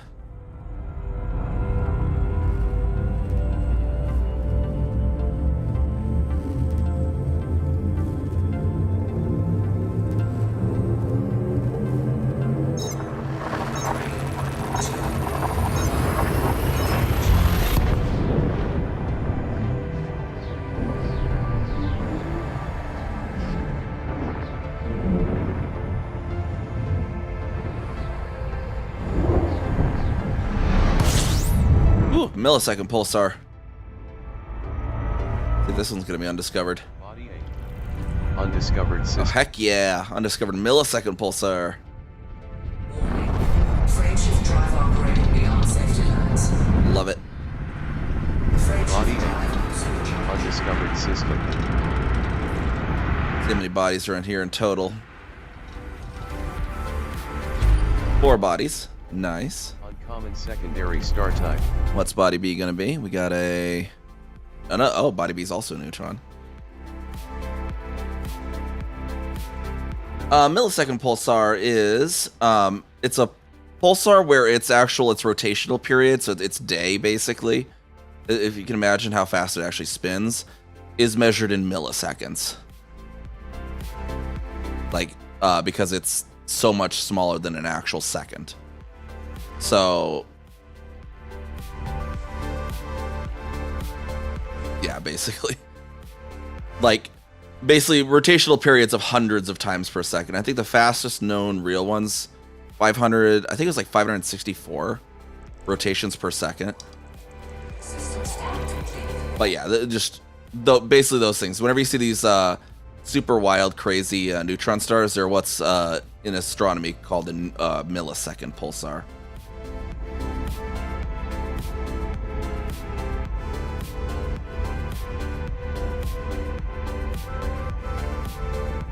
Can actually show it's. I don't think it unfortunately shows it's down that far enough. We'll just say its rotational period is like 0.000 or whatever. Yeah, it doesn't have its rotational period on stars for whatever reason. They do have them though, but that's why. Yeah, this one's binary neutrons as well on this one. Not quite close enough to pull off the Janeway maneuver though. There is one near the bubble where you can actually do the Janeway maneuver.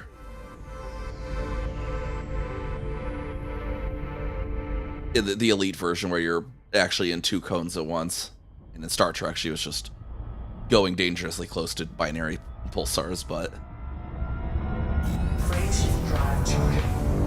there is one somewhere near the bubble. I can't remember the name of it, where the actual cones cross, so you could actually charge on two at once. If you just doesn't do anything special, but it's fun to do.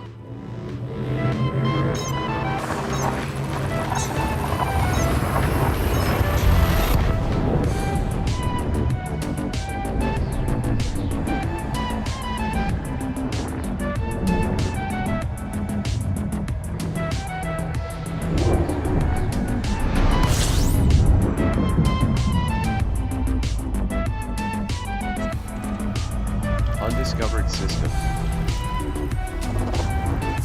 Alright, I need to fuel up as well. I'm almost out of fuel. There we got 20 bodies. Let's get the fuel up and then see what we get. Actually, we can just basically park here and start scanning. This thing runs so cool.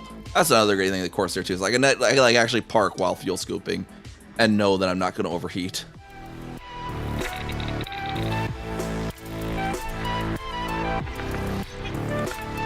At like max scoop rate. I mean, there's some. I mean, on any ship, there's a place you can park while fuel scooping and won't overheat, but at max fuel rate is definitely nice.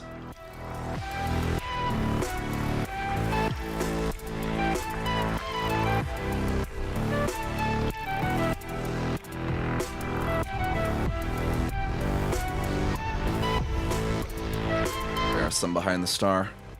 Let's do this real quick. We'll get away from the star.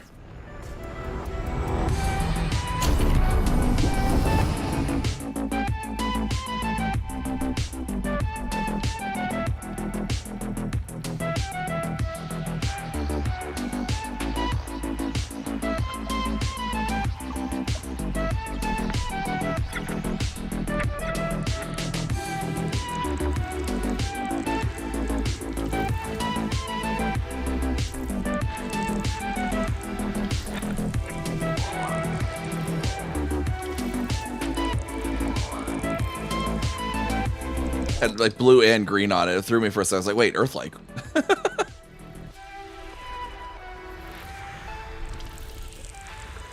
Body 5E. Carbon dioxide atmospheric landable with life. May host a new personal codex entry. Body 5F. Ooh, Tussock propagator lime. Atmospheric landable with life. May host a new personal. And another Tubus cavus Body 5 gram. colors. Carbon dioxide atmospheric landable with All life. three of those. May host a new personal They get codex entry. 5 Echo Foxtrot Golf. Tubus cavus is worth it too if it's going to be that. But particular color I also need for the codex, so let's go see.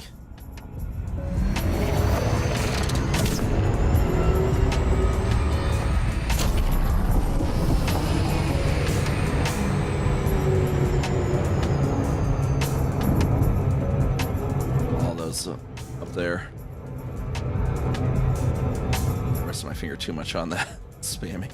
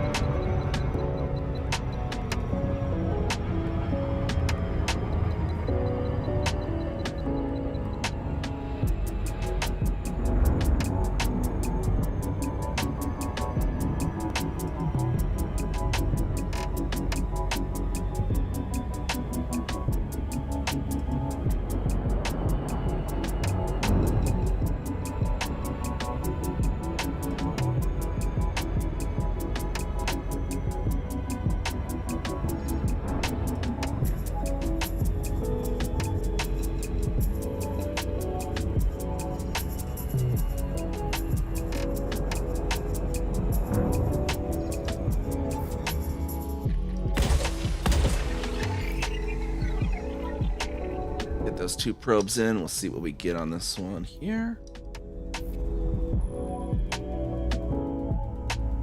Might only need the 1 probe too. Let's see. Surface scanned by 50%. Body Right, we get bacterium tubus. We don't get the concha. entry. We get tubus frutexa, tussock, which is good. I'll go for the tubus. Well, the frutexa's in the least amount of places.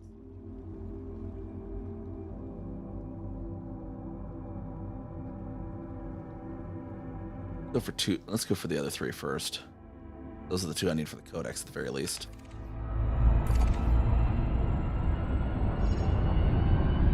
Let's see if it is indeed the tubus cavus.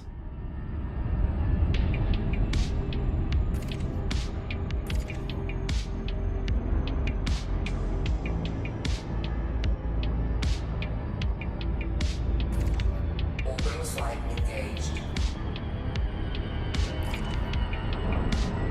This whole area is correct for tubus.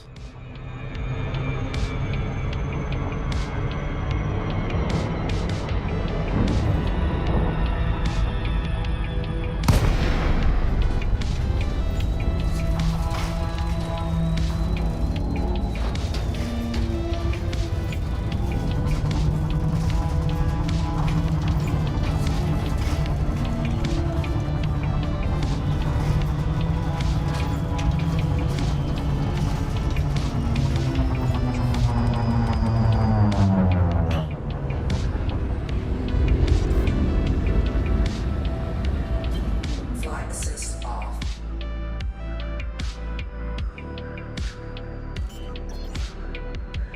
Flight assist on.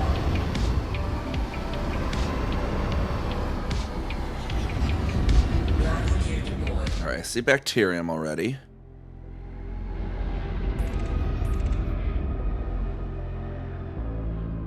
Pretty sure these are going to be the tubus.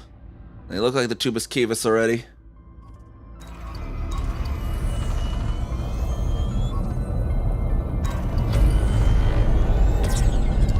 Tubus cavus confirmed present. Cavus, or whatever, however it's pronounced. 0.87 million.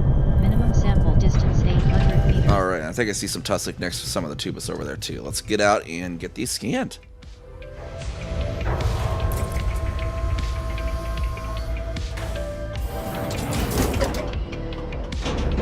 Low gravity.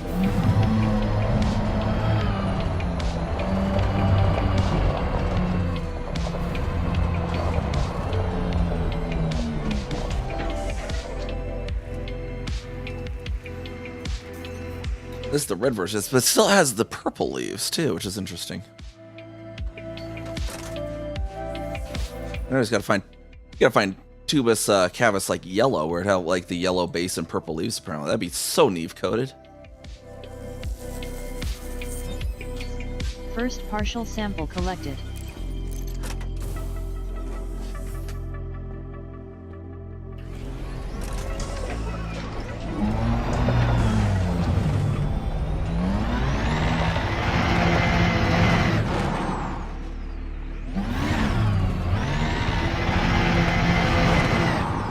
Jump the tubus forest. Little evil Knievel exobiology going on there. How many tubus can you jump in an SRV?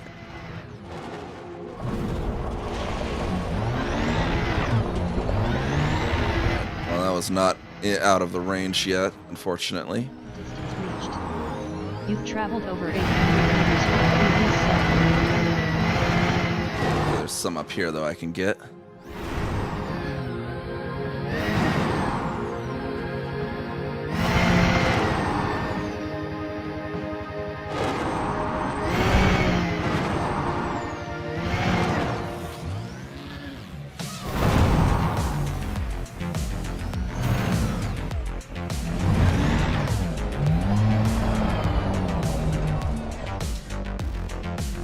What's the thing about mustard? I just really like mustard. I collect mustard. It's very delicious. We're talking about like the some of the redeems or whatever.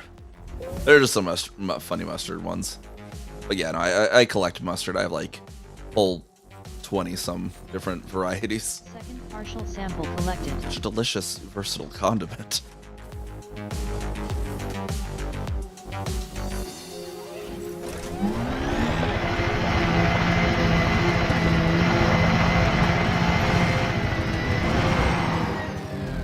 Yeah, spicy mustards. I got ones that are like actually like syrup and bacon syrup mustards, smoked mustards. I got yellow mustards, Dijon mustards, brown mustards, Dusseldorf mustards, Chinese mustards, English mustards. The whole gamut.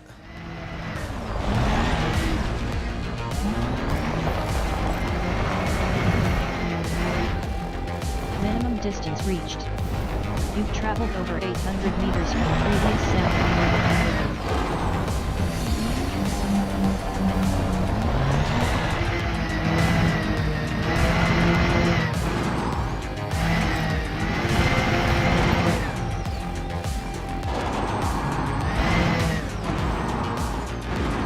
Like, what's a good Dijon mustard? Is you're asking? Grey Poupon is a very good Poupon Dijon mustard, and it is the company that invented it. Augustus Grey and was it Francis Poupon?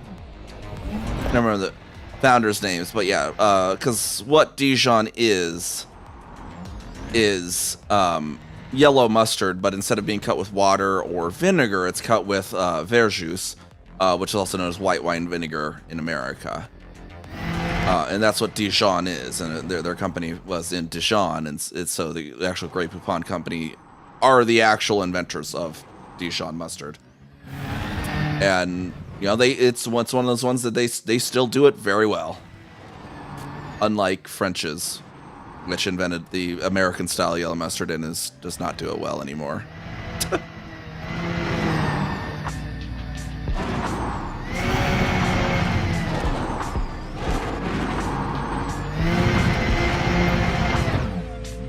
And it was just last month the international mustard competition was, and I'm sad because the winning mustard's not available in America.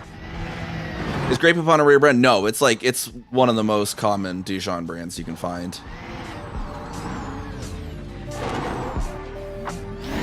Like pretty much in any grocery store in America, you'll find Grey Poupon.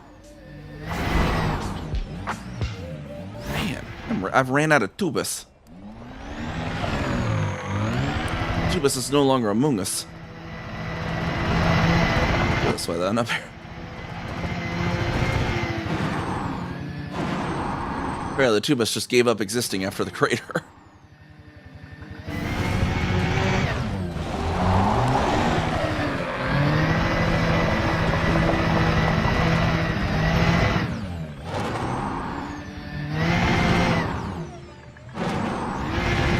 That's usually the Dijon one I go to. It's a fairly spicy one as well.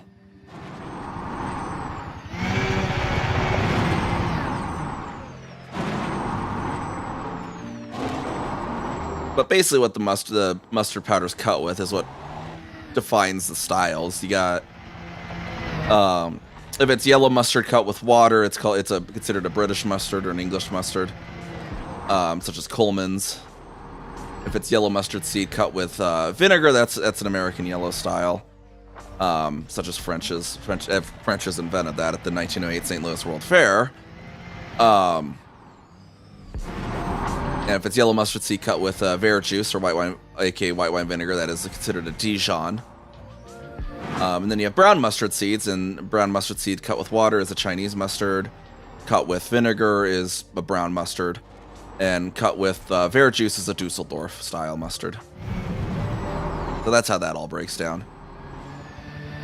And then if it's made from the root of a particular wasabit cultivar of mustard, it is called wasabi. Another type of mustard. But that one's not done from the seeds, that one's from the root. Whereas most mustard cultivars, the root is rather bitter. And not suitable for that. Why wasabi is kind of the exception on that. All ran out of Tubus. Where is the Tubus?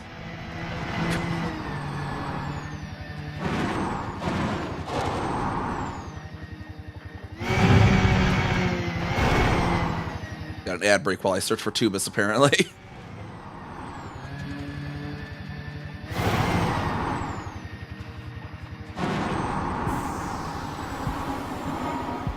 Alright, I see some in the distance now. We're in the home stretch for the Tubus.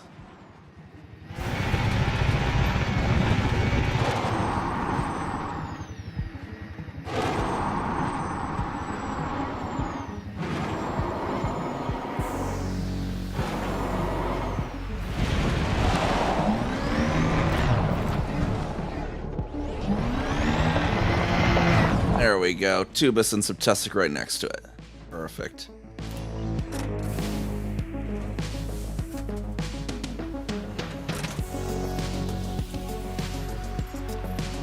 Gotta be able to kick your ass on a pretzel. English mustards or Chinese mustards are gonna be real. If you really want a lot of kick, go for those.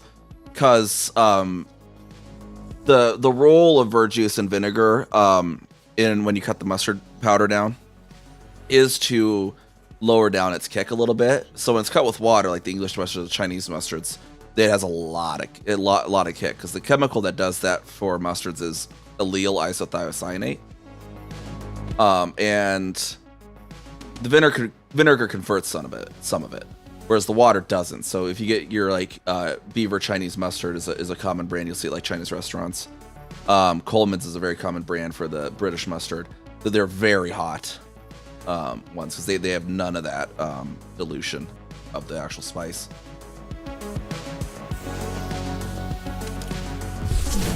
But yeah, Grey Poupon definitely would on a pretzel. I would say go more for you want to go more for like a Dusseldorf style though for a pretzel. I would say a little bit more of the heartier flavor with the brown seeds than the yellow seeds. Base value 1 million. Minimum sample distance 200 meters. Brown seeds have a little more of that earthiness to them, Partial sample collected. which goes well with bread in my opinion.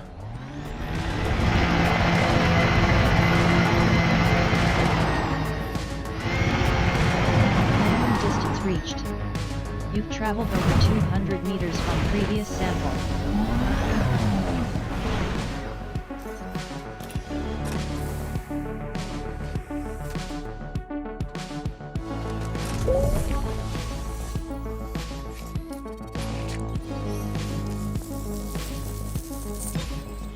Second partial sample collected.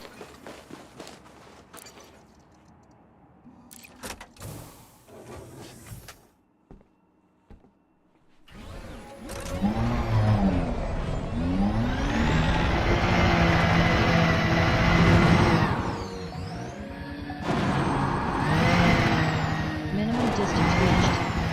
You've traveled over 200 meters from previous sample. Oh, the one that I think would go best with pretzels, though,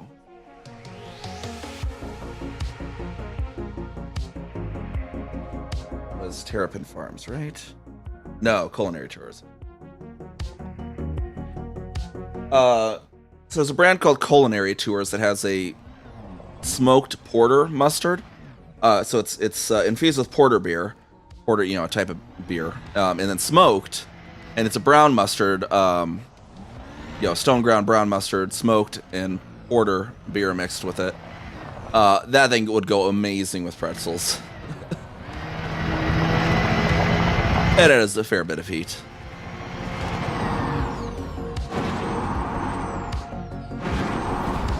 Yeah, it's a coarse stone ground. If you just look it up, it's Culinary Tours smoked porter mustard. Wait, no, I'm not. I'm looking for Tussock.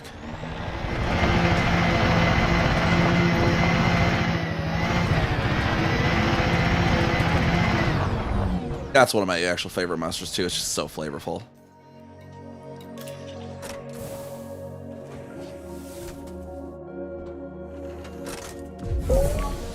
And then also just mustard powder is very versatile in cooking as well. Like I have so many recipes that use mustard powder. It's like whenever you're cooking something, you're like, oh, it needs a little something. The answer is usually mustard powder. We'll give it just that little bit of umami that you're looking for. Just a little bit of it just gives that little bit subtle bit of umami. chilies, taco meats, hamburgers. There's like so much. If you're looking for a savory flavor, mustard powder, a little bit of it will go a long way. I wouldn't tolerate that. You'd be surprised. You just use a little bit, and it won't be obvious. Like if you're using the right amount, it won't be like an obvious mustard flavor, but it amplifies all the other flavors in the dish. Is kind of what it's very useful for.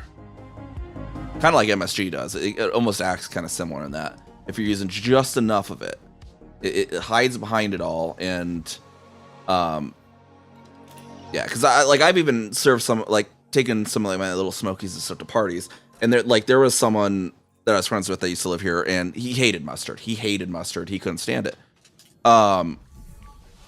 He absolutely loved my little smokies, and after a few parties, he's like, "What is your recipe on this?" And I'm like, "You really are not gonna like what I tell you." And he's like, "What?" It's like mustard powder. It's like, really? But yeah, he loved them. It's like, yeah, but he couldn't tell. There wasn't actual mustard flavor to it. It just amplified all the other flavors, like the barbecue sauce and stuff. Now, if you put a strong pinch in there, yeah, there'll be mustard flavor. You want to just enough where it amplifies the flavors, but it's like underneath it still. And you get that little bit of the kick of the allyl isocyanate without too much of the flavor. And with mustard powder too, it's also a lot of the reason a lot of people don't like the people that are like, "Oh, I don't like mustard." A lot of the reason they don't like them is they don't like the vinegar flavor of actual mustard sauces. Not so much that they don't like the flavor of mustard powder itself. And so there's also that. Minimum distance reached. You've traveled over 500. A lot of people, when they think of mustard, they're thinking of like Heinz yellow mustard, or what, that you put on a hot dog, and they're like, "Yeah, I don't like that." And it's like, well, yeah, it's mostly vinegar flavor though.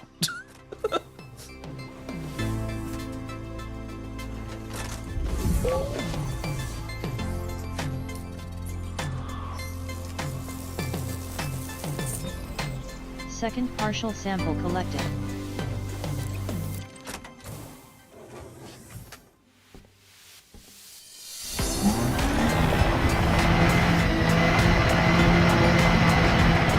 Alright, we need one more bacterial splotch somewhere. Whoop.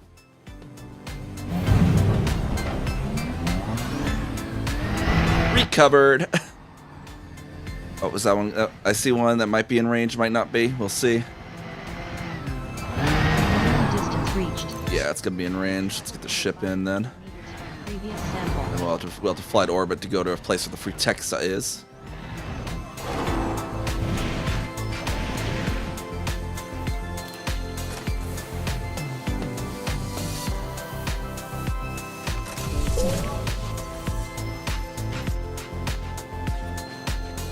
Let me where there we are.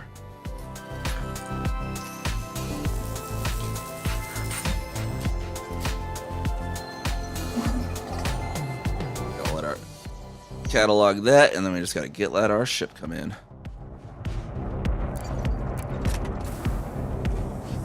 We need Rutexa Acus. It's gonna be a different area on this planet.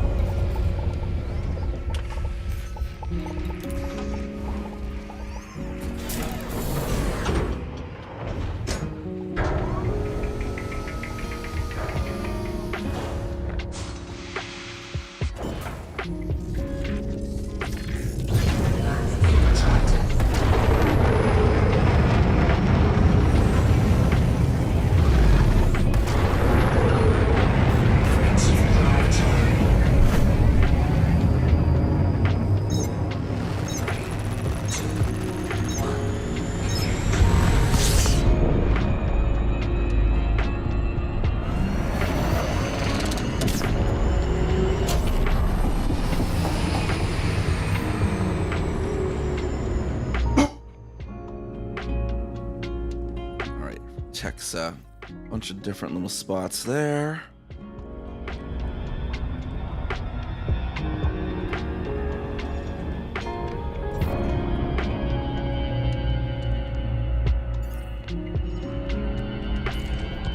Try to see if we can find the Frutexa in this little area then. Maybe even at the foot of that mountain there. Actually get some exclusion there on the mountain.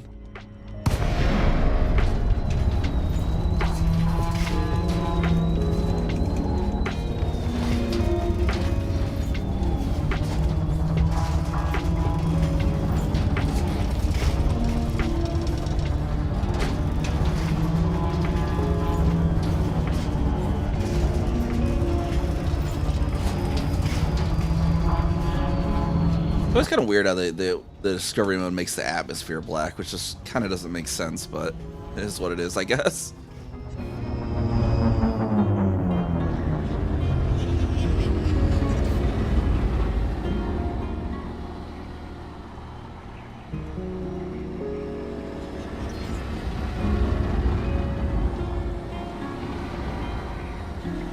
Got a pretty decent cliff wall there too, doesn't it? Let's pop right up here and see if we find Frutexa.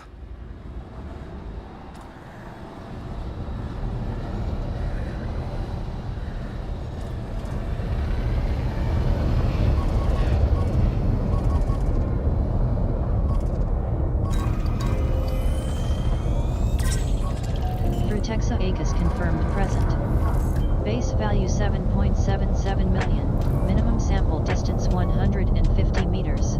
Landing gear deployed.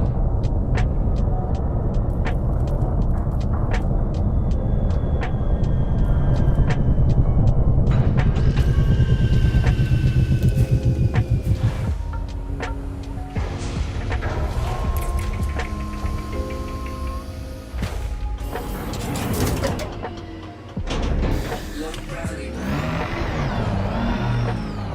The bush is right back here.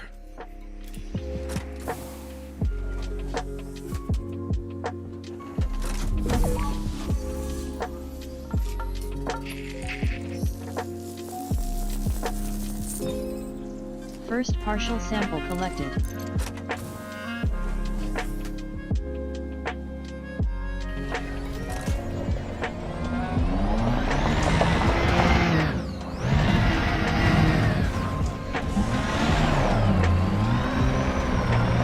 It's too close to use the thrusters for You've traveled over threw me off there for a bit. meters from previous sample. They have a nice close range, don't they?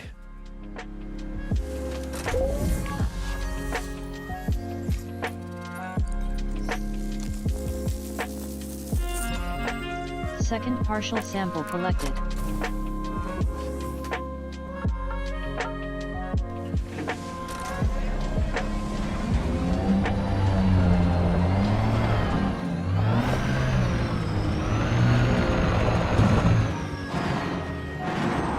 Minimum distance reached. You've traveled over 150 meters. Oh, I didn't even need to take the SRV out for that cluster. There we go. We got all three there.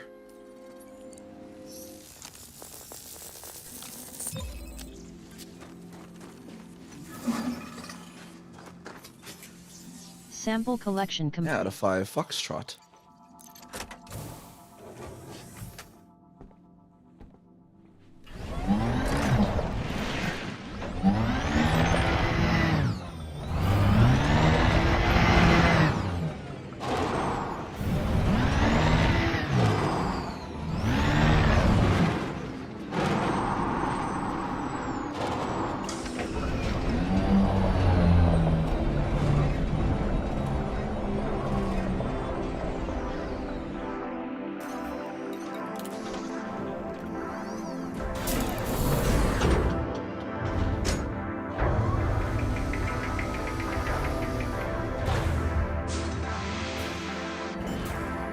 Hey, Nekotumizu, how's it going?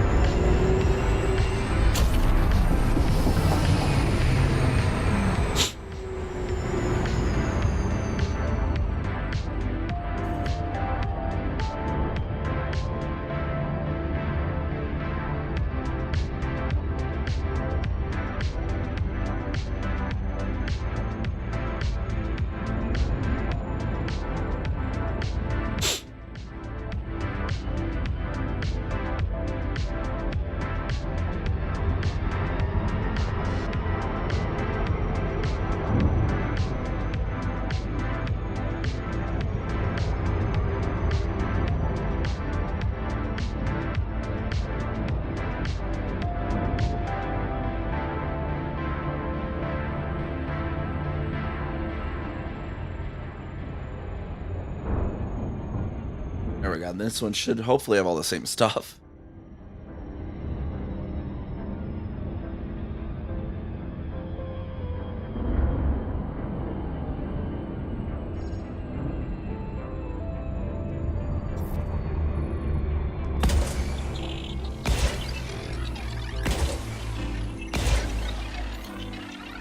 Let me grab a quick drink on that maps.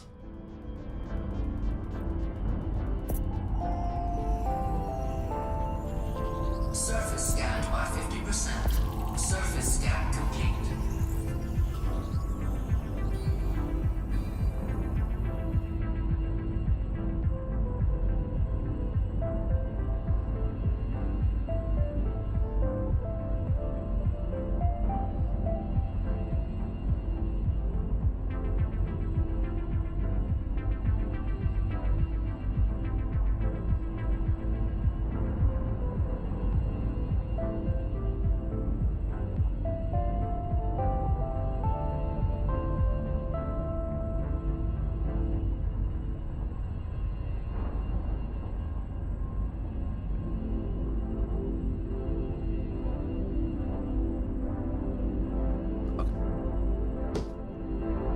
Who would have thought a game stream would include a lesson on mustard? Yeah, that happens a lot around here actually.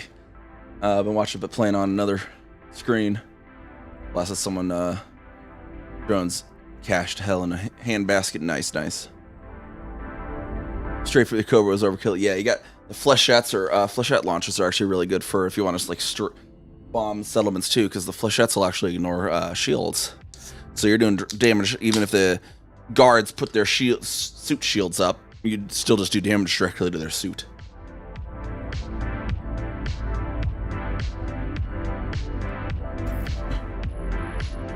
James Tubus for Jackson. Fantastic. There we go. Start with the Tubus again.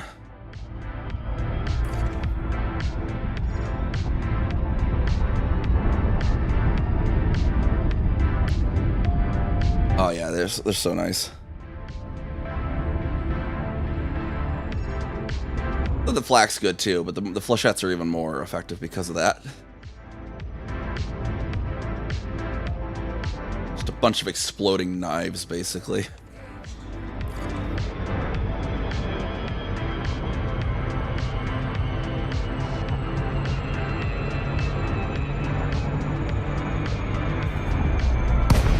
Oh, why'd it do a drop instead of a glide? What the heck? That was weird. I hate it when it does that. Does that sometimes? I don't know why it does that sometimes, but it does. So we were technically not even slightly at glide yet. We were just slightly above it.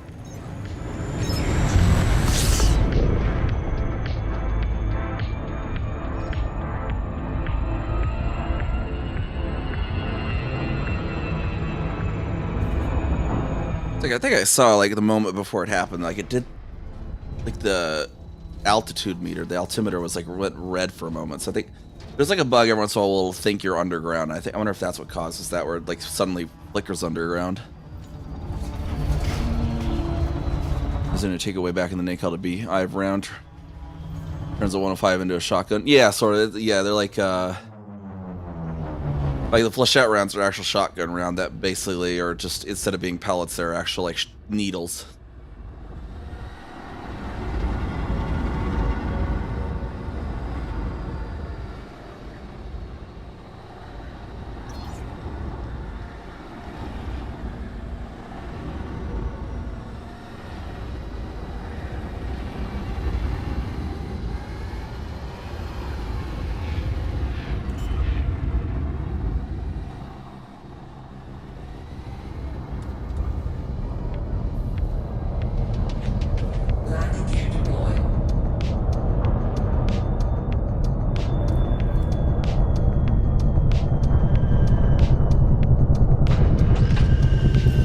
No worries, no worries. Lurk's always appreciated.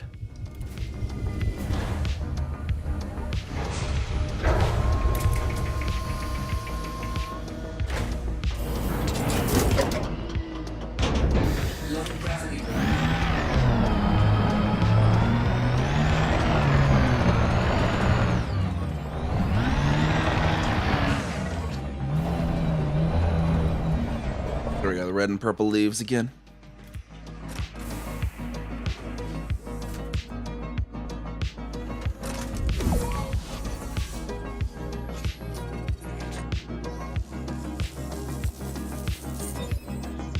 And first footfall confirmed. Base value 11.87 million. Minimum sample distance 800 meters. First partial sample collected. Another one right there on the crest of the horizon. See if that's going to be outside of 800. I don't think so. I'm only at 400 so far. There's a tubus forest right over there that probably will be 800.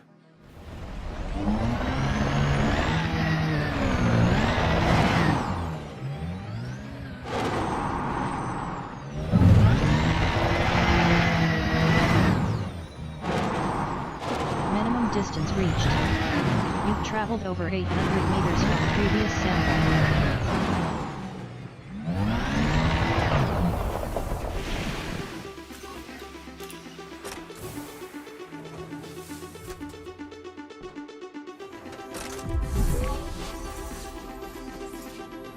Another red purple bamboo here.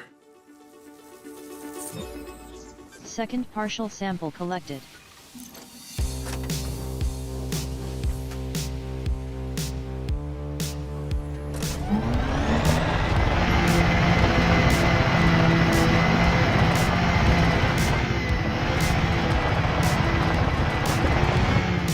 This forest will be far enough. We'll have to see how deep it goes, though.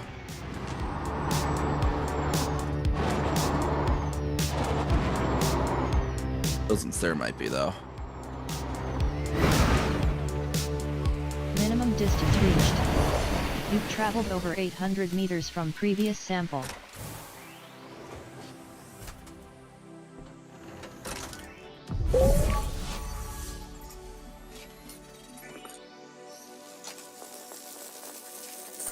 Then we just need to see, was there any tussock right in walking distance? Not really, no. Oh, I guess there's some like right over there.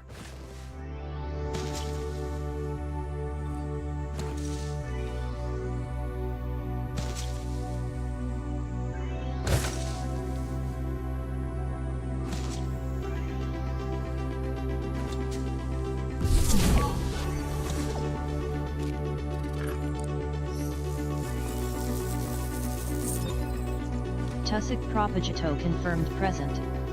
Base value 1 million. Minimum sample. The sky is so bright here. Look, First such a crazy sky.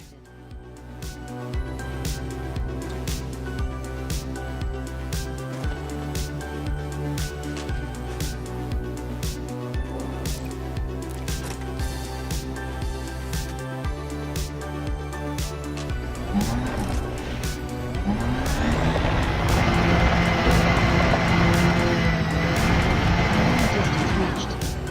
You've traveled over 200 meters from previous sample.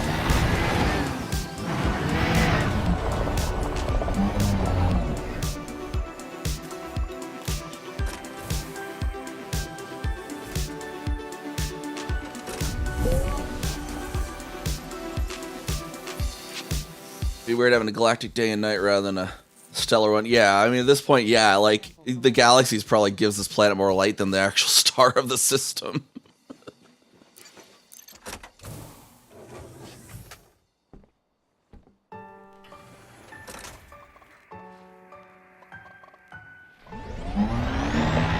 Hey, the Amethyst Kaminari Nebula, it only has a black hole, and so all the light in Amethyst Kaminari literally is just the illumination of the nebula from other stars.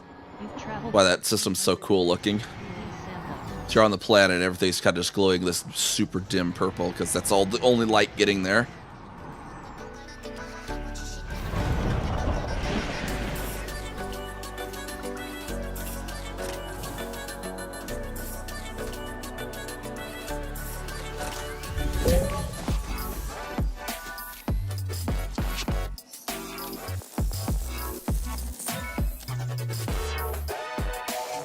Enough radiation to make a nuke look like a candle.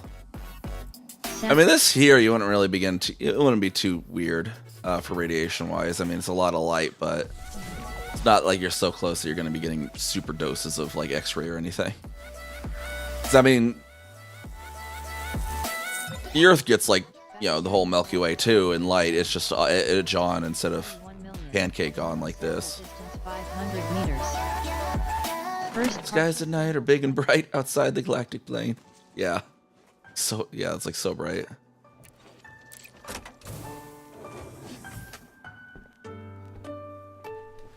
It's like for all I know, where even is the actual star? Why is this taking so long to get in? There we are. Actually target the main star, I wonder, from here.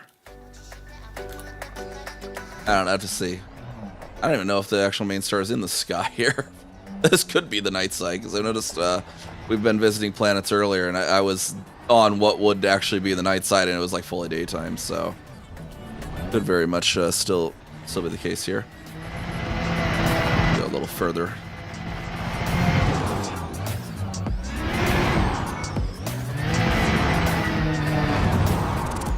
You definitely get that around the core, because the game does actually give lighting from the galaxy.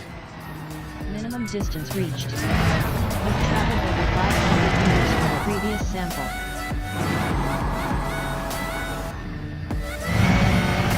Like, it has the main lighting from the main star, but it will give an ambient in the everywhere in the system for what the galaxy light level is supposed to be.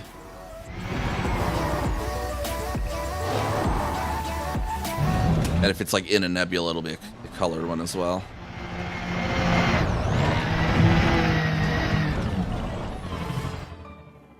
Let's see, we need another splotch. The splotch has abandoned us. There's one over there.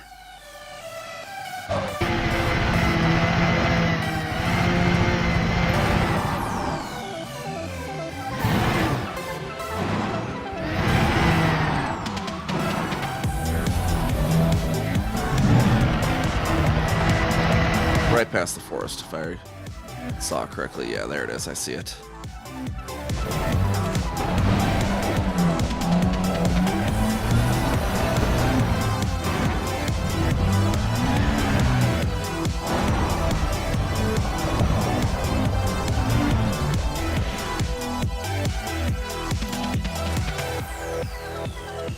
Safe from vampires, yeah. Vampires would hate this system. There's always stars in the sky. Quite a lot of them.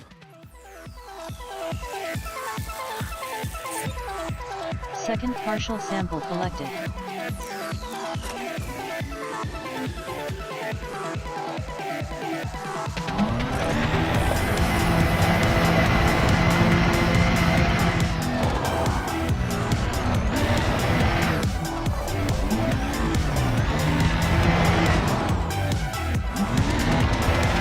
Not further enough on that one. Distance reached. I see one like right over here.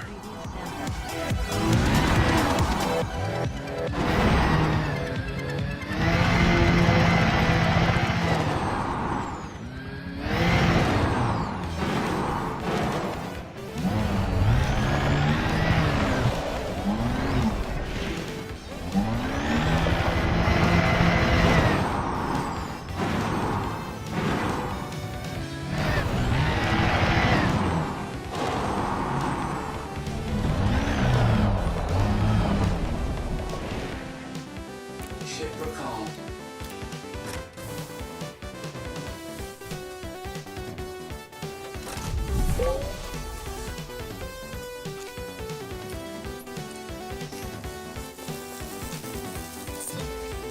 Just have to super cruise up, find where the Frutex is on this particular planet. It's like last one. Sample Probably the collected. same with 5G will be as well.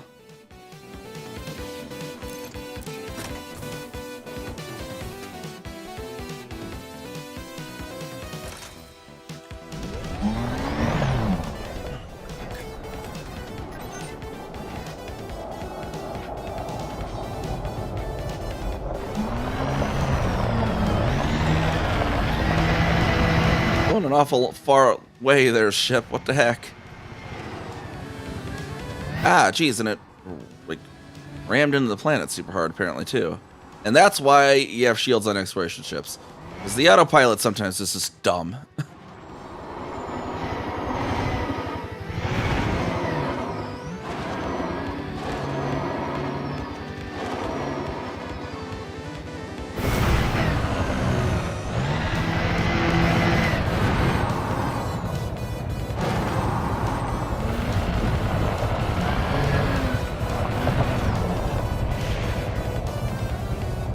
So as we can see, the autopilot has failed to account for the schnoz of God here.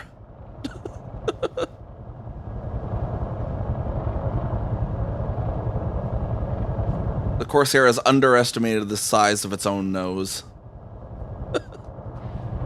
Ship dismissed.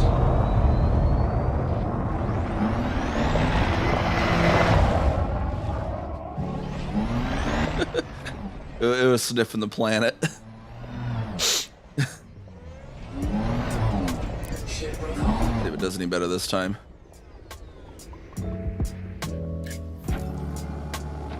Like, it was straight up the only reason it wasn't able to land there was the schnoz.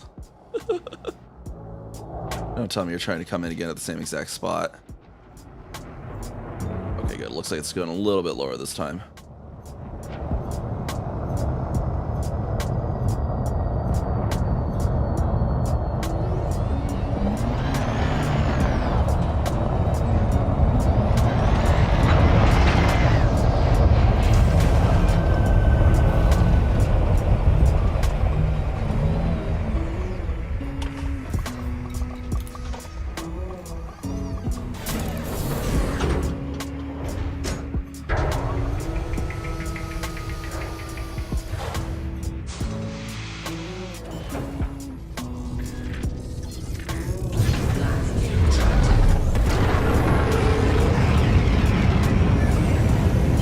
Flight system off.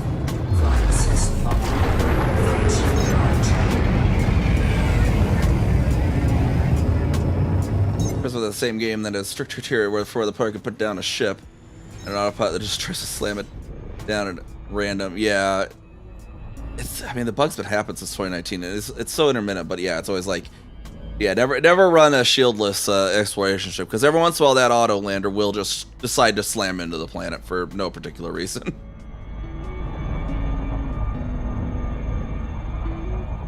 I should maybe even have a stronger shield on this thing with how much that hit.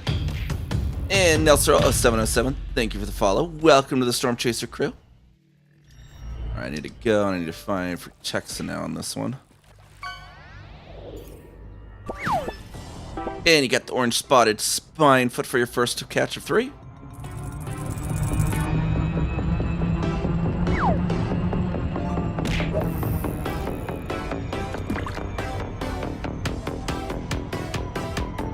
And it's weird, the autopilot isn't restricted to the same locations either. I've seen ships land on places that you absolutely would not be allowed to land on. We got red eye fish for number 2. That is kind of weird. I think what they should do, because they already have it able to do this. Like if you're on like top of a really rough mountain, up there you got you nice little lobster for dinner. Where it's like super rough and whatnot, and in a place where the ship absolutely just could not land anywhere close, it'll hover. It'll just hover above the ground and you can get into it. I wish they would just update it so that it would just kind of just always do that, you know? And they just need to update it so that it has like a hologram on the ground where you can do the SRE. Because when it's hovering, it's kind of tough. You have to get under the thing, and it doesn't really put anything on the ground for you to tell where it is. But if they just like updated it, like ship always just hovers and just lets you, you know, that would be great, I think. Rather than it trying to set down and accidentally screwing up sometimes.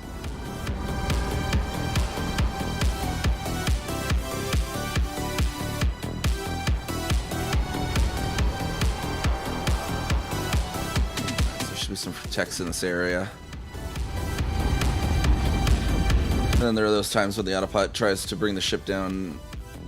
I was going to punch it and immediately dust off again. Oh yeah, that one's really annoying too. Yeah, especially for hovering for that would be great too.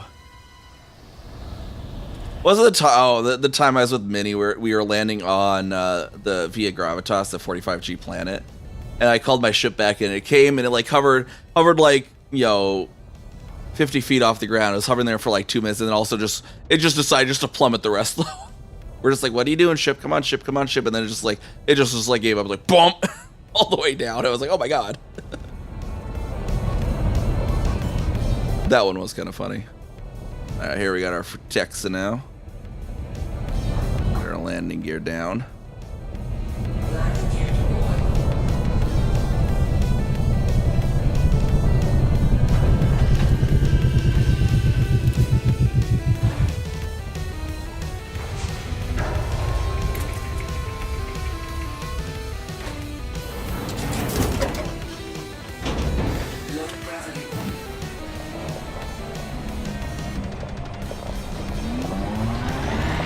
are in the mountains of this planet. No longer the smooth plains. Mountains all around us. Warcraft Legacy basically does that. You hover and then the landing gear just unfolds yet. Yeah. Never really played that game. I've heard of it though.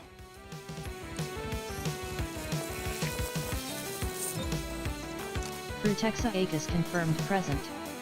Base value 7. Playing around with the sprites the game uses. Sample distance 150 meters. You know, just the right position. This is, it becomes one heck of a leaf.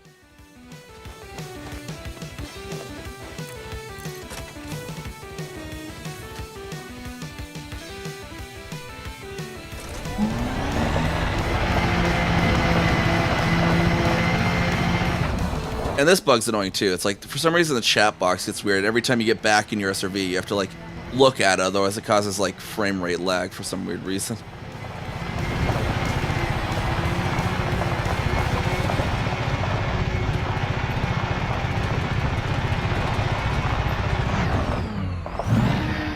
Got a lot of simulators, but it's a fairly small sandbox. Gotcha, yeah.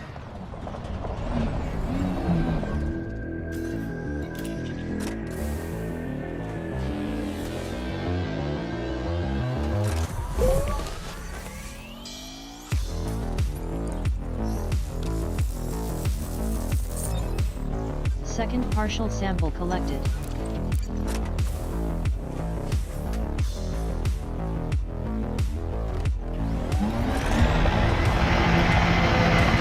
See if these ones will be far enough.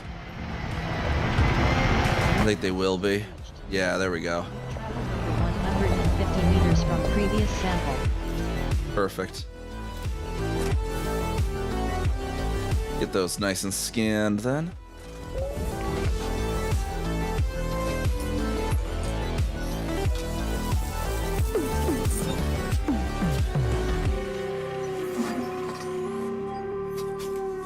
Sample collection complete. And we got the third planet.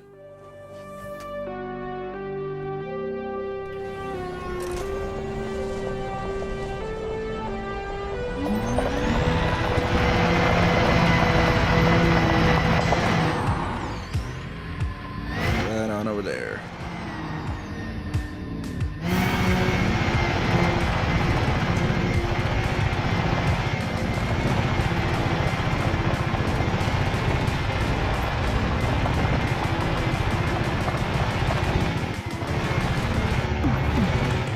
I didn't see when Distant Worlds folks going to actually get their. I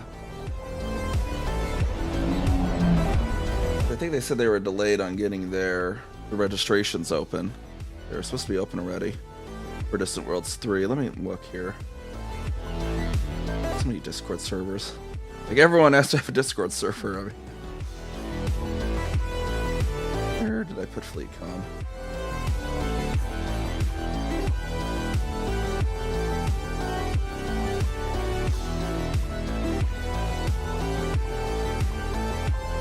Yeah, I could probably actually follow this announcement channel so it puts it somewhere in ours.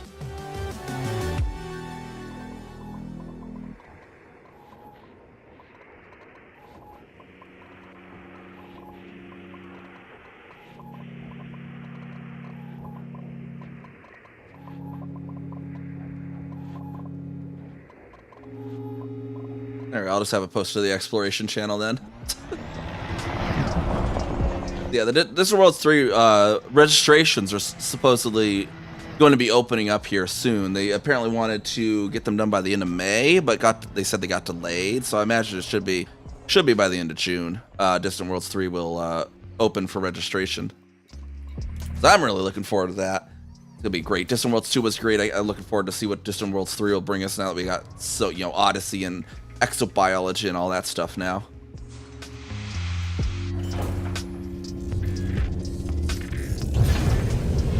Yeah, we got our, I put in the Discord, made it so that when Distant Worlds FleetCom announces the registration, any of their announcements will post to the exploration channel in any case, over there in our Discord.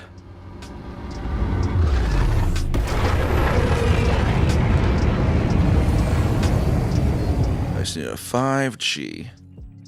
Need to update this command so that maybe somebody for them to also go to the YouTube. Or how I want to do that.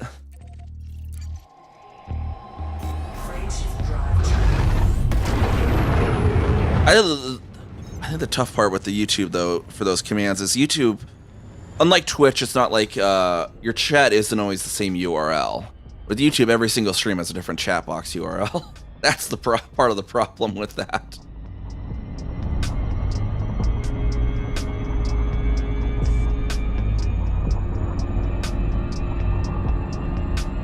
It's like Twitch is just twitch.tv/NiamhKami/chat or whatever. I don't know what the pop out is, but it's always that address. Every single YouTube stream, it's a different URL for the chat.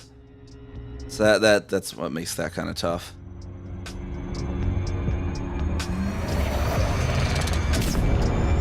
So G is just like right over here, 10.4 light seconds away. Probably could have boosted that slightly further.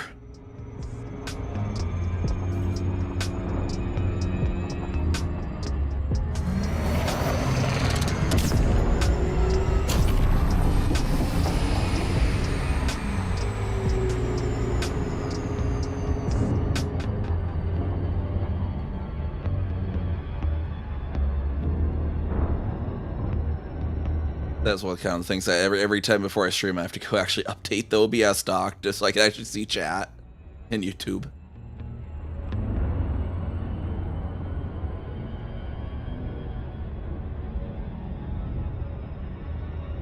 I don't want to necessarily rely on StreamYard because apparently YouTube also limits API calls for certain applications, and apparently they like StreamYard just sometimes will run out of that ability. Just like their application as a whole for anyone using StreamerBot, which is kind of annoying. Or should we just like use our own API code or something? I don't know, but make sure I actually have the actual YouTube chat popped out, not the StreamerBots thing, just in case that happens. Because when that happens, it won't the chat in StreamerBot won't see chat messages. So that's just some of the technical and changes and difficulties of you know, now simulcasting with the YouTube channel.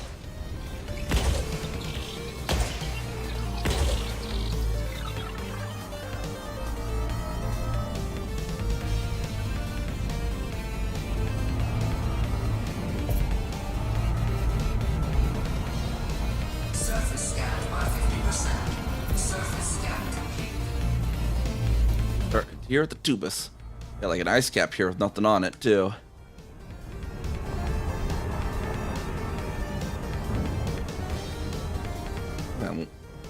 It's like a little valley in the ice cap too. Look at that. It's a little teeny valley in the ice cap. Let's go land in that thing. See if we can get tubus in there. Right there. Actually, the Frutexa might be on. The Frutexa is like kind of outside that valley, slightly on the ice cap, so we can possibly get both that way.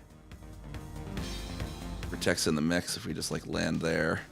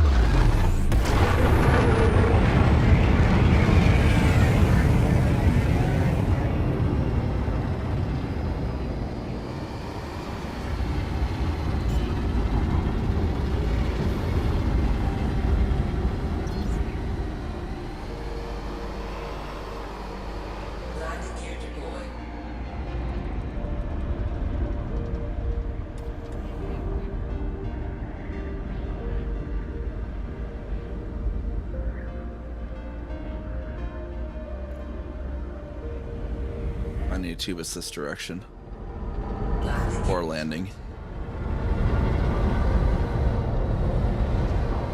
There, yeah.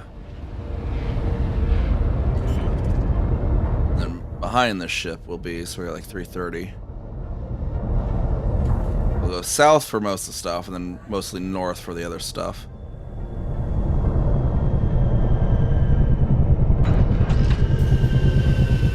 Or just up the hill, maybe.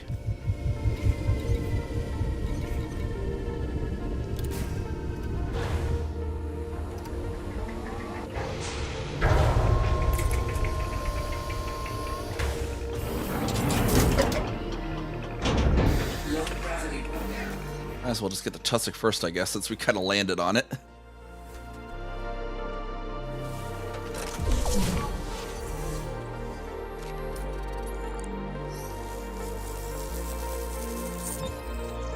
Tussock Propagato confirmed present.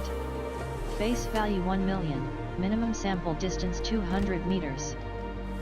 First partial sample collected.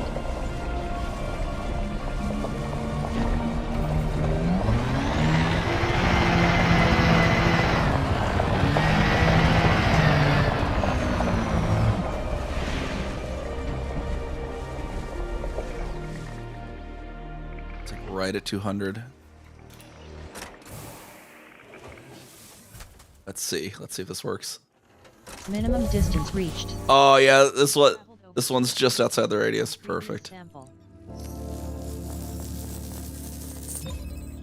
Second partial sample collected. Maximum distance efficiency.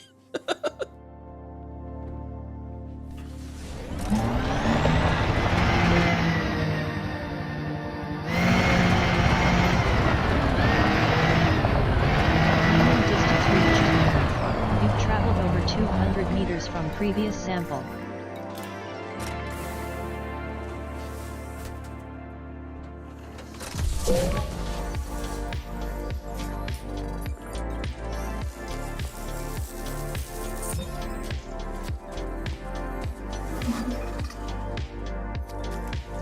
Sample collection complete.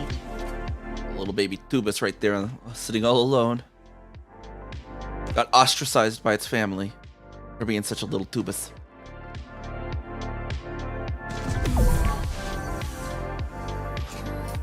Wait, is this Cavus or is this something else? Looks a little different. Tubus compagibus. This is Compagibus this time. Okay, interesting. The other two are Cavus. This one's Compagibus. Sample distance 800 meters. First partial sample collected.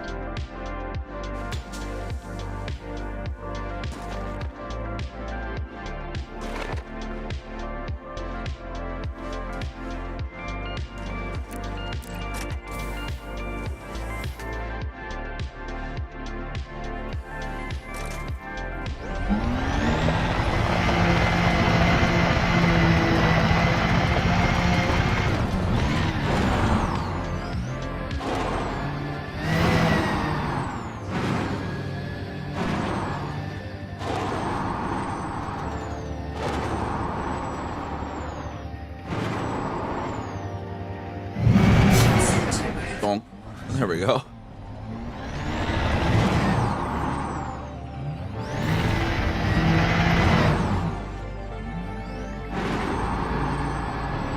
There's a few more Tubus right over there.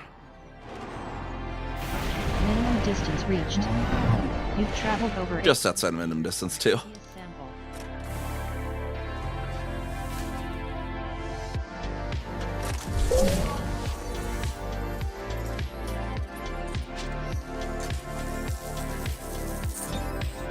Second partial sample collected.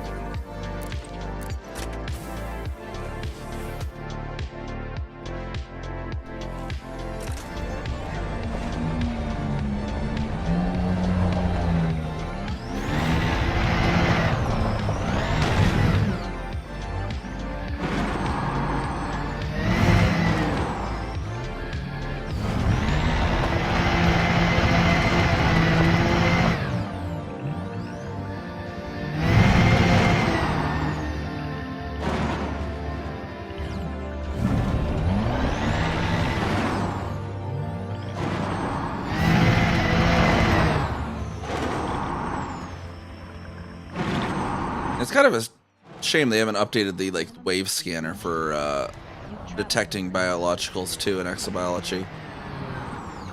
Like it detects other things like the meteorites and whatnot, but not the actual exobiologies, which is what most people nowadays are pretty much going to want to be finding if they're in their SRV.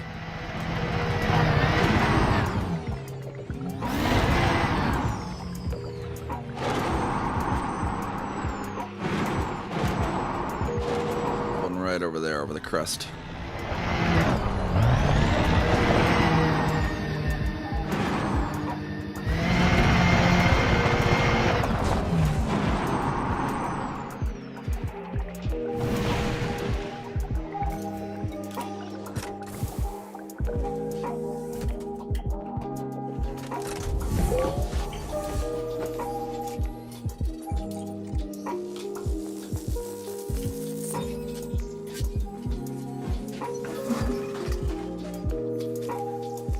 I haven't seen any bacterial splotches. Now we can see if we can go get some like protects up near the border of that, like the ice and dirt. Over there. Whoop. Back to the ship and fly that way. Unless we can see some bacterium or something around here, but I saw any splotches. Oh, there's a splotch. Splotch in this area. Where am I at? Where am I? Aha, there we are. Okay. Right over this way then for the splotch.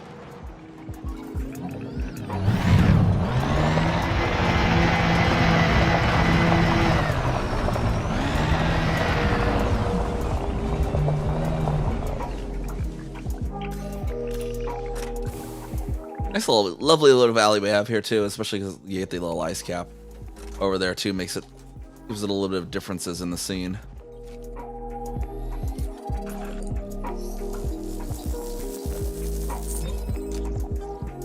Bacterium orageus confirmed present. Base value 1 million. Minimum sample distance 500 meters. First partial sample collected.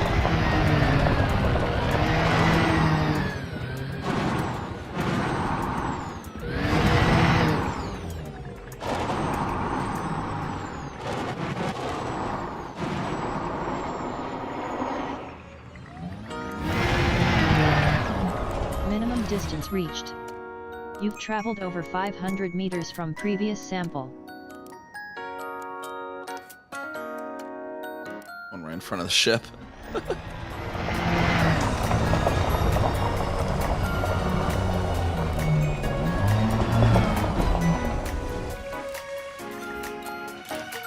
The pool of bacteria in the field of flowers.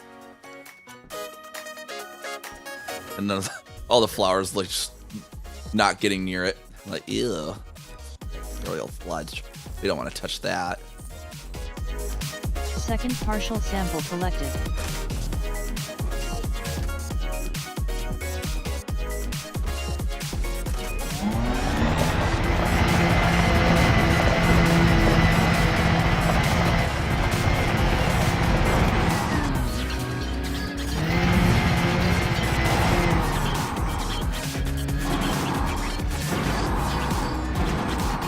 Distance reached. You've traveled over 500 meters from previous sample.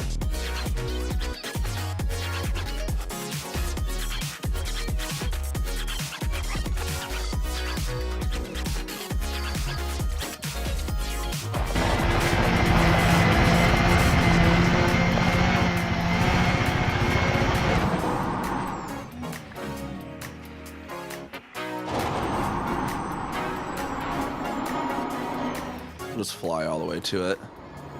Why not, right?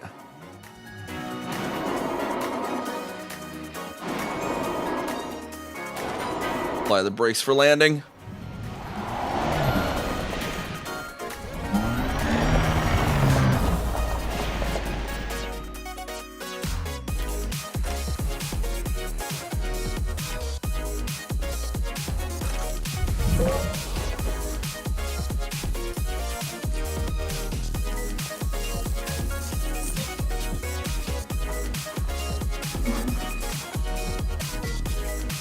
Sample collection complete.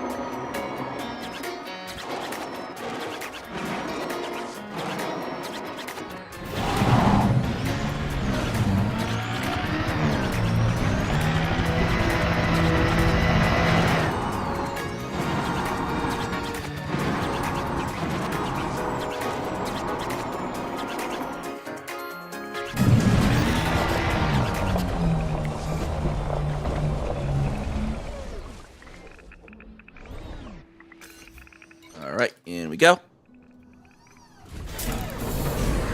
Then we just need to go slightly up the hill.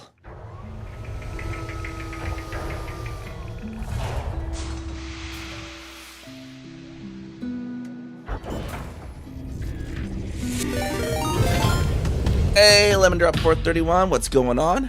0707. What were you getting up to over there?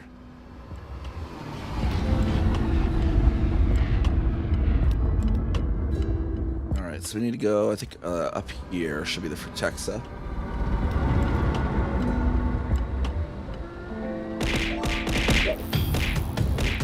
And 0707, thank you for the follow. Welcome to the Storm Chaser crew.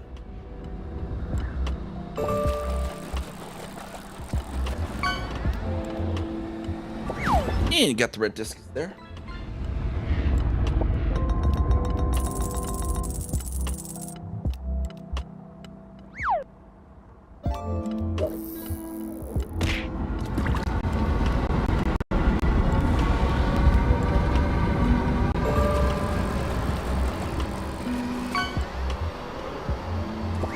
And Piranha. You're catching us kind of near the end. After this planet, we're probably gonna raid out ourselves, but we're gonna look for some Frutexa here.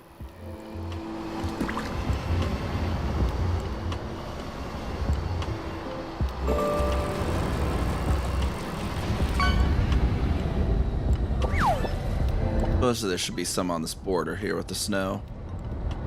And a dong.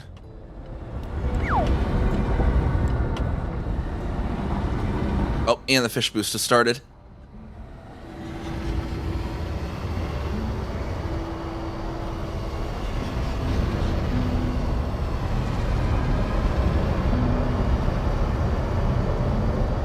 Well, I'm not really seeing Frutexa. Landing gear retracted.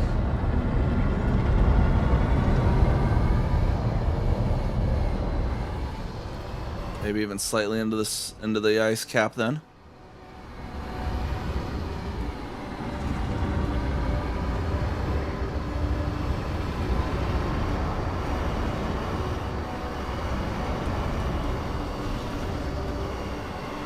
Huh.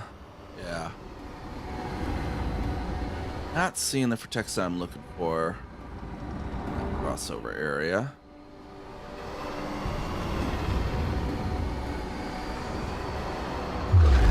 Maybe I'll have a look over in this crossover area over here. Maybe with it being flatter.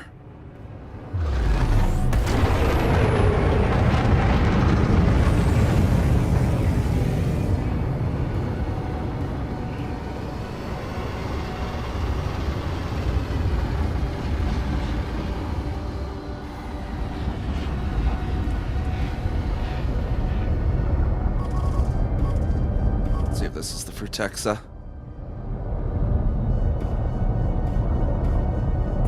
Seems like it might be. Frutexa Acus confirmed present. There we are. Base value 7.77 million. Minimum sample distance 150 meters. Landing gear deployed.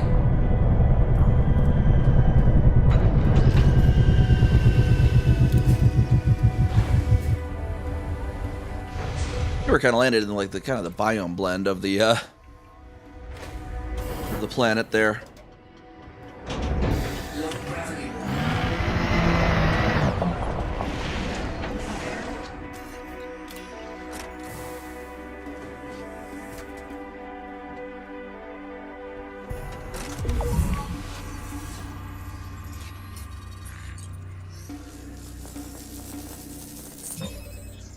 First partial sample collected.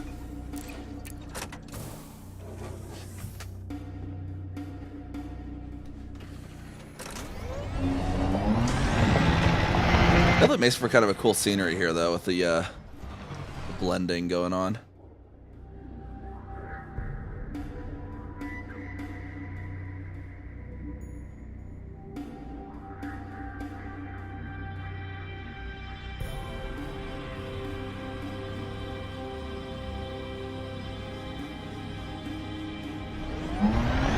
find some more of this for Texas then.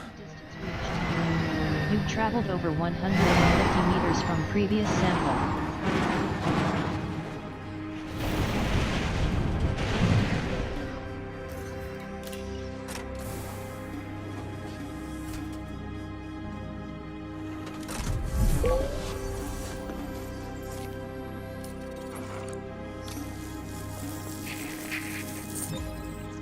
Second partial sample collected.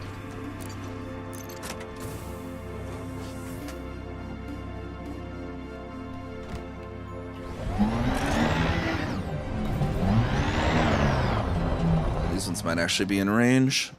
Some of them, maybe not. Yeah, maybe not. Minimum distance reached. Those ones down there are in range, though, or out of range actually.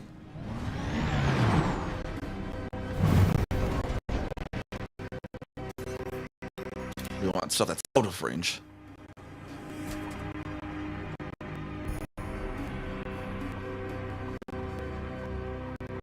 So that's out.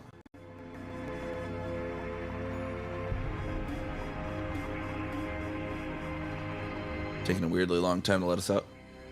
My video encoding's having a time. What's it doing?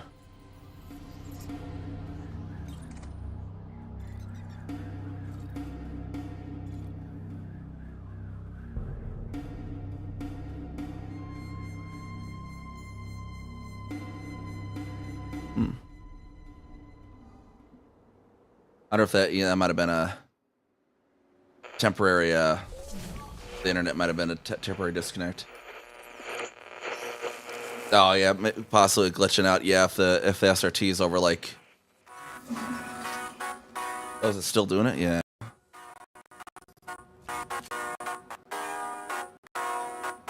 Sample collection complete.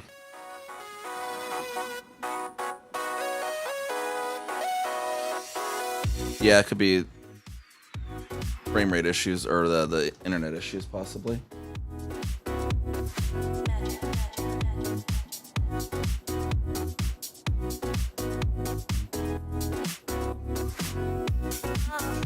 It's not correcting fully. Let's see what's going on here.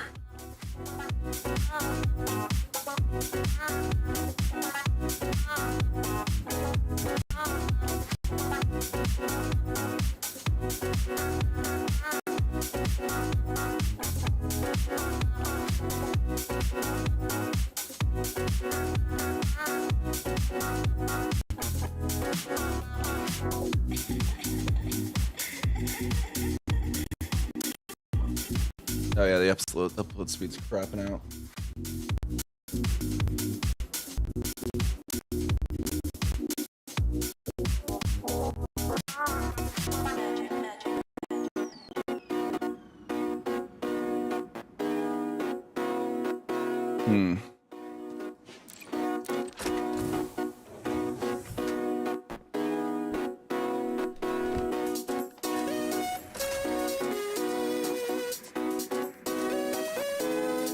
I don't think SRT is necessarily good if it's gonna do that when that happens. Alright, let's get back over to the ship here real quick.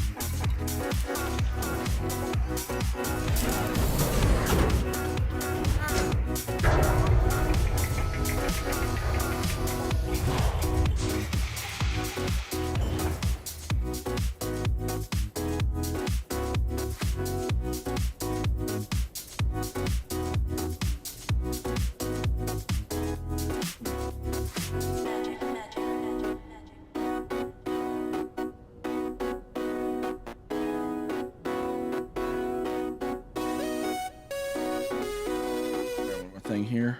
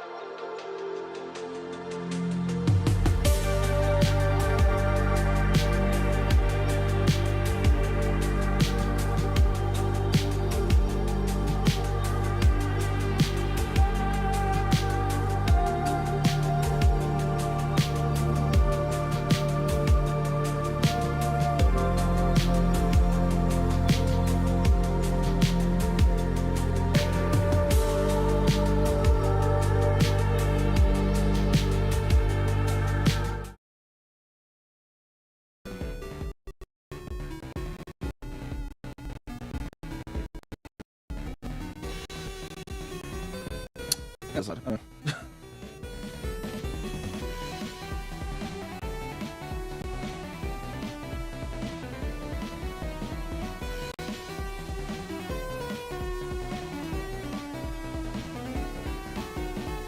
And it's still okay.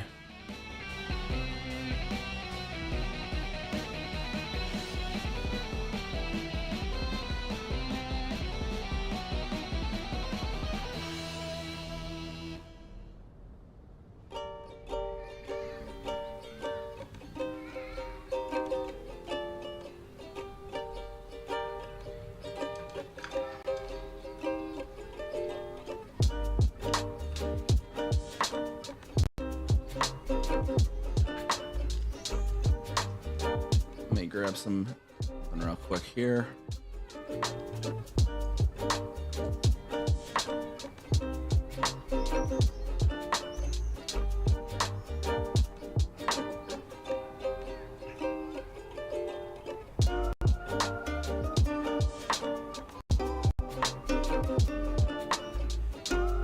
Switch it over to the RTMP.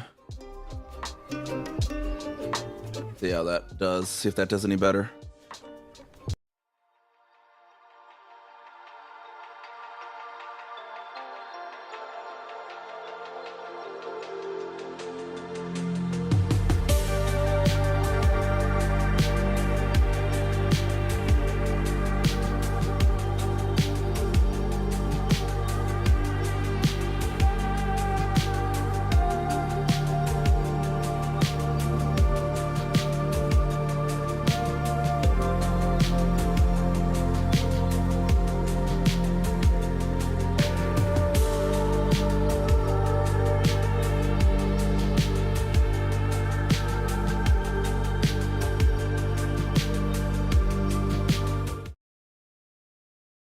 TMP at least doesn't freak out when there's the drops, maybe?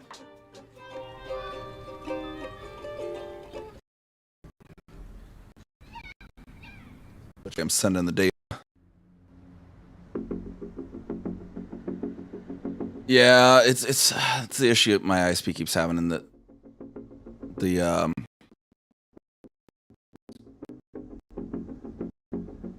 my ISP's been unreliable as heck. Apparently, the SRT is apparently when it has an error correction, it does that, and then it kept doing it basically.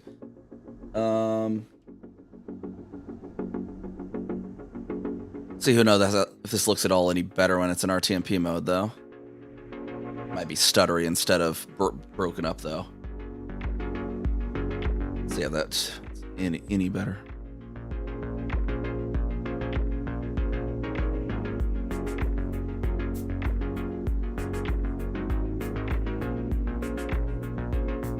Anyways, yeah, we got a heck of a view here, all that good stuff.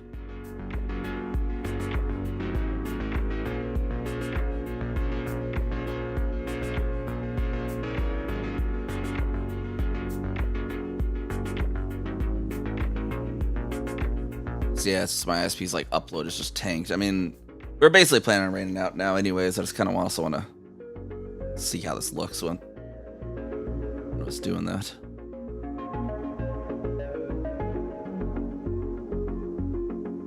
Just to give it a little test, basically.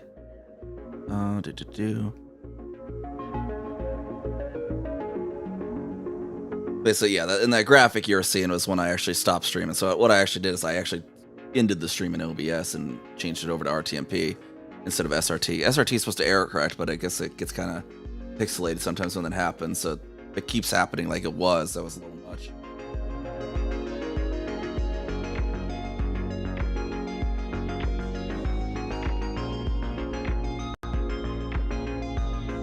Anyways, let's use it then.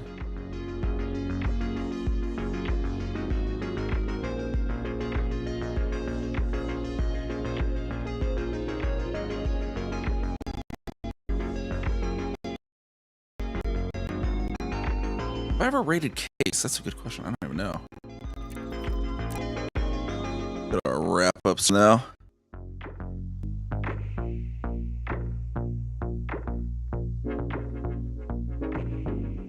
See if we can get this raid out then.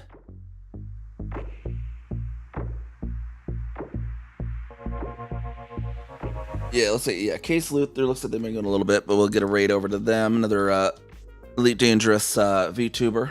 Oops, spelled that wrong. Have a lovely rest of your time zone. But yeah, thank you everyone for coming on by, lurking, following, all that good stuff. Whichever it was, always appreciated. Let's see. Anyway, we'll go give some of our love over there to Case. Message there. And yeah, we'll see y'all around next time. We'll do some Baldur's Gate 3 on Tuesday, and see y'all again next time. Bye-bye.